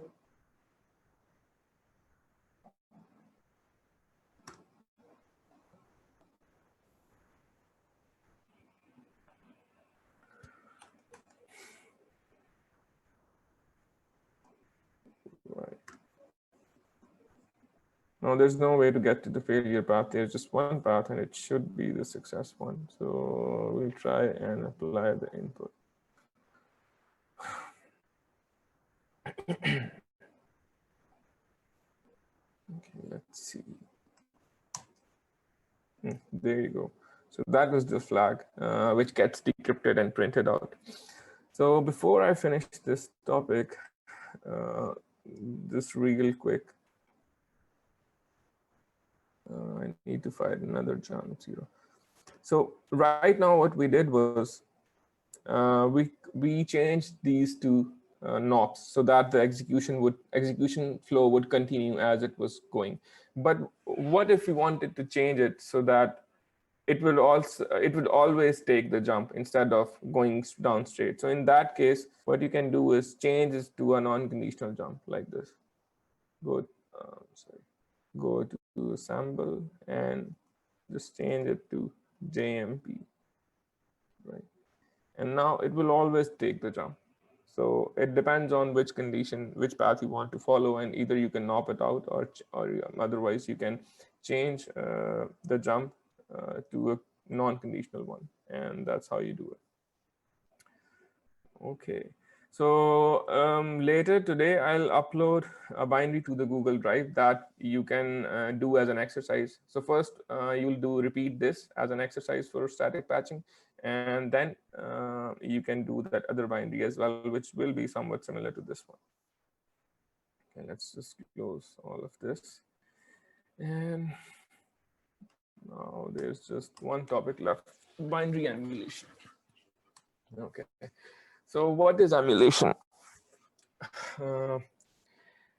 Emulation is when what would be the correct word for this? Emulation is when you implement an architecture, and for example, you want to execute ARM code on x86. You can program ARM's logic on top of on your Windows OS or whichever OS you're running, and that would be called emulating that particular architecture on top of whatever you're running. So that's what emulation is. For example, this is a code snippet from Camu. Many of you guys might be aware of Camu. It's kind of like VMware, but it's an emulation engine also. It can emulate stuff also. It has both virtualization and emulation. You can run it in both modes. So this is a snippet from its code. And what it's doing right here is that it's emulating the logic of the J and Z instruction in C++ code. So instead of going to the processor, to the CPU, which is how otherwise J and Z would have been executed, it's executing it in its own code. So it's emulating that CPU. So that's what emulation is. Emulation versus virtualization. So virtualization is when, for example, what VMware does. Virtualization is when the instructions get executed by the actual processor, even if you're running a virtual machine. But in case of emulation, the instructions, they don't get executed by the CPU. They just get executed the way that this diagram shows, this screenshot shows, by C++ or some code like that. And there are a bunch of emulators available out there. Camu and Bosch are two of the most famous ones. Then we have Vivisect and Unicorn. These are actually emulation frameworks that you can use as programmable APIs and build on top of them. So the problem with emulators like Unicorn, for example, is that they are bare bone, as in they can emulate, obviously they can emulate the CPU, but the problem is that when you try to execute, for example, a Windows binary on with Unicorn, it's going to fail, because whenever it's going to try to execute an API call, those are not implemented there. Windows kernel is not implemented there, so there is nothing there. It's only able to execute the instructions. So that's a problem. But now people have started developing frameworks that actually solve this problem. I've listed down 4 of them in this slide down at the bottom: bind, flare, EMU, speakeasy, killing. So the way that they've been written, they cater to different use cases, but I'm not going to go into the details of that because of time constraints right now. What you can do is you can Google all of these 4 frameworks, and in their descriptions, they kind of hint at what they're best for. What we're going to do today is we're going to go through one of the frameworks that is mentioned at the very end, killing or chilling, or however they pronounce it. This is a relatively new framework. So is Speakeasy. By the way, Speakeasy has been made by the Flare team, and they are somewhat similar, but we'll just go through killing today. So one of the cool things about killing is that not only can you emulate Windows binaries with it, you can actually emulate Windows drivers as well, which is a big deal. For someone, if anyone has ever debugged a Windows driver, they would know that it's a very tedious process. At the very least, you need 2 VMs. But if you're using the same machine and you're using 2 VMs, the process is very slow. The best way to do this is to have 2 separate computers to do speedy debugging. So being able to do that in user mode on pretty much any operating system, because this is an emulator, so it works on Mac, it works on Linux, it works on Windows, pretty much anywhere. So that's the big deal. So that's quite a nice feature that Killing has. Similarly, Killing can also emulate MBR. So right here, this is a screenshot from the Twitter in which they're emulating a ransomware Patia, which is an MBR ransomware because it encrypts the master boot record. So let's just go through. I missed some stuff, I think, in the beginning. So this is not really important. We'll just jump down right into the walkthroughs. So I'm going to do 2 quick walkthroughs. One is going to be around IoT, Internet of Things. So this is going to be a router malware that we're going to try to emulate.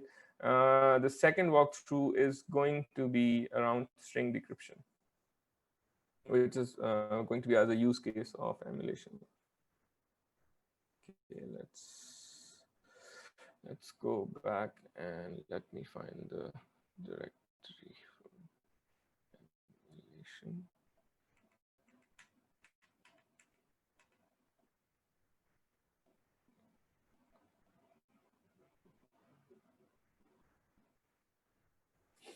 Okay, let me just start up with and increase the font.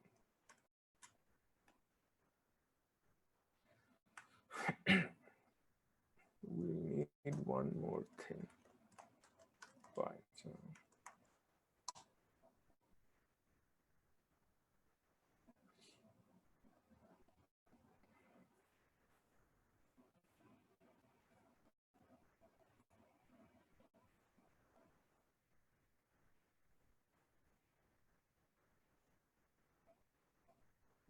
Okay. So first I'm going to show you, let me just show you the malware. So this is going to be a MIPS binary. MIPS is another architecture like ARM and like Intel. It is supposed to run on a router in a Linux environment. It's not supposed to run on a Mac or on a Linux on Intel CPUs.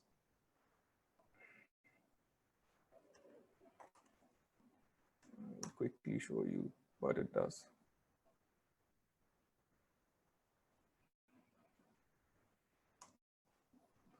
So JEB, that's kind of like IDA, but it's much better on decompiling IoT architectures. Workshop binary, and actually this path should be a bit different. Emulated FS. User, then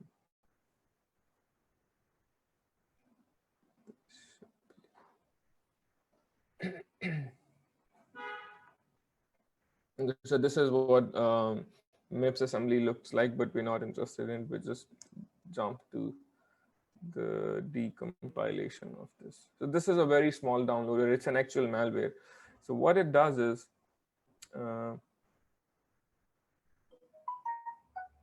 it connects to a hard-coded server, which is encoded at the moment, but it connects to a hard-coded server, then using sysconnect, and then it calls receive on that socket.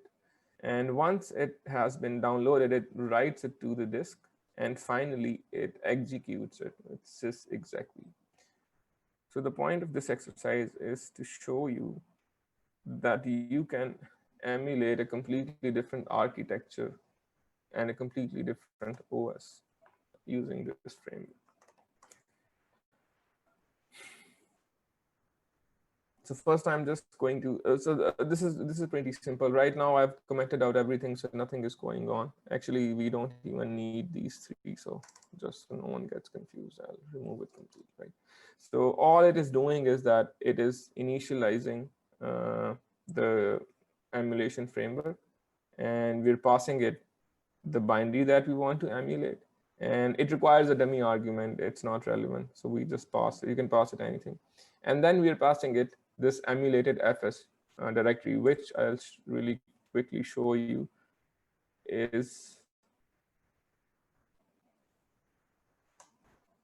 the font might be too small, but in short, whenever you emulate anything, you have to provide it a directory structure which contains all of the binaries. Like, for example, in this case, would be on Linux. So you have to provide a bare bone Linux's directory structure that contains the commonly present binaries that would be on a router, but it has to match the architecture. So in this case, it should be from a MIPS router.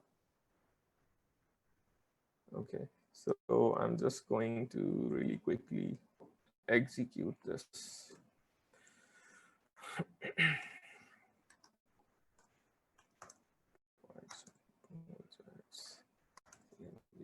Let's see what happens.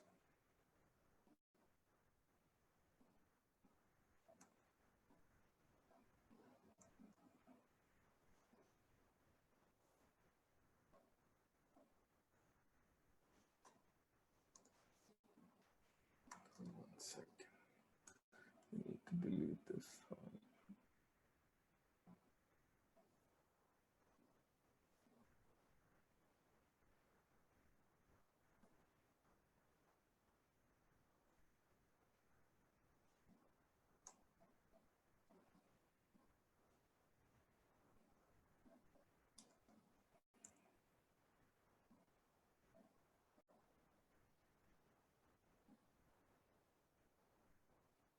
It's actually getting stuck, but let me just comment this out.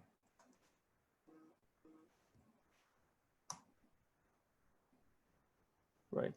So what we've done is basically, I'm going to skip one step ahead because the binary was getting stuck.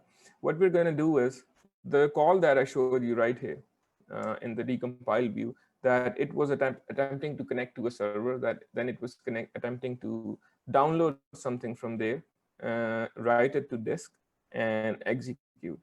So I want to highlight 2 points here. One, that we are actually able to run this using emulation. The second is that we are able to modify it in any way we like. So what we're going to do is we're going to hook the connect call, and we're going to replace the parameters. Whatever it was getting initially, it doesn't matter. We're going to put in a local IP and port so that we can interact with it.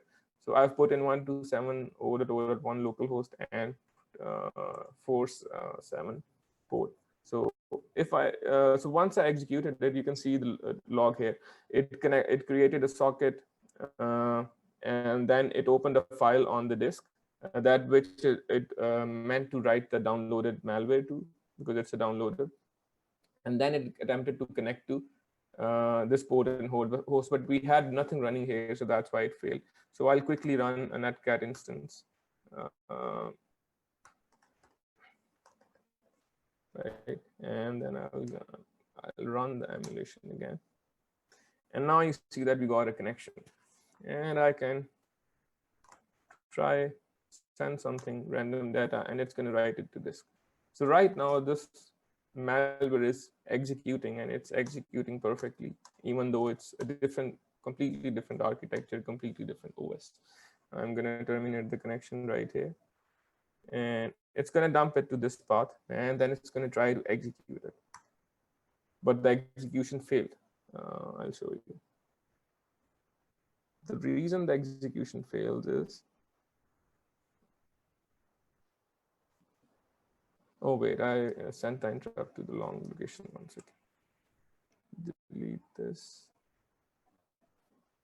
Run this server again. This again, same thing, send some data. And I'm going to kill this connection from the netcat side. Okay, so now what it did was, after it wrote it to this path, its root, it tried to execute it. But since the data that we fed it was just junk, it says that magic number does not match because it's not a proper binary, it's just junk, so it wasn't able to execute it. But this kind of goes to show that how powerful such a framework is and what you can do even with malwares that are not intended for this architecture or OS. Okay, so now I'll try and jump real quick to the second demo, which is going to be string decryption. This should be our last walkthrough for today.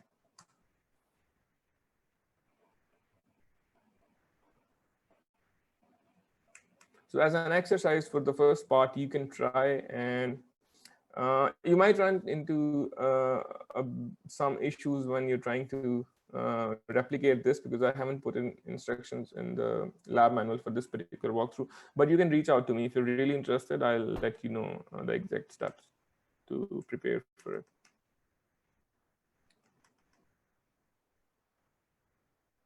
Okay, so the final one.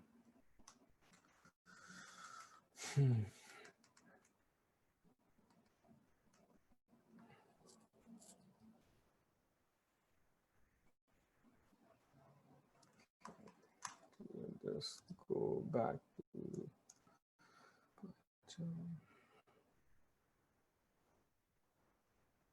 so this is also going to be an actual malware. It's a Windows malware, and we're going to emulate and decrypt the strings here. So again, I'm not going to go too much into depth because of time constraints, but I'll just explain the concept behind trying to do something like this. So sometimes it is much more efficient to treat functions as a black box. So for example, I explained to you how malware authors, it is pretty common for malware authors to encrypt strings and data within the malware on top of, apart from the packing layer. You can dig deep down and you can try to figure out the encryption and write scripts for it, which is what we do in quite a few of the cases. But sometimes emulation is much faster. You can just emulate. The other thing is that with emulation, you can do this in bulk. So for example, if you've written an emulation script for a particular family, you don't need to, and in a company where you're getting a huge number of samples every day, right? You don't want to waste your man hours. You want to have some sort of an automation. Now the samples can be pretty much identical, but their malware or C2 configs can be different. And we want to extract those configs from the malware. So what we can do is we can write some sort of a generic config extraction script in a framework that we might have to automatically extract the new configs from the malwares that we already know about, so that people don't have to waste time on it. And we don't have to execute them in a whole Windows VM, which is going to take too many resources. While on the other hand, if you do it with emulation, it's just going to take a few seconds and you're going to be done. So that's kind of the whole point of it.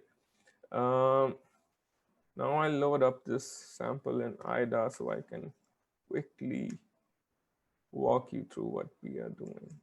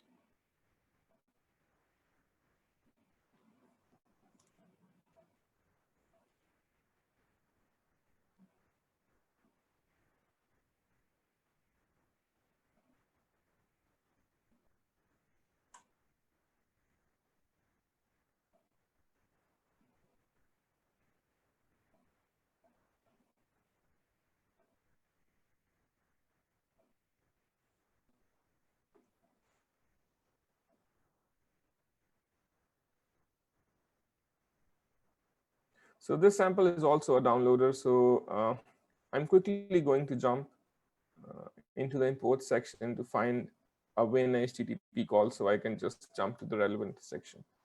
Let's just find a win HTTP call. and we'll track back from that call. So this is the function where we have when HTTP open, when HTTP connect being called. So this is a downloader. So this is the function of interest, and this is what is going to download the next stage of the malware. So I'm just going to rename it as a downloader function, right? And I know that this function is used for decryption. I'm not going to explain right now how I know, but again, you can just reach out to me. We have to kind of speed this along right now.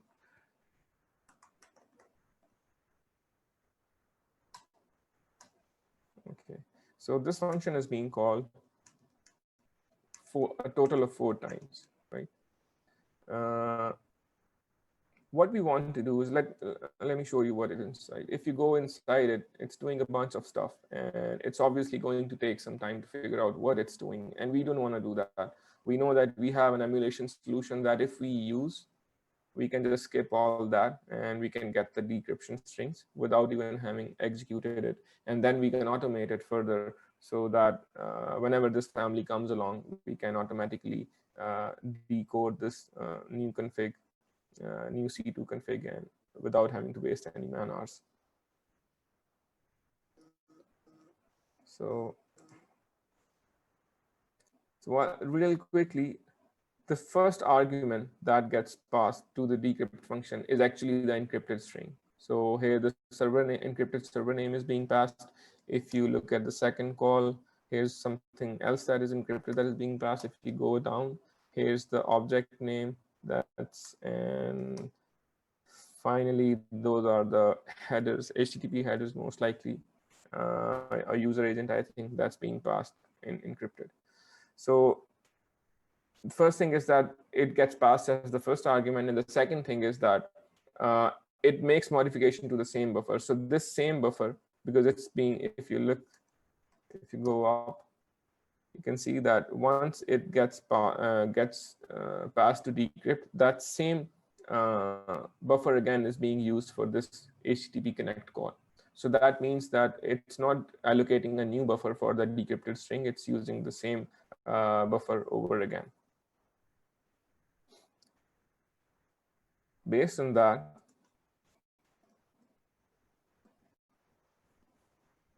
so this is kind of like debugging. For example, when you place breakpoints during debugging, this is kind of the same concept, but we just say we are hooking that particular address. So whenever that address gets executed, we want it to jump to the function that we have implemented here and execute it, right?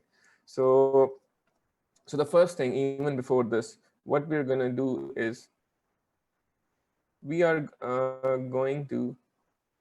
we don't want to go through all the, for example, if you go to win main, there's a lot of stuff that's going on here. And if you go inside any API call, we don't want to go through all of that. We're just interested in the strings that we want to decrypt.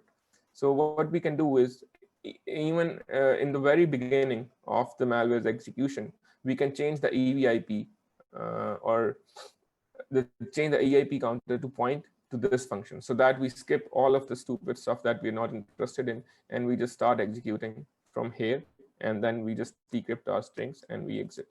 So this is what's being done here, jump to downloader function, right? So what it does is, in the very beginning, we hook someplace in within the win main function, and then we change the EIP address to this address, and this address is the address of the malware. I'll copy it and show you of the downloader function. So for example, if I paste it here, it goes to the very top. Let me just do it again. So I pasted it here, and it went to the top of this downloader function. So this is going to change the flow of execution and bring it directly to the function that we're interested in, and that contains the encrypted strings. The second hook, the last one, stop emulation. This is this one. So it stops emulation. So we know that decrypt string is being called a total of 4 times, right? And once it's been called this very last time, we don't really want to execute. We don't really want to continue execution from there onwards because it doesn't make sense. We've already gotten the decrypted strings at that point. So this is the second place that we hook this address. And yeah, right here. So after hooking this, when this address gets executed, we just stop the emulation. Now we'll go to the remaining two hooks that we've placed. One is read string address. So this happens, this hook gets executed when the decrypt function starts. So for example, I copy the address from here and go, it points to the top of the decrypt function. So what it is basically doing is that it is reading the first parameter from the stack that was passed to the decrypt function, because that's where our decrypted string is going to be at the end of the function. And I'm not going to explain this. It's pretty simple. But if you don't understand it, again, just reach out to me. It's just reading ESP+4 contains the first argument. It's just reading that address and saving it to a global parameter here, right?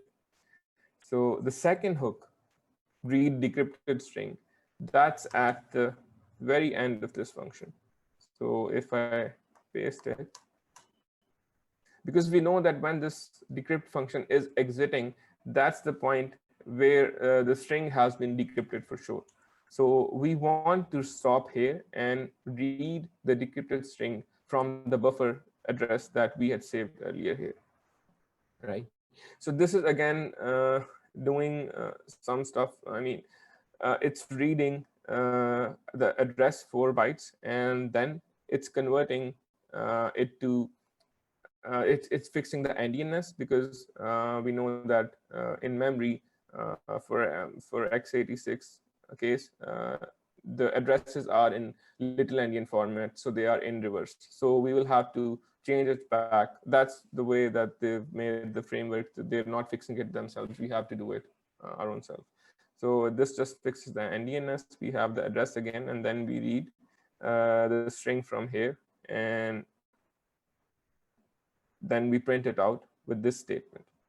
So there's also an except statement, and that's because there are two ways that the string can come out. One is that if the string is only 4 bytes, 4 characters long, it will be right there on the buffer that we read. But in case if the string is longer, then it will be a pointer to a pointer, so we will have to read it twice. But you don't have to get confused as to why it is this way. That's just how the function was programmed. The key takeaway from this is how you read values off of stack, how you convert addresses, how you fix their endianness, and how you can read strings and convert them from UTF-16, for example. You don't have to get bogged down in this logic. So anyway, so we're now reading the decrypted string from the very end, and then we print it out to the screen. Okay, let me run this emulation. Just the name was long.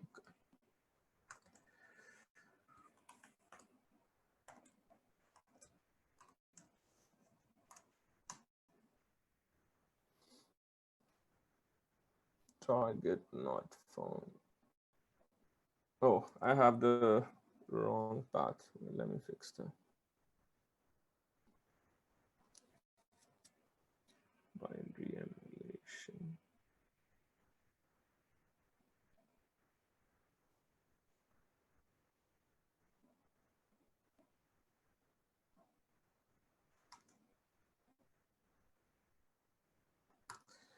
Binary emulation and malware.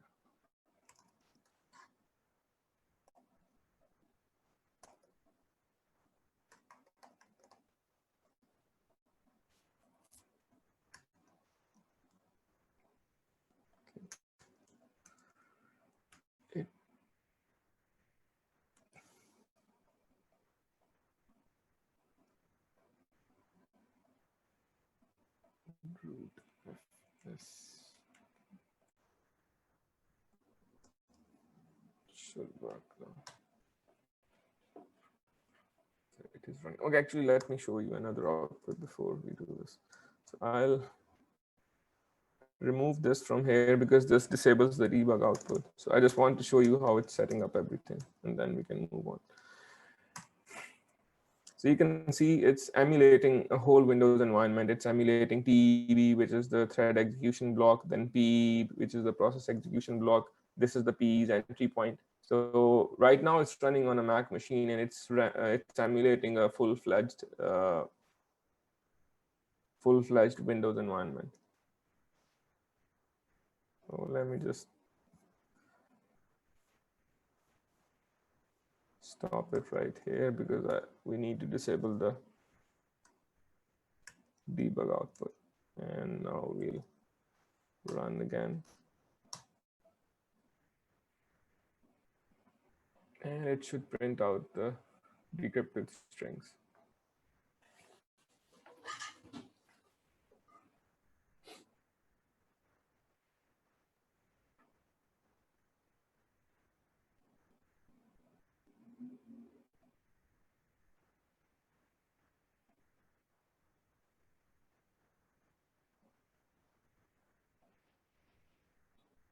So it was able to decrypt a total of 4 strings. One was the C2 IP.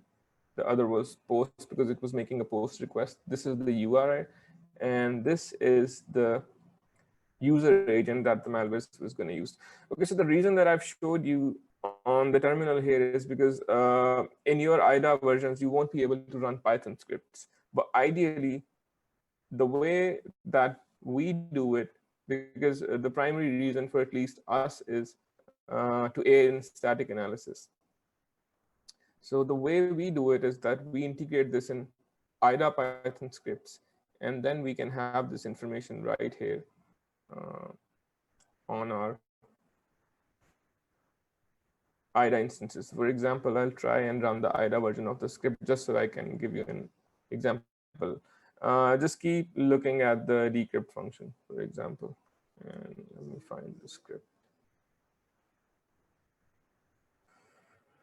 Binary emulation. I think this should be it.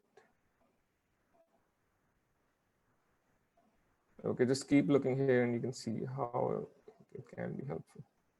Let's give it some time.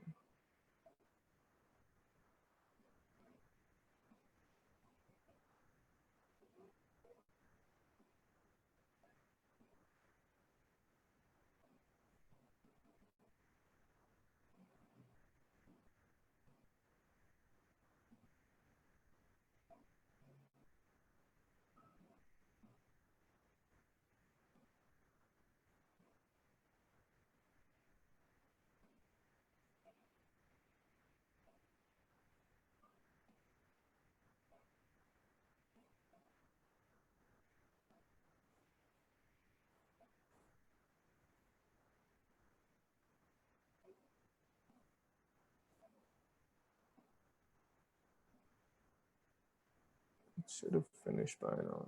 Just make sure the script is, yeah, I did, just finished. So you can see that it commented the user agent right here. And if you look at the other 4 calls, you can see right here, the decrypted string was the C2, which was being passed to WinHTTP Connect.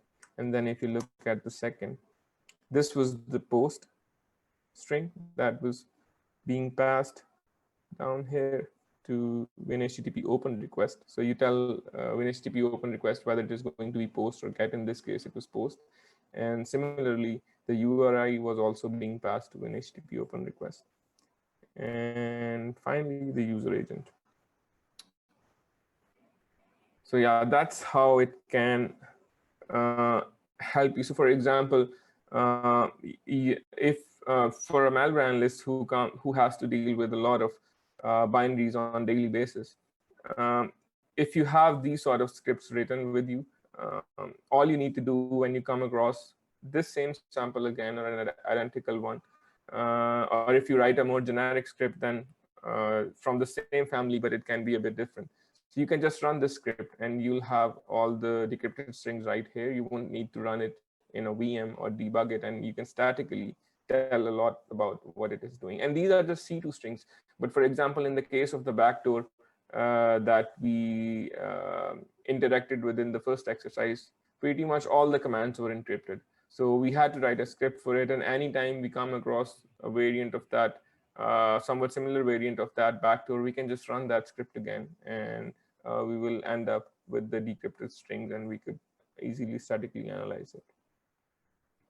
Okay, yeah, so one last thing before we finish this, I'll also, I think I have it, I'll show you the version of the script which is not emulated.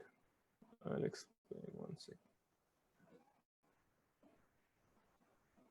So for example, if you were not using emulation, so this is the script to decode the strings for the same sample, but this is not using emulation.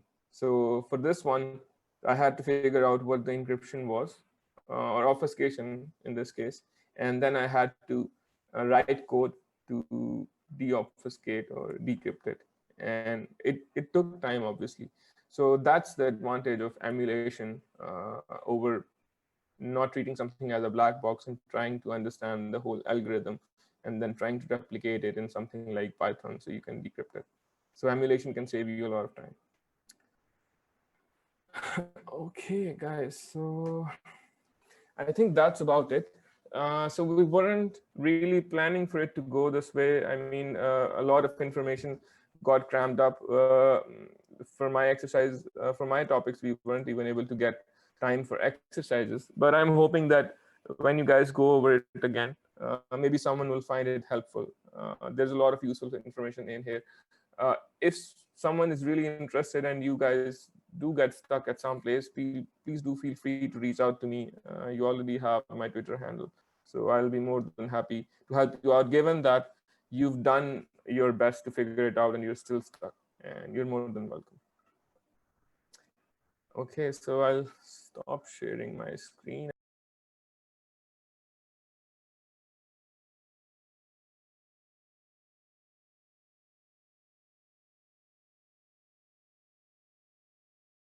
Yep, we are live. Okay, guys, welcome back from the break. So I hope you guys are learning a lot. So just wanted to say a couple of things before we move forward. So if you guys don't understand a lot, or if you are confused about some stuff, so that's pretty normal.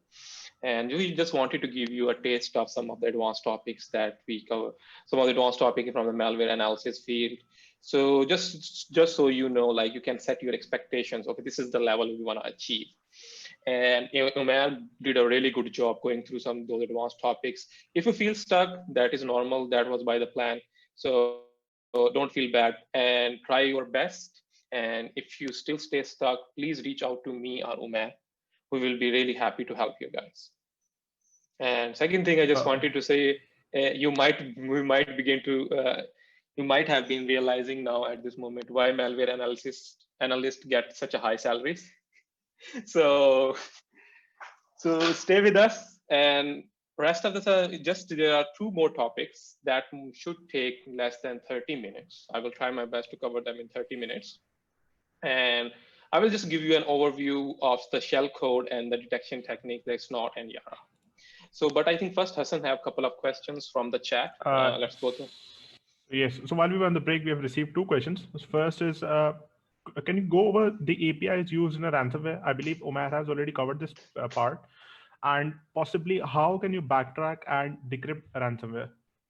So first of all, we need to understand one thing. So all of the ransomware encrypt your file. So there are 2 types of encryption, like if you divide in a very wide manner. So one is the public key, private key encryption, and second is the symmetric encryption. So in public and private encryption, like that's usually, so you have a public key, you encrypt something with the public key, it can only be decrypted using the private key.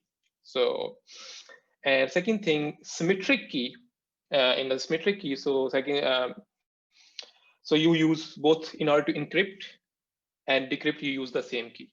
Okay, so we need to understand these two concepts. So for example, if the and now coming to your part, so can we decrypt the basically ransomware encrypted files or not? So if we reverse the key generation algorithm of the ransomware and it is using symmetric key, and there is all of the things that used to generate the symmetric key are present in the code or on the host that it encrypts the file. So we can basically write a decryptor to decrypt those files. And the second thing is like if it is using public and private key, so I would say just forget about it. It will be very, very hard unless there are some, I would say like some faults in the algorithm that it used or some, what should I say, there some technical issues with the algorithm or the implementation. So I would highly recommend you to go to the Hasib Bhai conference, Hasib Bhai talk, how to hack a ransomware, where he actually decrypts a ransomware, encrypted files, and it will give you much more detailed overview of this. And coming to the question, what are the APIs? So usually crypt encrypt function. So wincrypt.h is the header file that provides the encryption in the Windows. So most of the ransomware will use function from this. So crypt encrypt is one of the most famous function, crypt encrypt message. So you can just go, just Google crypt encrypt functions, and you can, after that, you can do docs.microsoft.com, click on the link, and most of the ransomware will be using these functions. But keep in mind, they can also use publicly available APIs. So publicly available libraries, and have them statically embedded those libraries in the sample. So in that case, it will be difficult. So yeah. All right. Okay, so we have one more question. This is more like a scenario. Let's say you've received a malware sample and you do not know if it has any sensitive information in it or not. Now, what you can do is you are basically short on time, and what you do is you submit it on a public or online sandbox analysis tool, for example, via VirusTotal. Now, as an analyst, what other tools, what tools would you use other than strings itself to analyze if something sensitive is in the binary, right? So what I want to do is I want to know a list of tools that can maybe redact this sensitive information so that I can personally review it before submitting it to the sandbox for analysis. So basically, in that case, to be honest, it's a tough scenario to go through. Like it would have to be handled on case by case basis. So personal information can be present in many formats. It can be present in code. It can be present in form of some data. It can be present in form of strings. And for each of those, so if you haven't written the sample yourself, or you're not the author of the malware and just got it from someone else, so I think the best option is to see if the malware is backed. If it is not backed, then you're lucky. So you can just, after that, you can load the malware in IDA Pro and just simply like quickly go through the code. Like if you see anything sensitive there. Second thing you can do, you can look at the strings, of course, and third thing is like, you can run the malware. Okay, I would recommend run the malware and take a snapshot of basically there are Prog Explorer provides some ways to dump the memory. There are many tools available that can dump the process memory. So take a snapshot of the memory and then run strings command on it. So there might be some decrypted strings or obfuscated string that might be present in memory as in simple form. So, but to be honest, this just covers the basics of it. And if you really want to be sure there is no sensitive information in it, you will have to reverse engineer it. At that point, you won't need to submit it to VirusTotal. So yeah. Great, Okay, awesome. any other question? I don't think so. I think you should continue now. Okay, so I'm gonna continue. So 1 minute. Okay. So malware analysis. Okay. Just wanted to give you guys like okay, we haven't gone through the IDA Pro because we think this software is pretty easy to learn. So what I did is like providing you video links to 2 videos. So one of the malware analysis tips. So let's just see it. Oh, sorry, my YouTube is blocked. So, okay, so you can just go click on the link. So, and the channel is OA Live. Also follow this channel, and they discuss many good details. So let me just open it. I think I can just copy the link and open in incognito mode.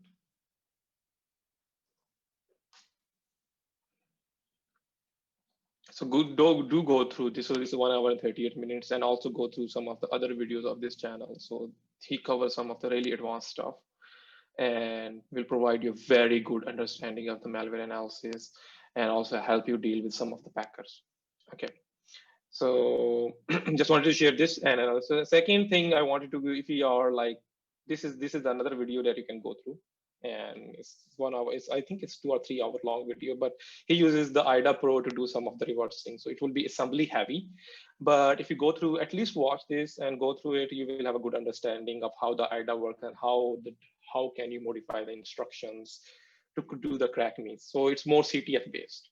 And there are like a very quick introduction to the IDA Pro in chapter 5 of practical malware analysis.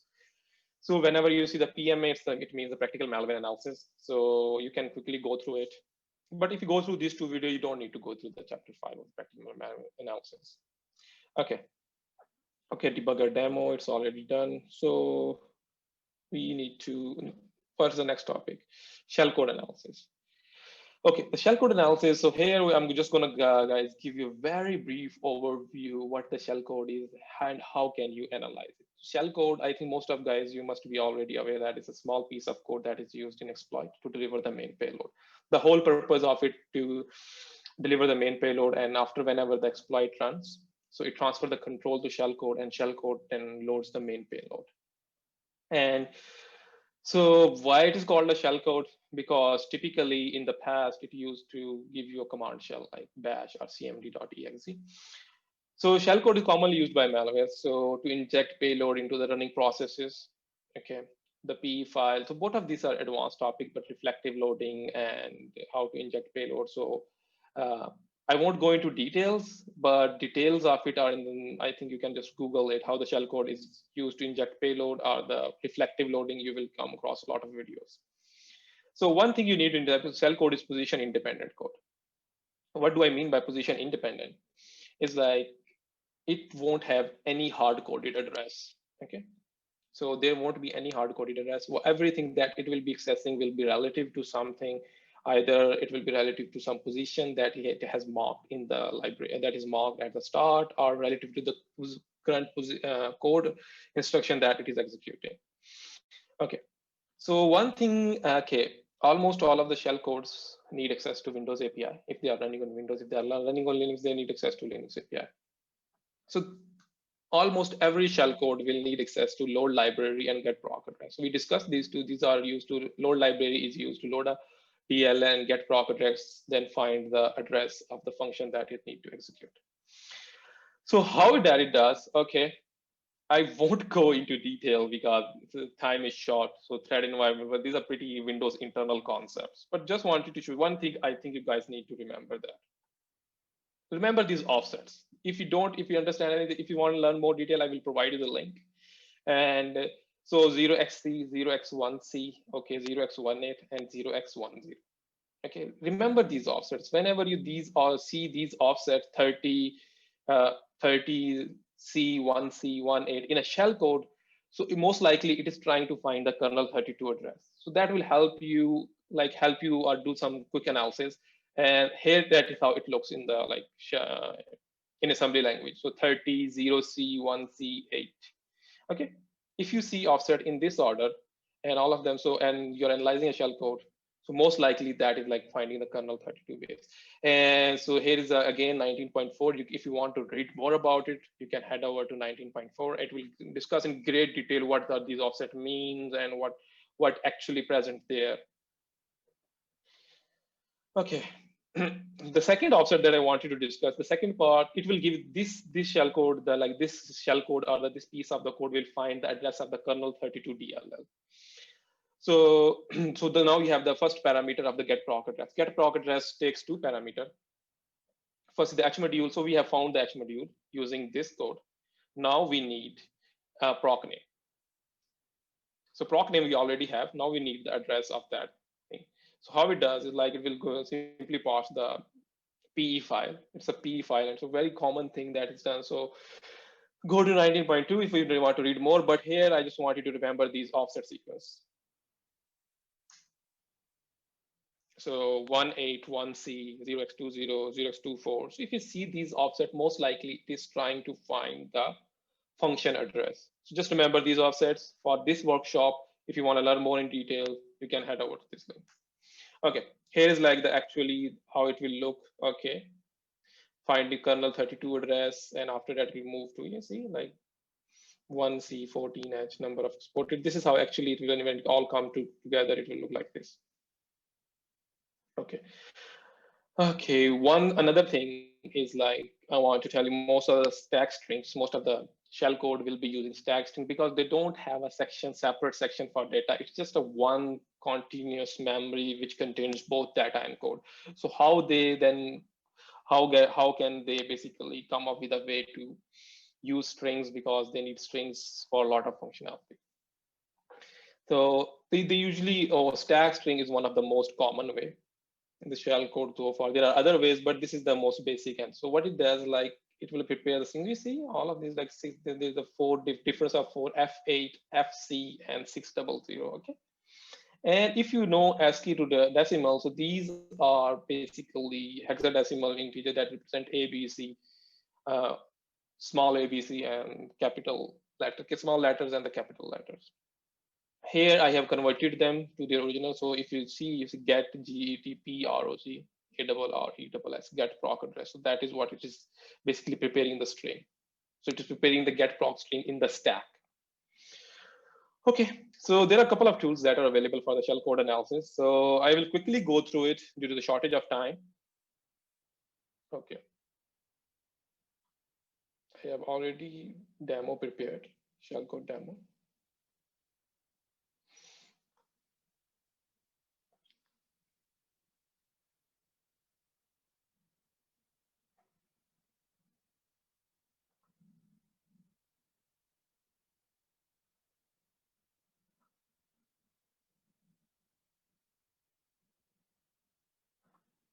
Okay. Thanks.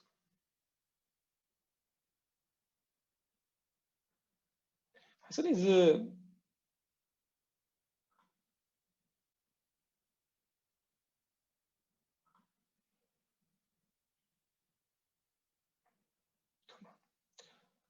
okay, good. Hassan, is text visible on YouTube? Actually, let me take a look. Yeah, please.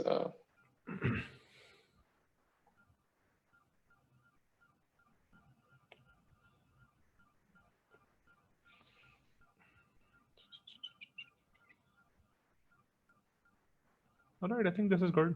Good to go. Okay, awesome. Awesome. Okay. Shellcode.txt, shellcode formatted, shellcode.bin. Okay, so what I'm going to do is so basically, usually you will get text shellcode in this form. Okay, or so then you can basically do some replace \x, so you can convert into this form. Okay, now the shellcode is in this form. It's very easy, some easy replacement. And after that, if you are still, you can any hex editor, hxt. So I'm going to use the hxt.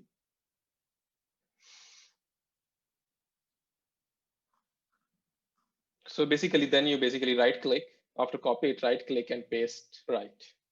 So that what it will do, it will write all of this code inside that. So then you can just save it and it will become shellcode.bin.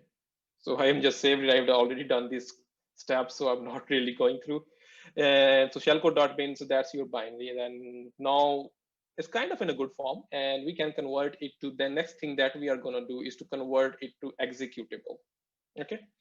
So let me launch a shell.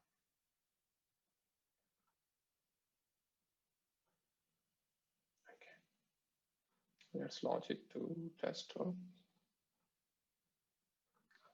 Awesome. Okay, one thing I did is like shellcode to exe.bat. Okay. I asked you guys to download this program during your lab setup, so it should be placed there. So Either you can place it in your path or you can directly go to it.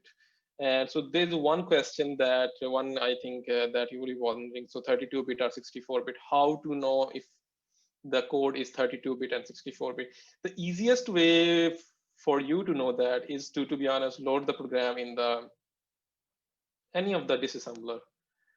So that's a really hacky way, but it works most of the time.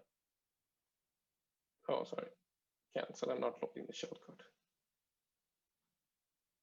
Okay, so binary file, click OK. So 32-bit mode. Let's try 32-bit mode, 64-bit mode. You see, it's all garbage. Nothing makes sense. Okay, let's try to don't save the. Okay, now.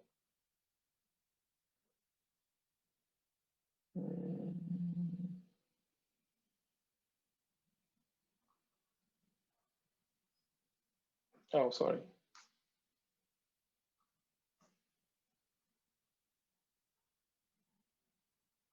So usually so now it's kind of a code. So that's a hacky way, but in most of the cases it works. So you can actually load that binary to disassembler, and if you try to decode the binary as 64-bit, so it won't work. But in a 32-bit it will work. That's a really hacky way. Usually there are actually, I think there might be some programs available online, some tools available online that can do this.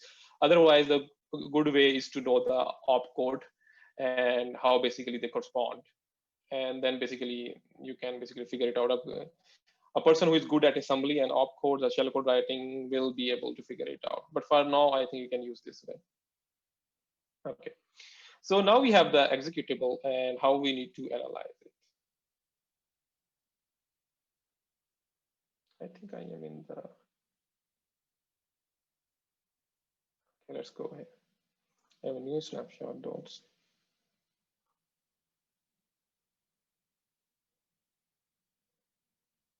So during the lab setup, I have asked you to download a lab 4. So that's what we are going to do.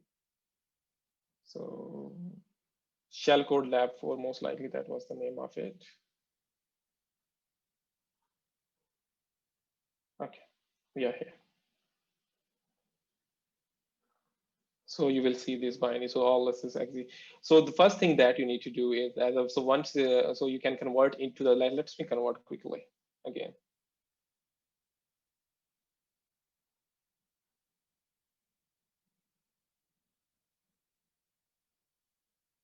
Okay, let me. Okay, it's taking longer than I wanted it to take.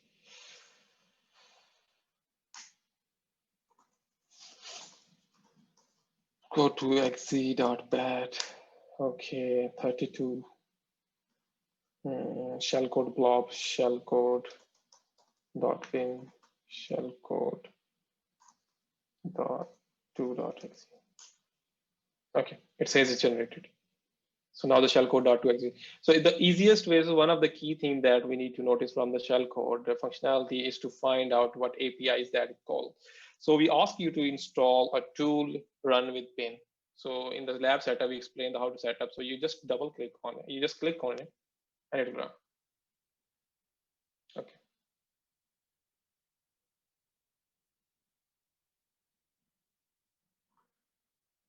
Okay, it generated the .tag file, and after that you can just kill it.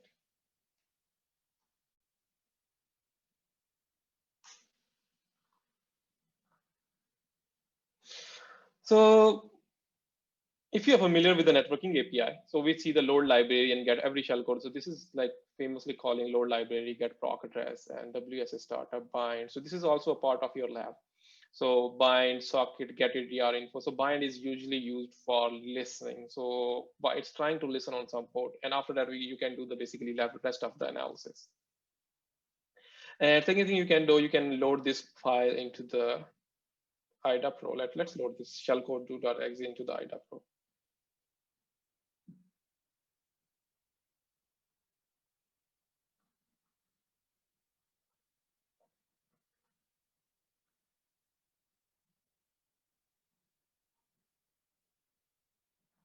Just click OK. Okay, now it's good. So you see 3 functions. Oh, yes. You see, I told you the stack string. So if you go here and you press R, so it will convert them into readable letters. So it is basically here, it's kind of all of the APIs that it will use to preparing strings for them. Okay, you see that. And after that, okay, what else? So basically from these APIs, you can get a pretty good idea what it is trying to do. And okay, I told you like 0C3, 0, 0C1, 4, 7, 8. So these are the offset that I asked you to remember in the order. So most likely it's trying to find the kernel 32.dll. And after that, there is loop. So usually after these offsets, if there's a loop, most likely here it will find the actual address of the API. It will resolve the address of the API. So we can label this function by pressing and find API address. Okay. And how to know what APIs are called there? Okay, it does go there. Okay, call. So next thing is you need to know whenever you see the call. So basically what the stack does is like most of the shellcode does. When you see the call in the shellcode, there will be something called double word pointer ES plus 2C. So you don't know what these calls are, but usually where it, after resolving the API address, it will store them in the memory and then you call them from there. Okay.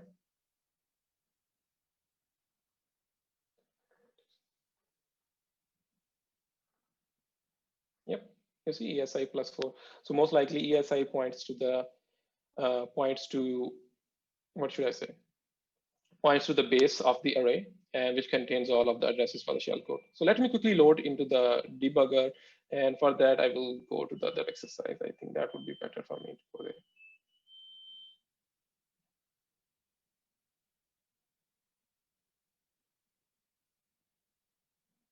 Because if I do that, then you won't be able to answer some of your lab questions. Okay, awesome. Give it some time. Okay. Okay, shellcode. Okay, this is the binary that I have already generated. X32 debug. Yes. File open. Shellcode.exe open. Okay.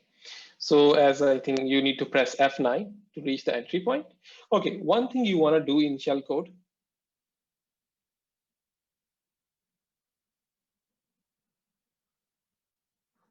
is to set up a breakpoint on calls. That will basically let you know what API it is trying to call. Okay, call EDX.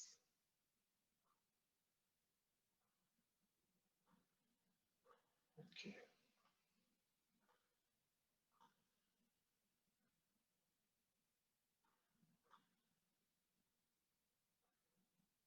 Awesome. I think these are enough calls if I am right. Press F9, call EAX. So EAX contain get proc address. Okay, it's trying to get the proc address. And from here, you can see what address is trying to get. It's basically load library A, trying to resolve the load library A. Okay, move on, F9 again. Okay, it's trying to URL mon.dll. And okay, I think this is a good thing that it happened. Here you see, it doesn't make sense what it is there. The second parameter should be pointing to a string from the it's basically, it's load library. Sorry, it's a URL mon.dll. It's trying to load the URL mon.dll. Okay, so it just contains load library, just contains one parameter, just takes one parameter, and that's the, okay, it will unload this. Let's move on to the next call. Okay, EDX, call EDX. It's trying to get the proc address of this download URL download to file A. So that's pretty, I think, obvious, self-explanatory. So it will use download some file. And let's see, what is the next? F9. Okay, it's paused. Okay, F9. Okay, what it is doing. Okay, URL.mon.dll. It's jumping into this. F7, okay, F9. That dot, okay, win.exe. So now we are here. It's trying to call EDX. EDX trying to resolve the win.exe. So previously we saw it's trying to resolve the URL download to file, and after that win.exe execute any executable on the window. So most likely that's what it's trying to do. It will download a file and then execute it. Okay, let's monitor our like, okay. Meanwhile, if you go here, this is the traffic that it generated. Let me reload it so that I think you guys, and let me clear it, cancel, and I don't know. Okay, let me try to reload it so that you guys can see it's generating the traffic. Okay. Side by side, I will simply press F9 multiple times.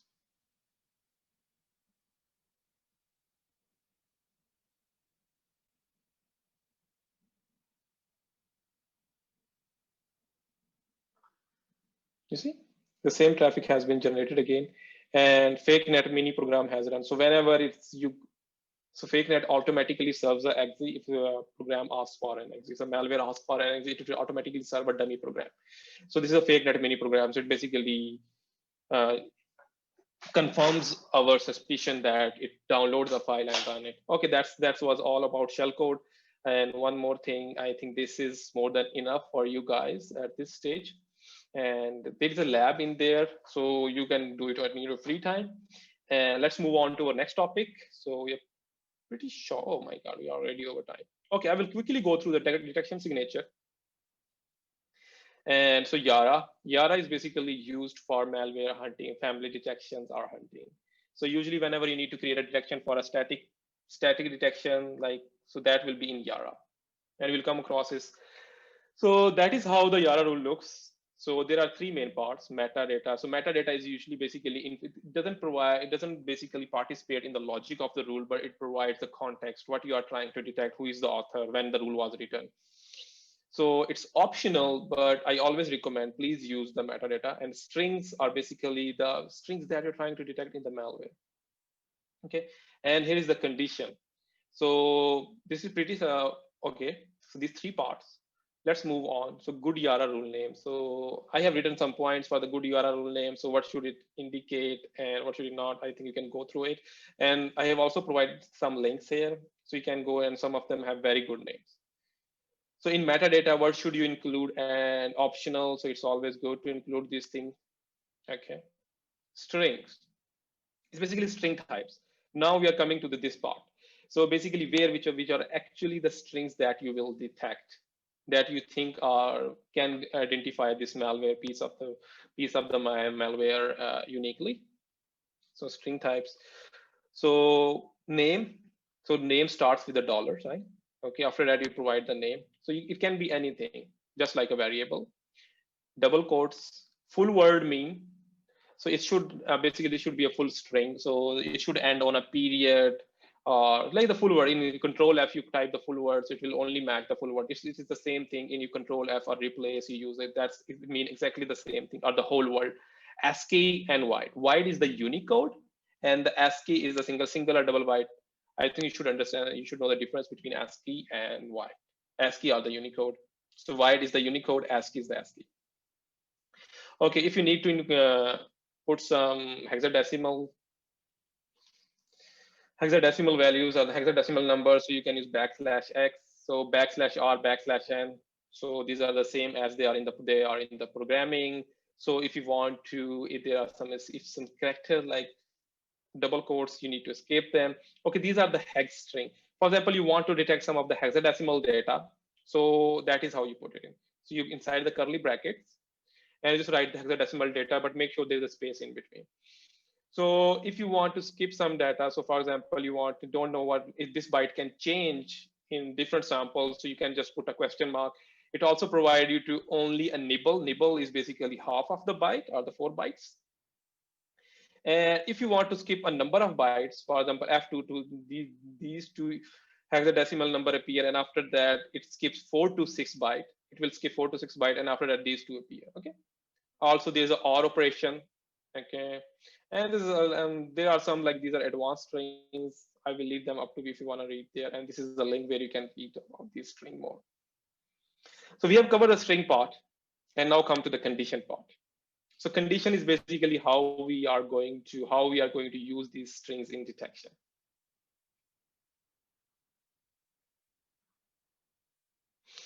So all of them, if you use all of them, okay, these are the different parts of the condition. So I'm just sharing you what are the parts. For example, this uses all of them. So it means both S1 and S2 need to be present in the malware for this rule to be triggered. Okay, let's go. Any of them, it means just one of them need to be present. And you can also use like logic and or logic, same as programming. Okay, if you have multiple strings, you can prepare a set. So you can declare, that is how you declare a set of the string S1 and S2. Okay, so if you have a lot of strings that are like, you can also use a wildcard. So what does it mean? All of the strings that start with S, will make a set of all of the strings that start with S. Okay, and any of S. So basically, this is a condition that will apply. If any of the string present from this set, the rule will trigger. Okay, MZ at 0. If you need to use the offset, okay, MZ should be present at offset 0. Sorry, this is the offset. And here, if you need to count the number of, like for S1 need to appear greater than 10 times. So this is how you do it. Okay, let's move on to the next part. Okay. So usually, whenever you will write a rule, write a good condition, it have 3 parts, at least. So that is recommended, but there will be some cases where this might not work, but more or less, this should work in like 90 to 95% of the cases. So first thing, this is the magic number of the file that you are trying to detect. So for Windows, it is MZ, or if you translate into basically hexadecimal, that will be 4D5A. And after that, make sure you have a file size limitation. So it's just an estimate. You don't have to be exactly accurate. And most likely what I used to do, whatever the file I'm trying to detect, I will double it. Maybe some, if you have a good reason, triple it, may 5 times it, but usually double or triple are good. That will basically help you skip any file that is too big and time consuming. So it's a basically performance improvement, and also will save you from a lot of FPs. And here, any combination of condition. Okay, so you can use like where do you go, any parts of this, so all of them, any of them, so you can combine these strings. Okay, one thing that I wanted you to, so always whenever you need to check the magic number, use this. So you integer 16, basically it will read the unsigned integer 16 at offset 0. So use this method, don't use this method. So this method is highly frowned upon. If you see, if you submit your rule to an experienced malware researcher and he see this, he will automatically know you are a noob. Okay, don't do this. Okay, now I'm just going to go through this structure of the yara. So this is a metadata. Okay, it has a name, very good name.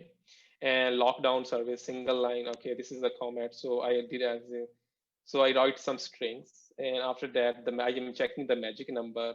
I file size. Okay, and after that, a combination of string. Apart from that, I have given you this link. So Florian Roth is one of the most famous guys in the malware yara rules. So you can go through these rules and you should be able to understand all of this. But if you don't, please feel free to reach out to me or to Umair. We will be more than happy to help you guys. Here, some of the, like, it's using some of the advanced stuff, like this is the advanced, like P signature. So if you don't understand this, it's okay, but at least where the conditions are simple, you should be able to understand it. Okay. Okay, I was gonna go into details like what strings to include in the yara stores. Basically, I will say you one thing. The strings that are relevant to the malware code, you include them in yara, okay? And if you see any obscene words, so basically I have specifically written them here. Why? Because you will see a lot of these words. So if you go here, like Twitter, you can basically read this, the whole thread, this whole hashtag is about those obscene words. You can read them in your free time. Okay. So please include that. And it will be more than, I think, any misspelled words, networking artifacts, backdoor commands. You can always include these strings in your yara rule, and it will be happy. And the tools, Studio, Floss, IDA, Zor Search. So these are the tools you can basically Google and know about their functionality. Okay, here, okay, this is lab 3.4. I was gonna go and write a rule with you guys, but the time is short, so you can basically include these strings, any of these strings. So that will be really good, and it will make a good rule. Okay, so one thing I wanted to give you guys is like, okay, this is a very basic introduction. So, but I wanted to leave you with a video. So if you just understood nothing, or maybe 5 to 10%, it's okay, it's normal. Don't worry about it. Just after this video, just go there and watch this video. It's a 76 minutes video, and it's from the same team, the Umair. It's from the Umair's team. Okay, and they will even tell you how can you detect the 0 days using Yara rule. So be ready to be amazed. Okay, detection, like let's quickly cover the snort. So for example, let's assume you are using Facebook, and your friend sends you this link. Okay, click on this link and you will be directed to, you will be able to hack someone's computer or whatever else, but actually it's a malware. So you click on the link. So what type of request will be generated if you put this link in the, basically copy this link and open it here? So what type of traffic? This is the traffic that will be generated. Okay, that's how the business. Wireshark is a tool that is used to capture the traffic. We don't have time to go through it, but it's pretty easy, and most of guys would be all. I think you would already be familiar with it. So let's go to the different parts. So get is the HTTP method. Malware.exe, it's the URI. So if you see, like evil.com and the malware UI, this was our actual evil.com / this is how it gets divided.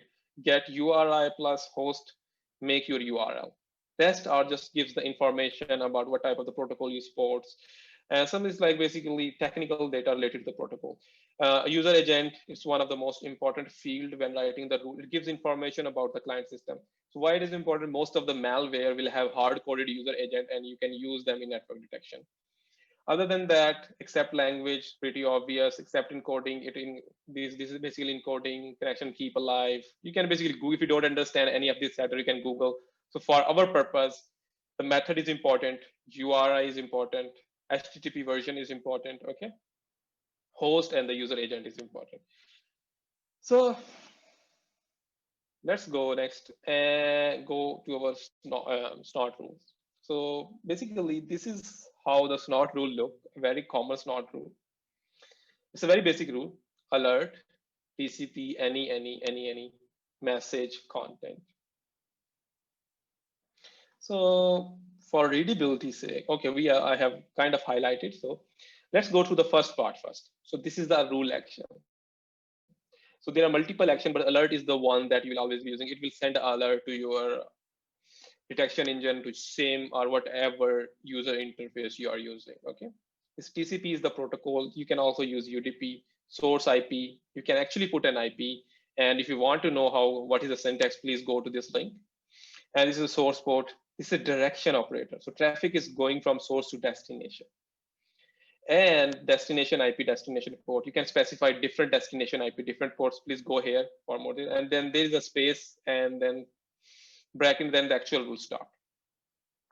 So every rule will have two main parts. The first part is the message. And the second part is this, the actual rule strings that you are trying to detect in a packet.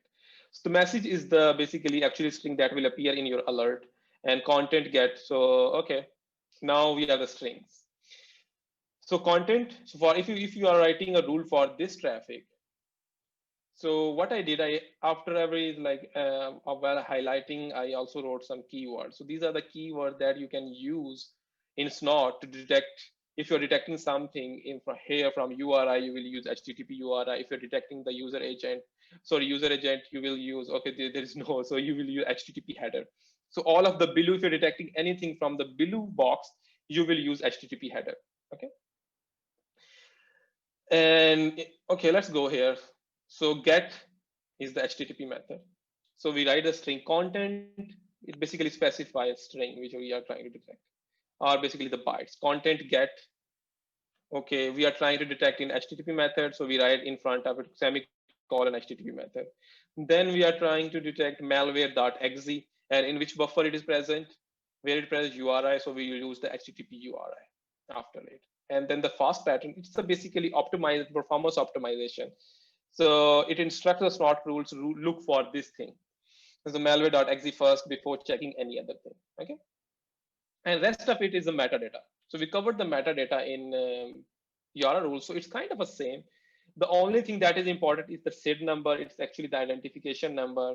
So every rule need to have it. Rest of it is optional. If you are confused, you can just Google it, and it's pretty easy to understand. If time constraint, I can actually go through each of it. So, or the content modifier. So I think this is pretty clear. This would have been pretty clear, very easy message. After specify the string, then specify where you are trying to have the buffer, from which buffer or which place you are trying to detect it. That's pretty easy. So okay, distance keyword. Okay, these are the keywords. So distance, how many bytes snort should ignore before starting to, basically it's relative. For example, I will give you an example, like write a snort rule which alerts if host is found 30 or more bytes after user agent. So there should be a user, it's the relative. So for example, you did a match and after that you find the next string relative to the previous string. So what it will do, let me just I'm just going to go through the content. You search for the content user agent. Okay. And after that you see host evil.com distance 30. So what it will do, it will find the user agent, then leave 30 bytes. It will skip 30 bytes.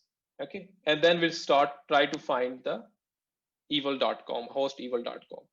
And since we are detecting this string in a HTTP header buffer, so we write this like HTTP header buffer, fast pattern. We already been through this metadata.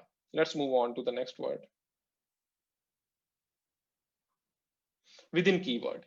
So it's basically the opposite of distance keyword. So what distance does is skip those bytes, but for what within does, it will try to find the string only in that number of bytes. Okay. For example, you need to write a rule where conf is found within 10 bytes after data. Okay. So content data. So for example, we have a conf. We're trying to find the conf within 10 bytes. Should appear within 10 bytes. Okay. We find the string data, and after that there is some random data, and it's trying. So content conf within 10. That is how it will be. You find the data, and then you write conf and within 10. So once it's found this match, within next 10 bytes, conf should appear. Otherwise, this rule will not trigger. One important thing that you guys need to notice, like here, what I have done is like 1, 2, 3, 4. It's like 10 bytes finish here. But the conf is present, conf become only complete after the 11 byte. So it will not trigger on this traffic because the conf is not present in first 10 bytes, immediately after 10 bytes, okay? Just wanted to, this is an important distinction. Okay, you can also combine conf, this within and distance, okay? So I have given you write a rule that alerts if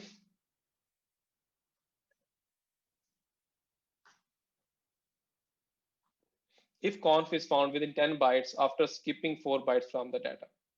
Okay, how can we cover, like we need to cover this scenario. So what we do is like, we ask our to skip 4 bytes, okay, find the data, then basically skip 4 bytes, distance 4 will skip 4 bytes. And in the next 10 bytes, 5, 6, 7, 8, try to find the conf. Now this is present in the rule, this rule will trigger. Okay, let's move on to the next. Offset and depth. So these both distance and within, they are relative to the previous match, but offset and depth, they are basically absolute. So I think I can write absolute.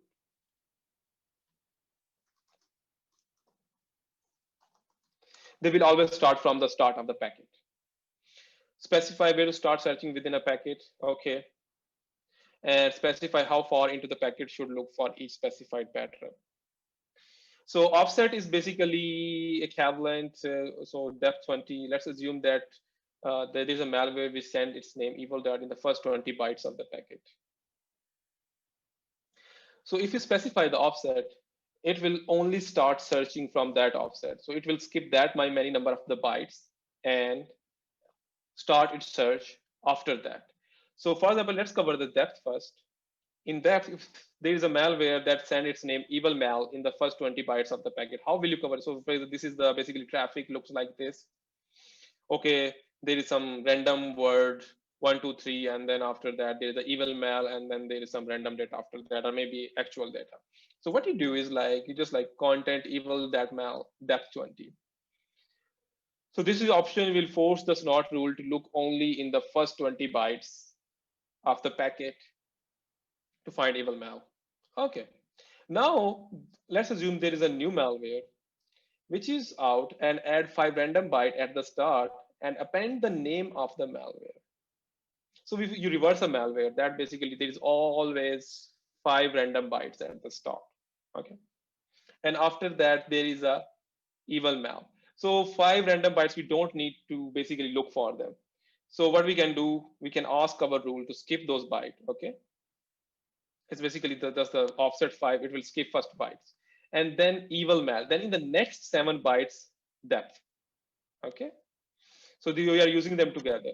So in the next 7 bytes, it will try to find the evil mal. One thing you need to notice, evil mal is actually also of 7 bytes, 3 and 4, sorry, 1, 2, 3, 4 and 3, 4 and 3, 7. So it will only trigger if after the first 5 bytes, evil mal is present. Okay. Other important variables. So basically you will see external net, HTTP ports, flow to server established. Flow to server, it means the TC connection should have been established. So flow, you're detecting the flow to server. Okay. And home net, basically, usually the IP range that you have. So basically present in the snort.conf. You can read more about in the snort manual, but that is how usually most of the rules will look. Let's go on to the next line. Okay, I was gonna write a rule, but instead now what I will do, I'm going to refer you to this code due to the shortage of time. Come on. Yeah. Okay. So this is from actually from my team. So my team from Talos Cisco. So where they will take you some pretty good examples, Snort 2. If I also want to learn the Snort 3, so we have some resources for Snort 3, the advanced version of this. It's still in the still not in the production for like widely, but we are getting there. So for you, I will highly recommend you to guys like Snort 1, Snort 2. You know, these 3 videos. Watch 3 videos. They will give a very good introduction. It's from my team, and you guys learn a lot. Okay, so that is all. So this basically finishes this this workshop. So again, just want you to repeat a couple of things that we have been repeating from the start. Okay, the purpose of this conference was to give you a head start. It wasn't to make you a malware analyst, and to be honest, we can't make you malware analyst in 7 hours. It was to provide you resources and give you a head start. Second thing, you need to work on your own. Please do practice, practice, practice. If you just keep on going through courses and you don't practice yourself, the moment somebody will hand over the malware to analyze, you will be lost. Why I'm saying I have done that myself when I was trying to learn the malware analysis.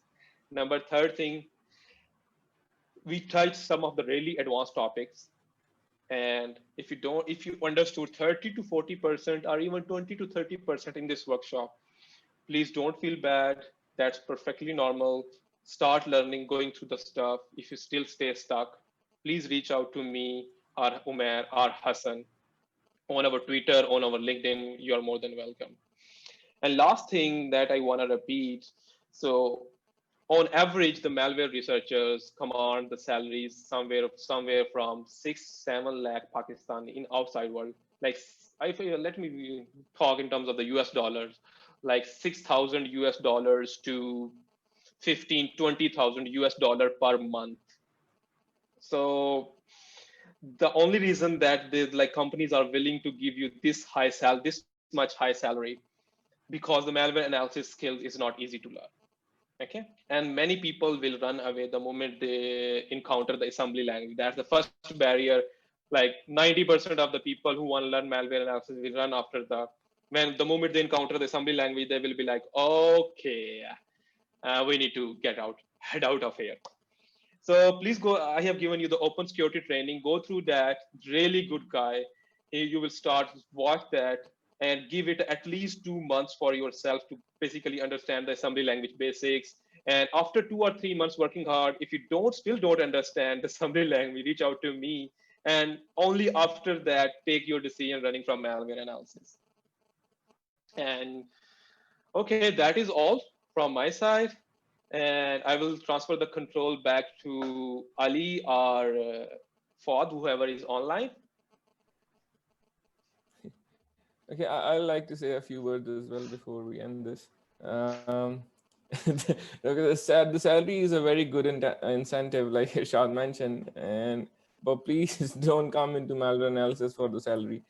The thing is that some of the stuff that we've showed you, some of it was structured to give you the fundamentals. Some of it was structured to show you some of the cool things that are possible. That was the whole reason for putting a show here today, so that you can know that if you're able to pass that learning curve, there is a lot of cool stuff that you can do with this skill.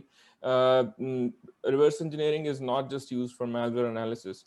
It's whenever someone is doing hardcore low-level security research, they have to be able to reverse engineer stuff.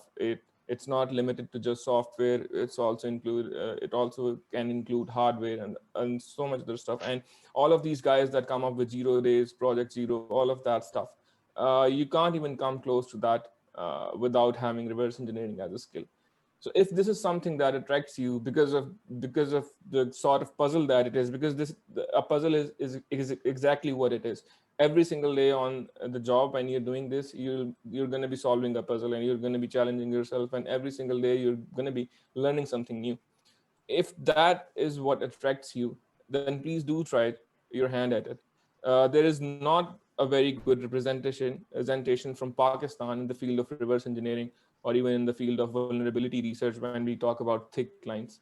There are a lot of guys who are doing bug bounties, but no, I don't think there's anyone at all who's doing thick client vulnerability research. So we do need people here. And there needs to be a better representation from Pakistan. And even I think even if, let's say, 3 or 4 of the guys, of the people from you who watch this talk can actually get interested in malware analysis and come this way, I think our job would have been done. So please do your due diligence. Don't just come to us with questions without having tried yourself, without having tried your best. But if you're still stuck and if you need guidance, you're free to do feel free to reach out to me or Irshad, to Hassan and Ali Bhai, pretty much anyone here. So yeah, over to you, Ali Bhai.